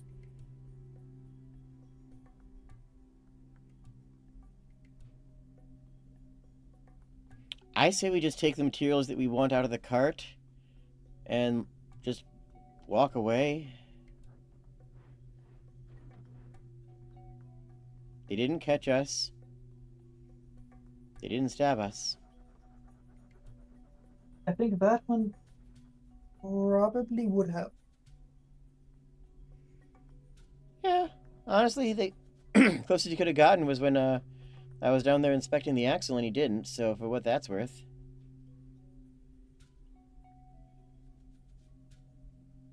I still think he's a danger for society because he just keeps saying stabby, stabby, stab. Do you want to execute a random person on the road?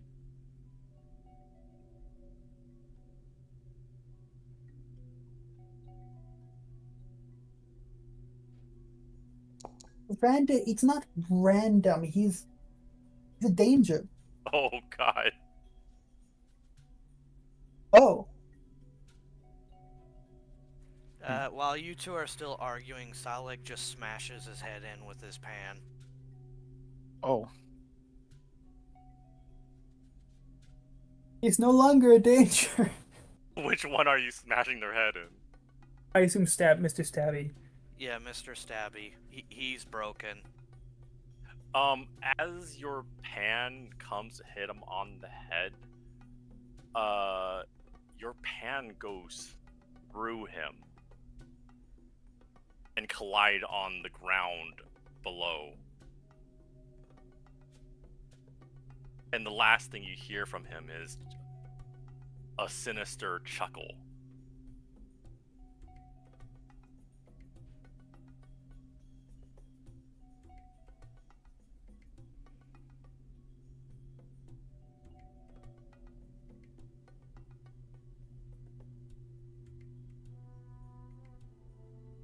He is still a danger.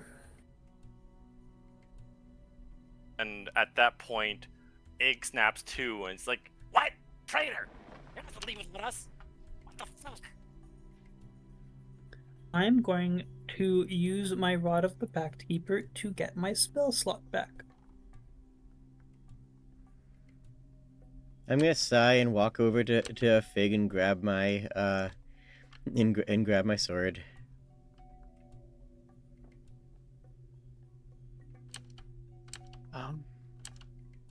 Given that, I'm going to cast See Invisibility.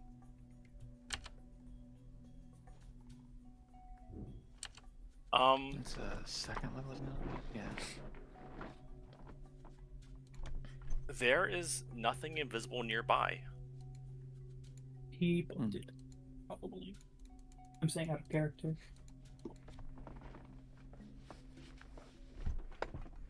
TP scroll.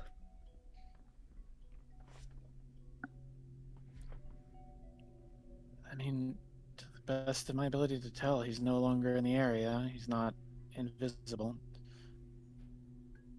I think he is invisible. I think he just booked it after becoming invisible.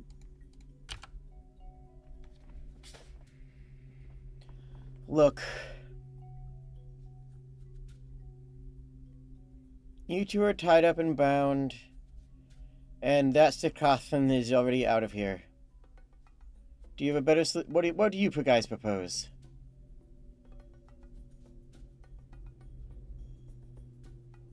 If you say let you go, I'm gonna smash your heads in. Just Well, they're probably forewarning. gonna die if we leave them tied up, to be fair. We're not near a town.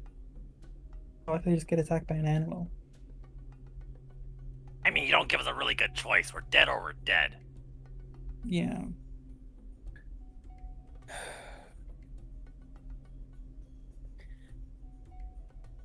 If the axle was repaired, do you think you could get this wagon to town, right?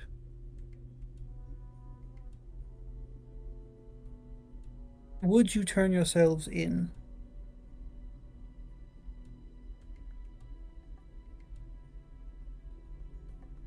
Sure. Turn ourselves in.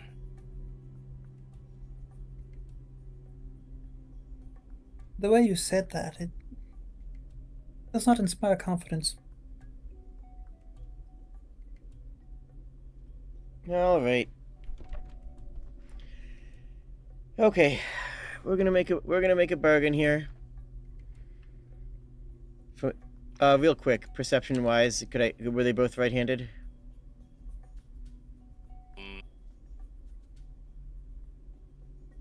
I saw them working with tools. I mean, it's not that hard to have a... One of them you can tell is right-handed. The other one, you're not sure.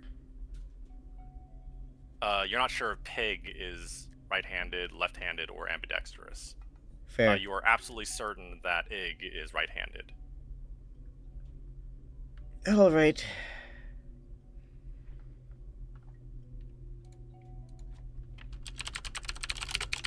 Are we doing a thieves' punishment? Mm-hmm. Exactly what I'm thinking. Saleg? The thieves' punishment. Well, if you keep Yeah. grabbing stuff off of people, you're gonna lose your hand.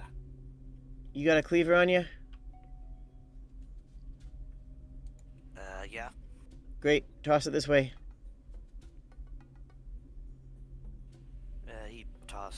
He tosses Jenna a cleaver.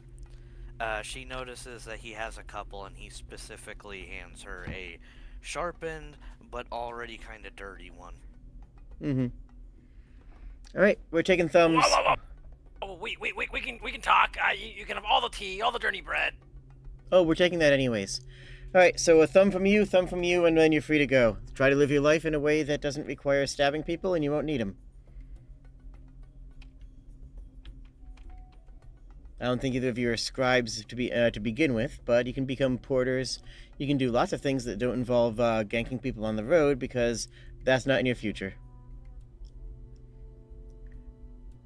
Put it on the grass, thunk, put it, and then the next one.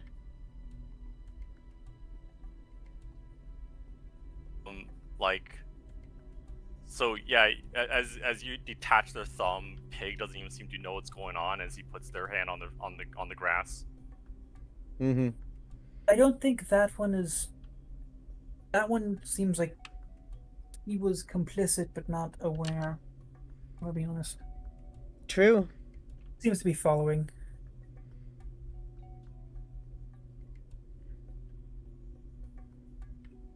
Hey, you. And If- like Actually, I am gonna do something here. as Egg looks at Pig with his hand on the ground, he puts his other hand on the ground. Take them both. I'm going to use my summon sprite. I'll take you up on that. I'm going to Hey. summon the sprite and ask the sprite to do heart sight on the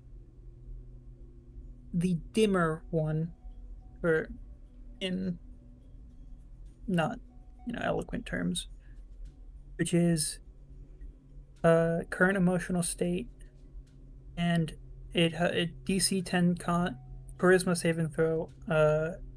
If it fails it, the sprite also knows the creature's alignment.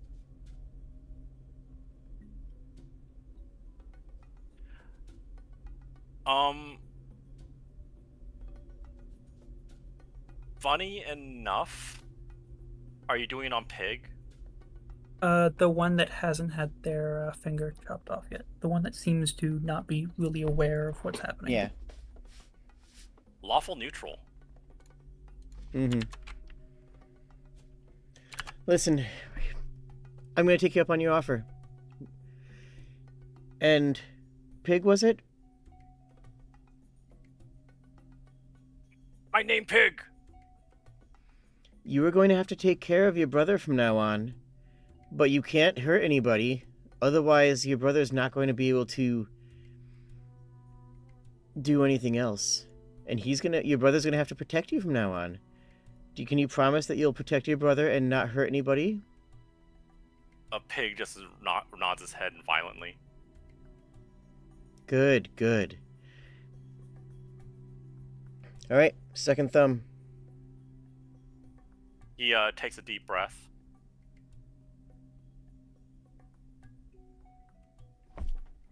I make it quick and clean as I can. And he doesn't scream or even Mm-hmm. complain about it, and he just gets up. Or I guess he's still tied up, I suppose. So he just Not if he's complicit. there. Not if. I mean, he's kind of surrounded. I don't think the ties are necessary at this point. I figured I would untie him to be able to get to his hands easily. If he tried anything stupid, he'd be super dead. So yeah, he just they're goblin commoners. I'm pretty sure they die in one hit from anybody in the party. Oh, yeah, no. I'd say Fig could kill him, but that's actually pretty easy because Fig's a beast. He's a fucking beast. Fig could probably kill them both in one round by now. Okay. Honestly, okay. Yeah. Different way of saying it. I could probably beat them in melee. I do rap and I'm not saying with shocking grass. I'm saying I could beat them with my dagger. I do wrap his hands. I do give him some whatever we have that's strongest, and yeah. Then we're going to harvest whatever we can from the cart, leaving them a little bit to sell to get back on their life. I heal over the wounds, or just Yeah, please. Bandage the wounds. Yeah, heal them over if you can. But I was just going to put some sailcloth on it from the canvas. One second, I have to see. I'm going to cast Cure Wounds and heal over the bloody stumps.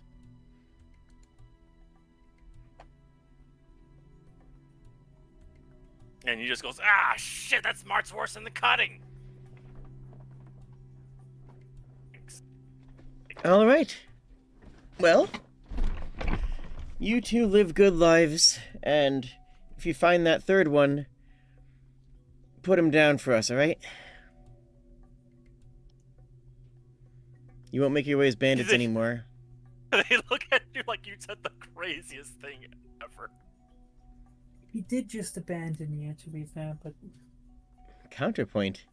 I don't trying to put him down as those two. I don't think two goblin commoners have much of a chance against a level I think goblin. He does have them outclassed.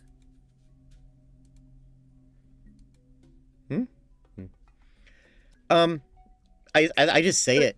I don't really care what they think. those are the words that come out of my mouth. Yeah. Or okay, I understand that he's dangerous. Perhaps, assuming that you make your new life in a town or a city, if you see him, tell the guard immediately. I do load up the tea and whatnot, and then I take a gold crown and hand it to Lenny, and ask him to what? It's very clearly a reference. Yeah. And hand him the gold coin and say, here's the money for you guys when you get back into town to keep you in food and shelter for a couple days while you figure out a place to work inside the town and help people. Because you like helping people, right? Doesn't that make you feel good? Like helping people. And your brother doesn't want anything bad to happen to you. And so you and him are going to have to team up and work together to help people. Isn't that right? Yeah. Right. Glad to hear it. Well, we're going to take some of this tea and the ledger, and best of luck out there. And they don't really say much, as he just goes, "Come on, pig, let's go."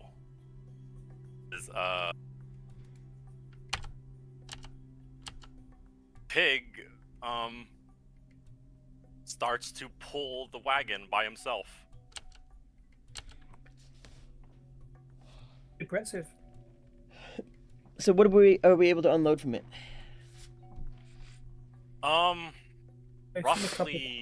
Roughly 300 gold worth of tea and some journey bread worth like 4 or 5 days travel.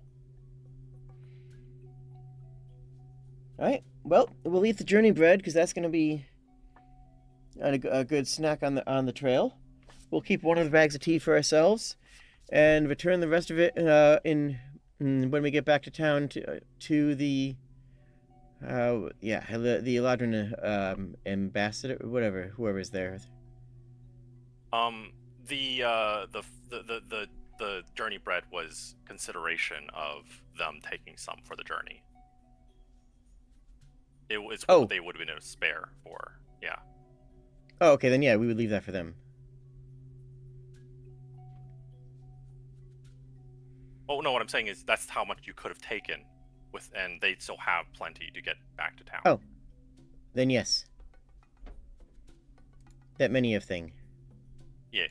So I'll say 5 days journey bread. You can add that. Whoever's taking good care of food ration stuff can add that to their. That's definitely Saleg. Yeah. Add that to the box. I feel like we all know who's doing that job. Mr. Foodman. Mr. Foodman, we desire the food, please. Oh. Lisa, can I have some more?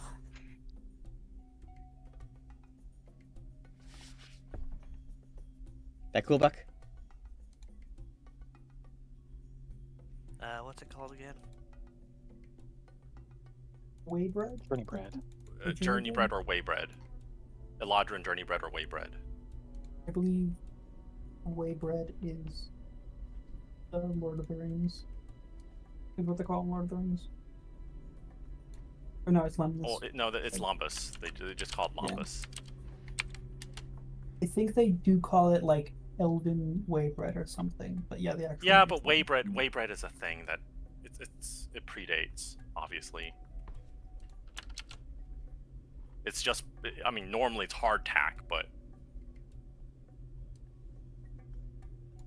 And how many again? 5 days 5 worth, days. so 20 rations worth. Can be used as an ingredient in cooking.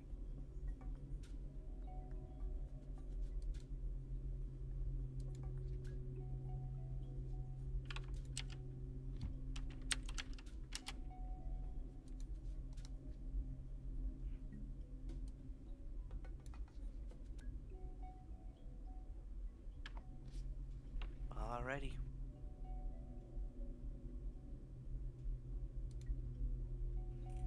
20 rations worth of bread in inventory. In pantry.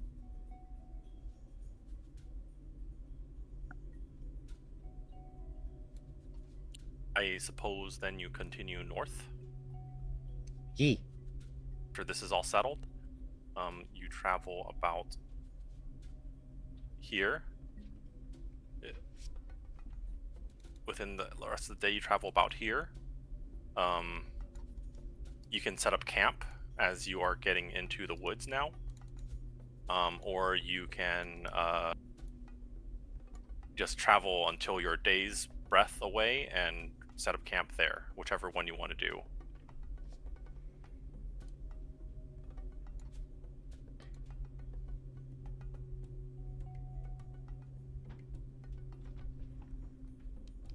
Has anyone's characters been to this forest before?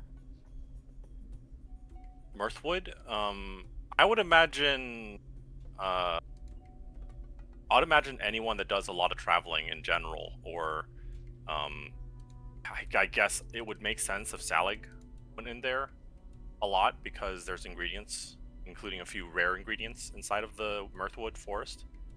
I don't know if anyone else has any reason to be inside of it. I'd probably only be there if there were a shrine there. Probably not. Or if I needed to stop while I'm on the way, but that would be if there's something in Sherlanda.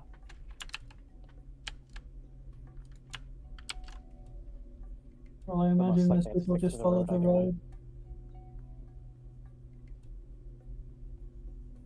Yeah.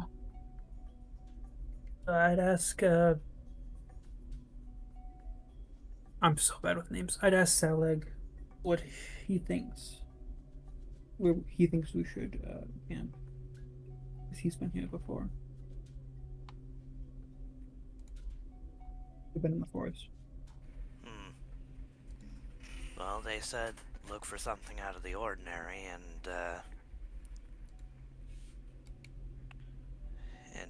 let's see here. He'd take a quick look around from where they are to see if there's anything, like, immediately noticeable. Nothing seems out of the ordinary from last time you've been in these parts. So far from what I'm seeing, everything still looks normal. No unusual markings on trees, no weird foliage.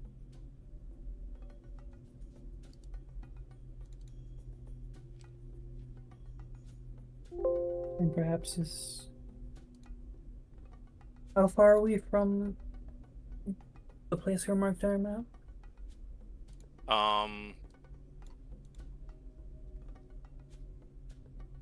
About 3 days travel. You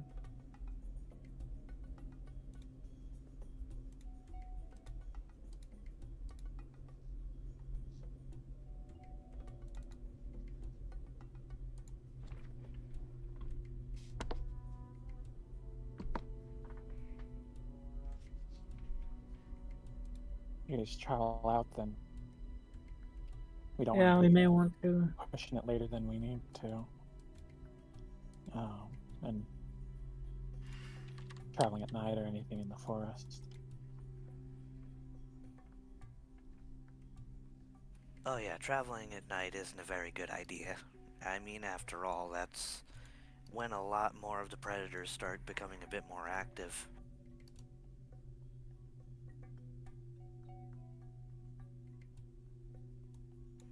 And some of the ones that only move around at night are particularly nasty. Oh, what kind of creatures are in the area?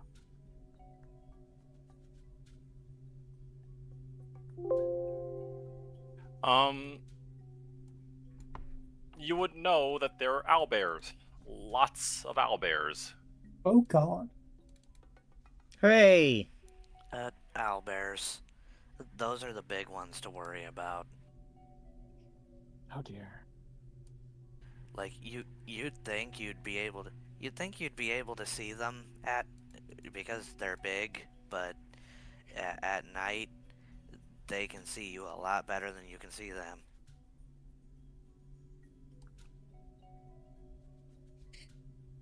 Mind if I insert a little thing in your history, Salig, about you and owlbears? Sure.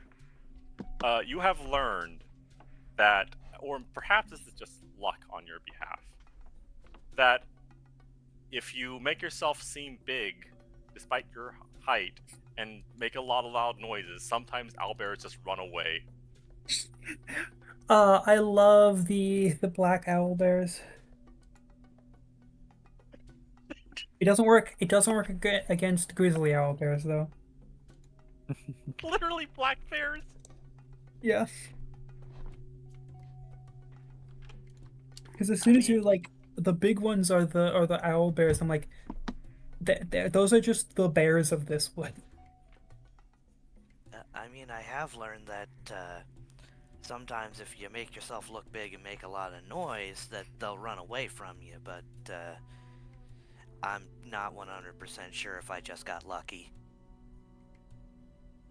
And I'm also not 100% sure that all of us here would be able to pull that off.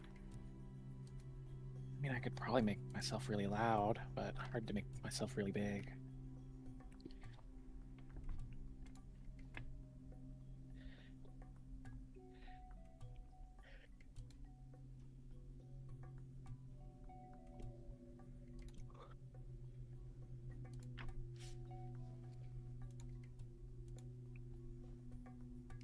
Well, I can always air jet. I mean, they usually show up alone, right?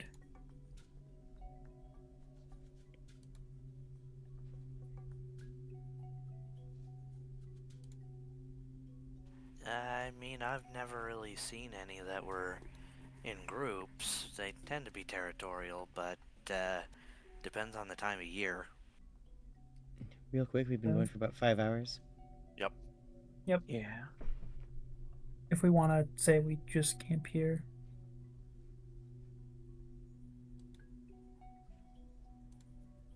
Oh, we can do that.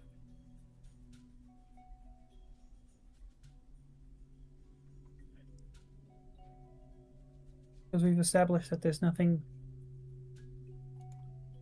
bad happening in this part of the forest, at least, so it should be. Mm-hmm. And I've got alarms. Yep. And I've got alert. So in this sort of setting, I guess I've used 2 long striders, so I'm just going to leave 1 alarm up.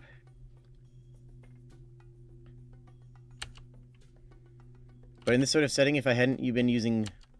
I have no token in the scene that gives me visibility. We're back to the void. Back to the black void.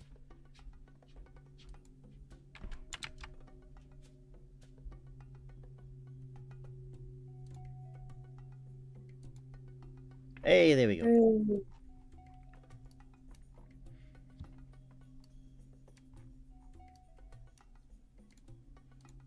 Yo, it's Fig.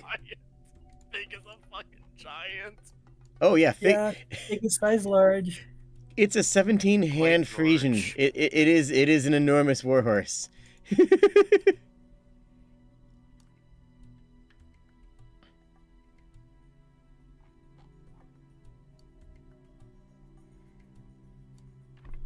So, I would set up multiple layers of alarms if we were not, if I hadn't used extra long striders. Basically, when night comes, my plan is to use any unused spell slots for alarms before I go to sleep. Because there's little of reason not to, you know? And let me see if I can't do something. I can. My extra spell slots, but like I might as well. There's no point in me not just immediately regaining the spell slot. And I did, so. So. I'm sorry. Go ahead. Yeah, you continue.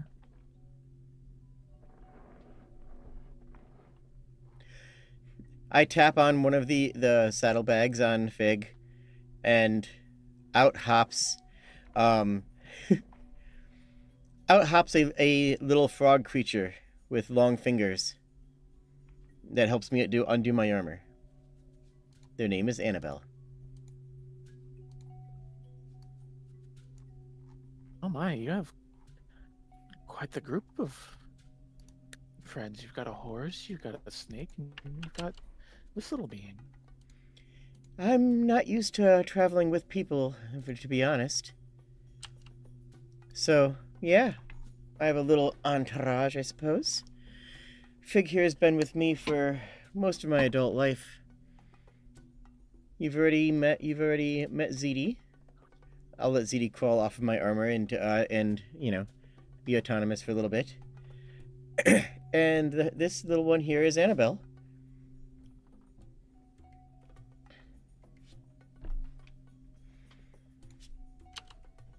Annabelle helps me. What was that now? What? I just said it's a pleasure to meet you, Annabelle. Only Fig can talk, which is kind of funny because usually the horse is the one that can't talk. Yeah.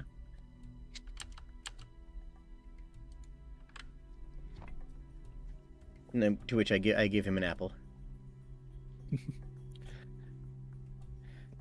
Fig just immediately snaps up the apple. Bribery at the highest levels. Absolutely.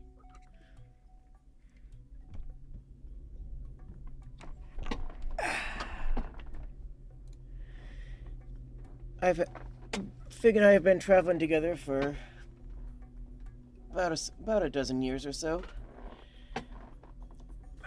I made ZD myself when we were, well, when I was going through my training. A lot of people don't expect this.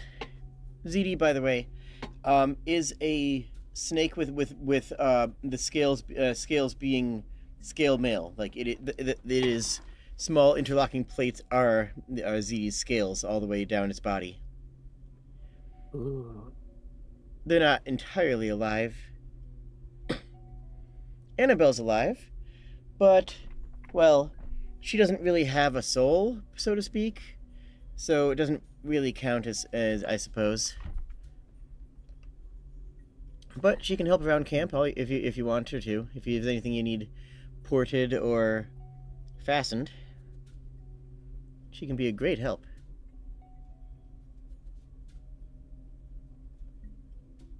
But putting this armor on is a two-person job, you know? I'm saying this while, you know, we're taking it off. And you've got a cute squire. Thank you.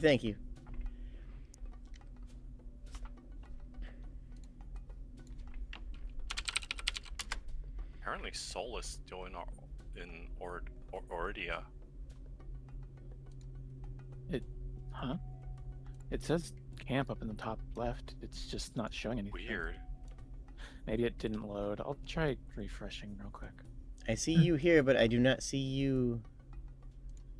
I don't know. Here.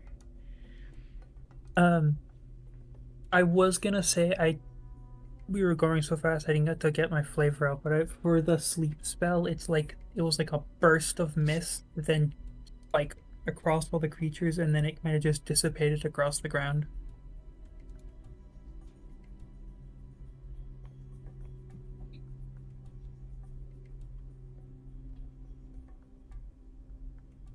I also have an idea for how to describe the color spray.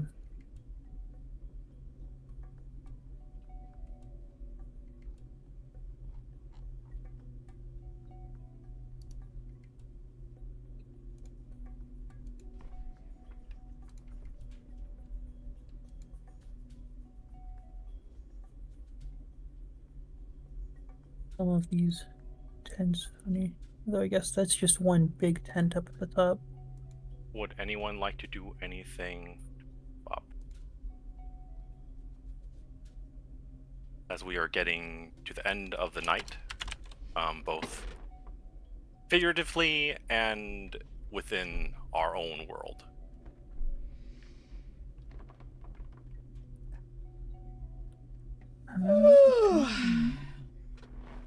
Maybe just some idle activity.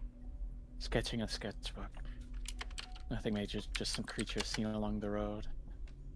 Yeah, I'm writing in my little notebook.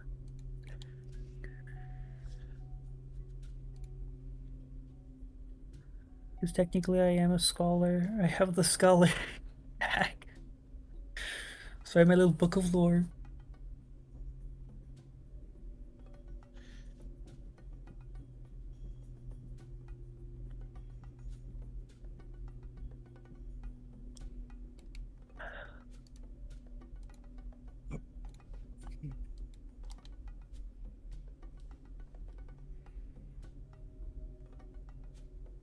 By the way, Yes. Hey. I'd like to think that this is how it would have gone anyways, but thanks for not having us try to just kill some people on our first day out today on this trip. Would have soured the whole trip.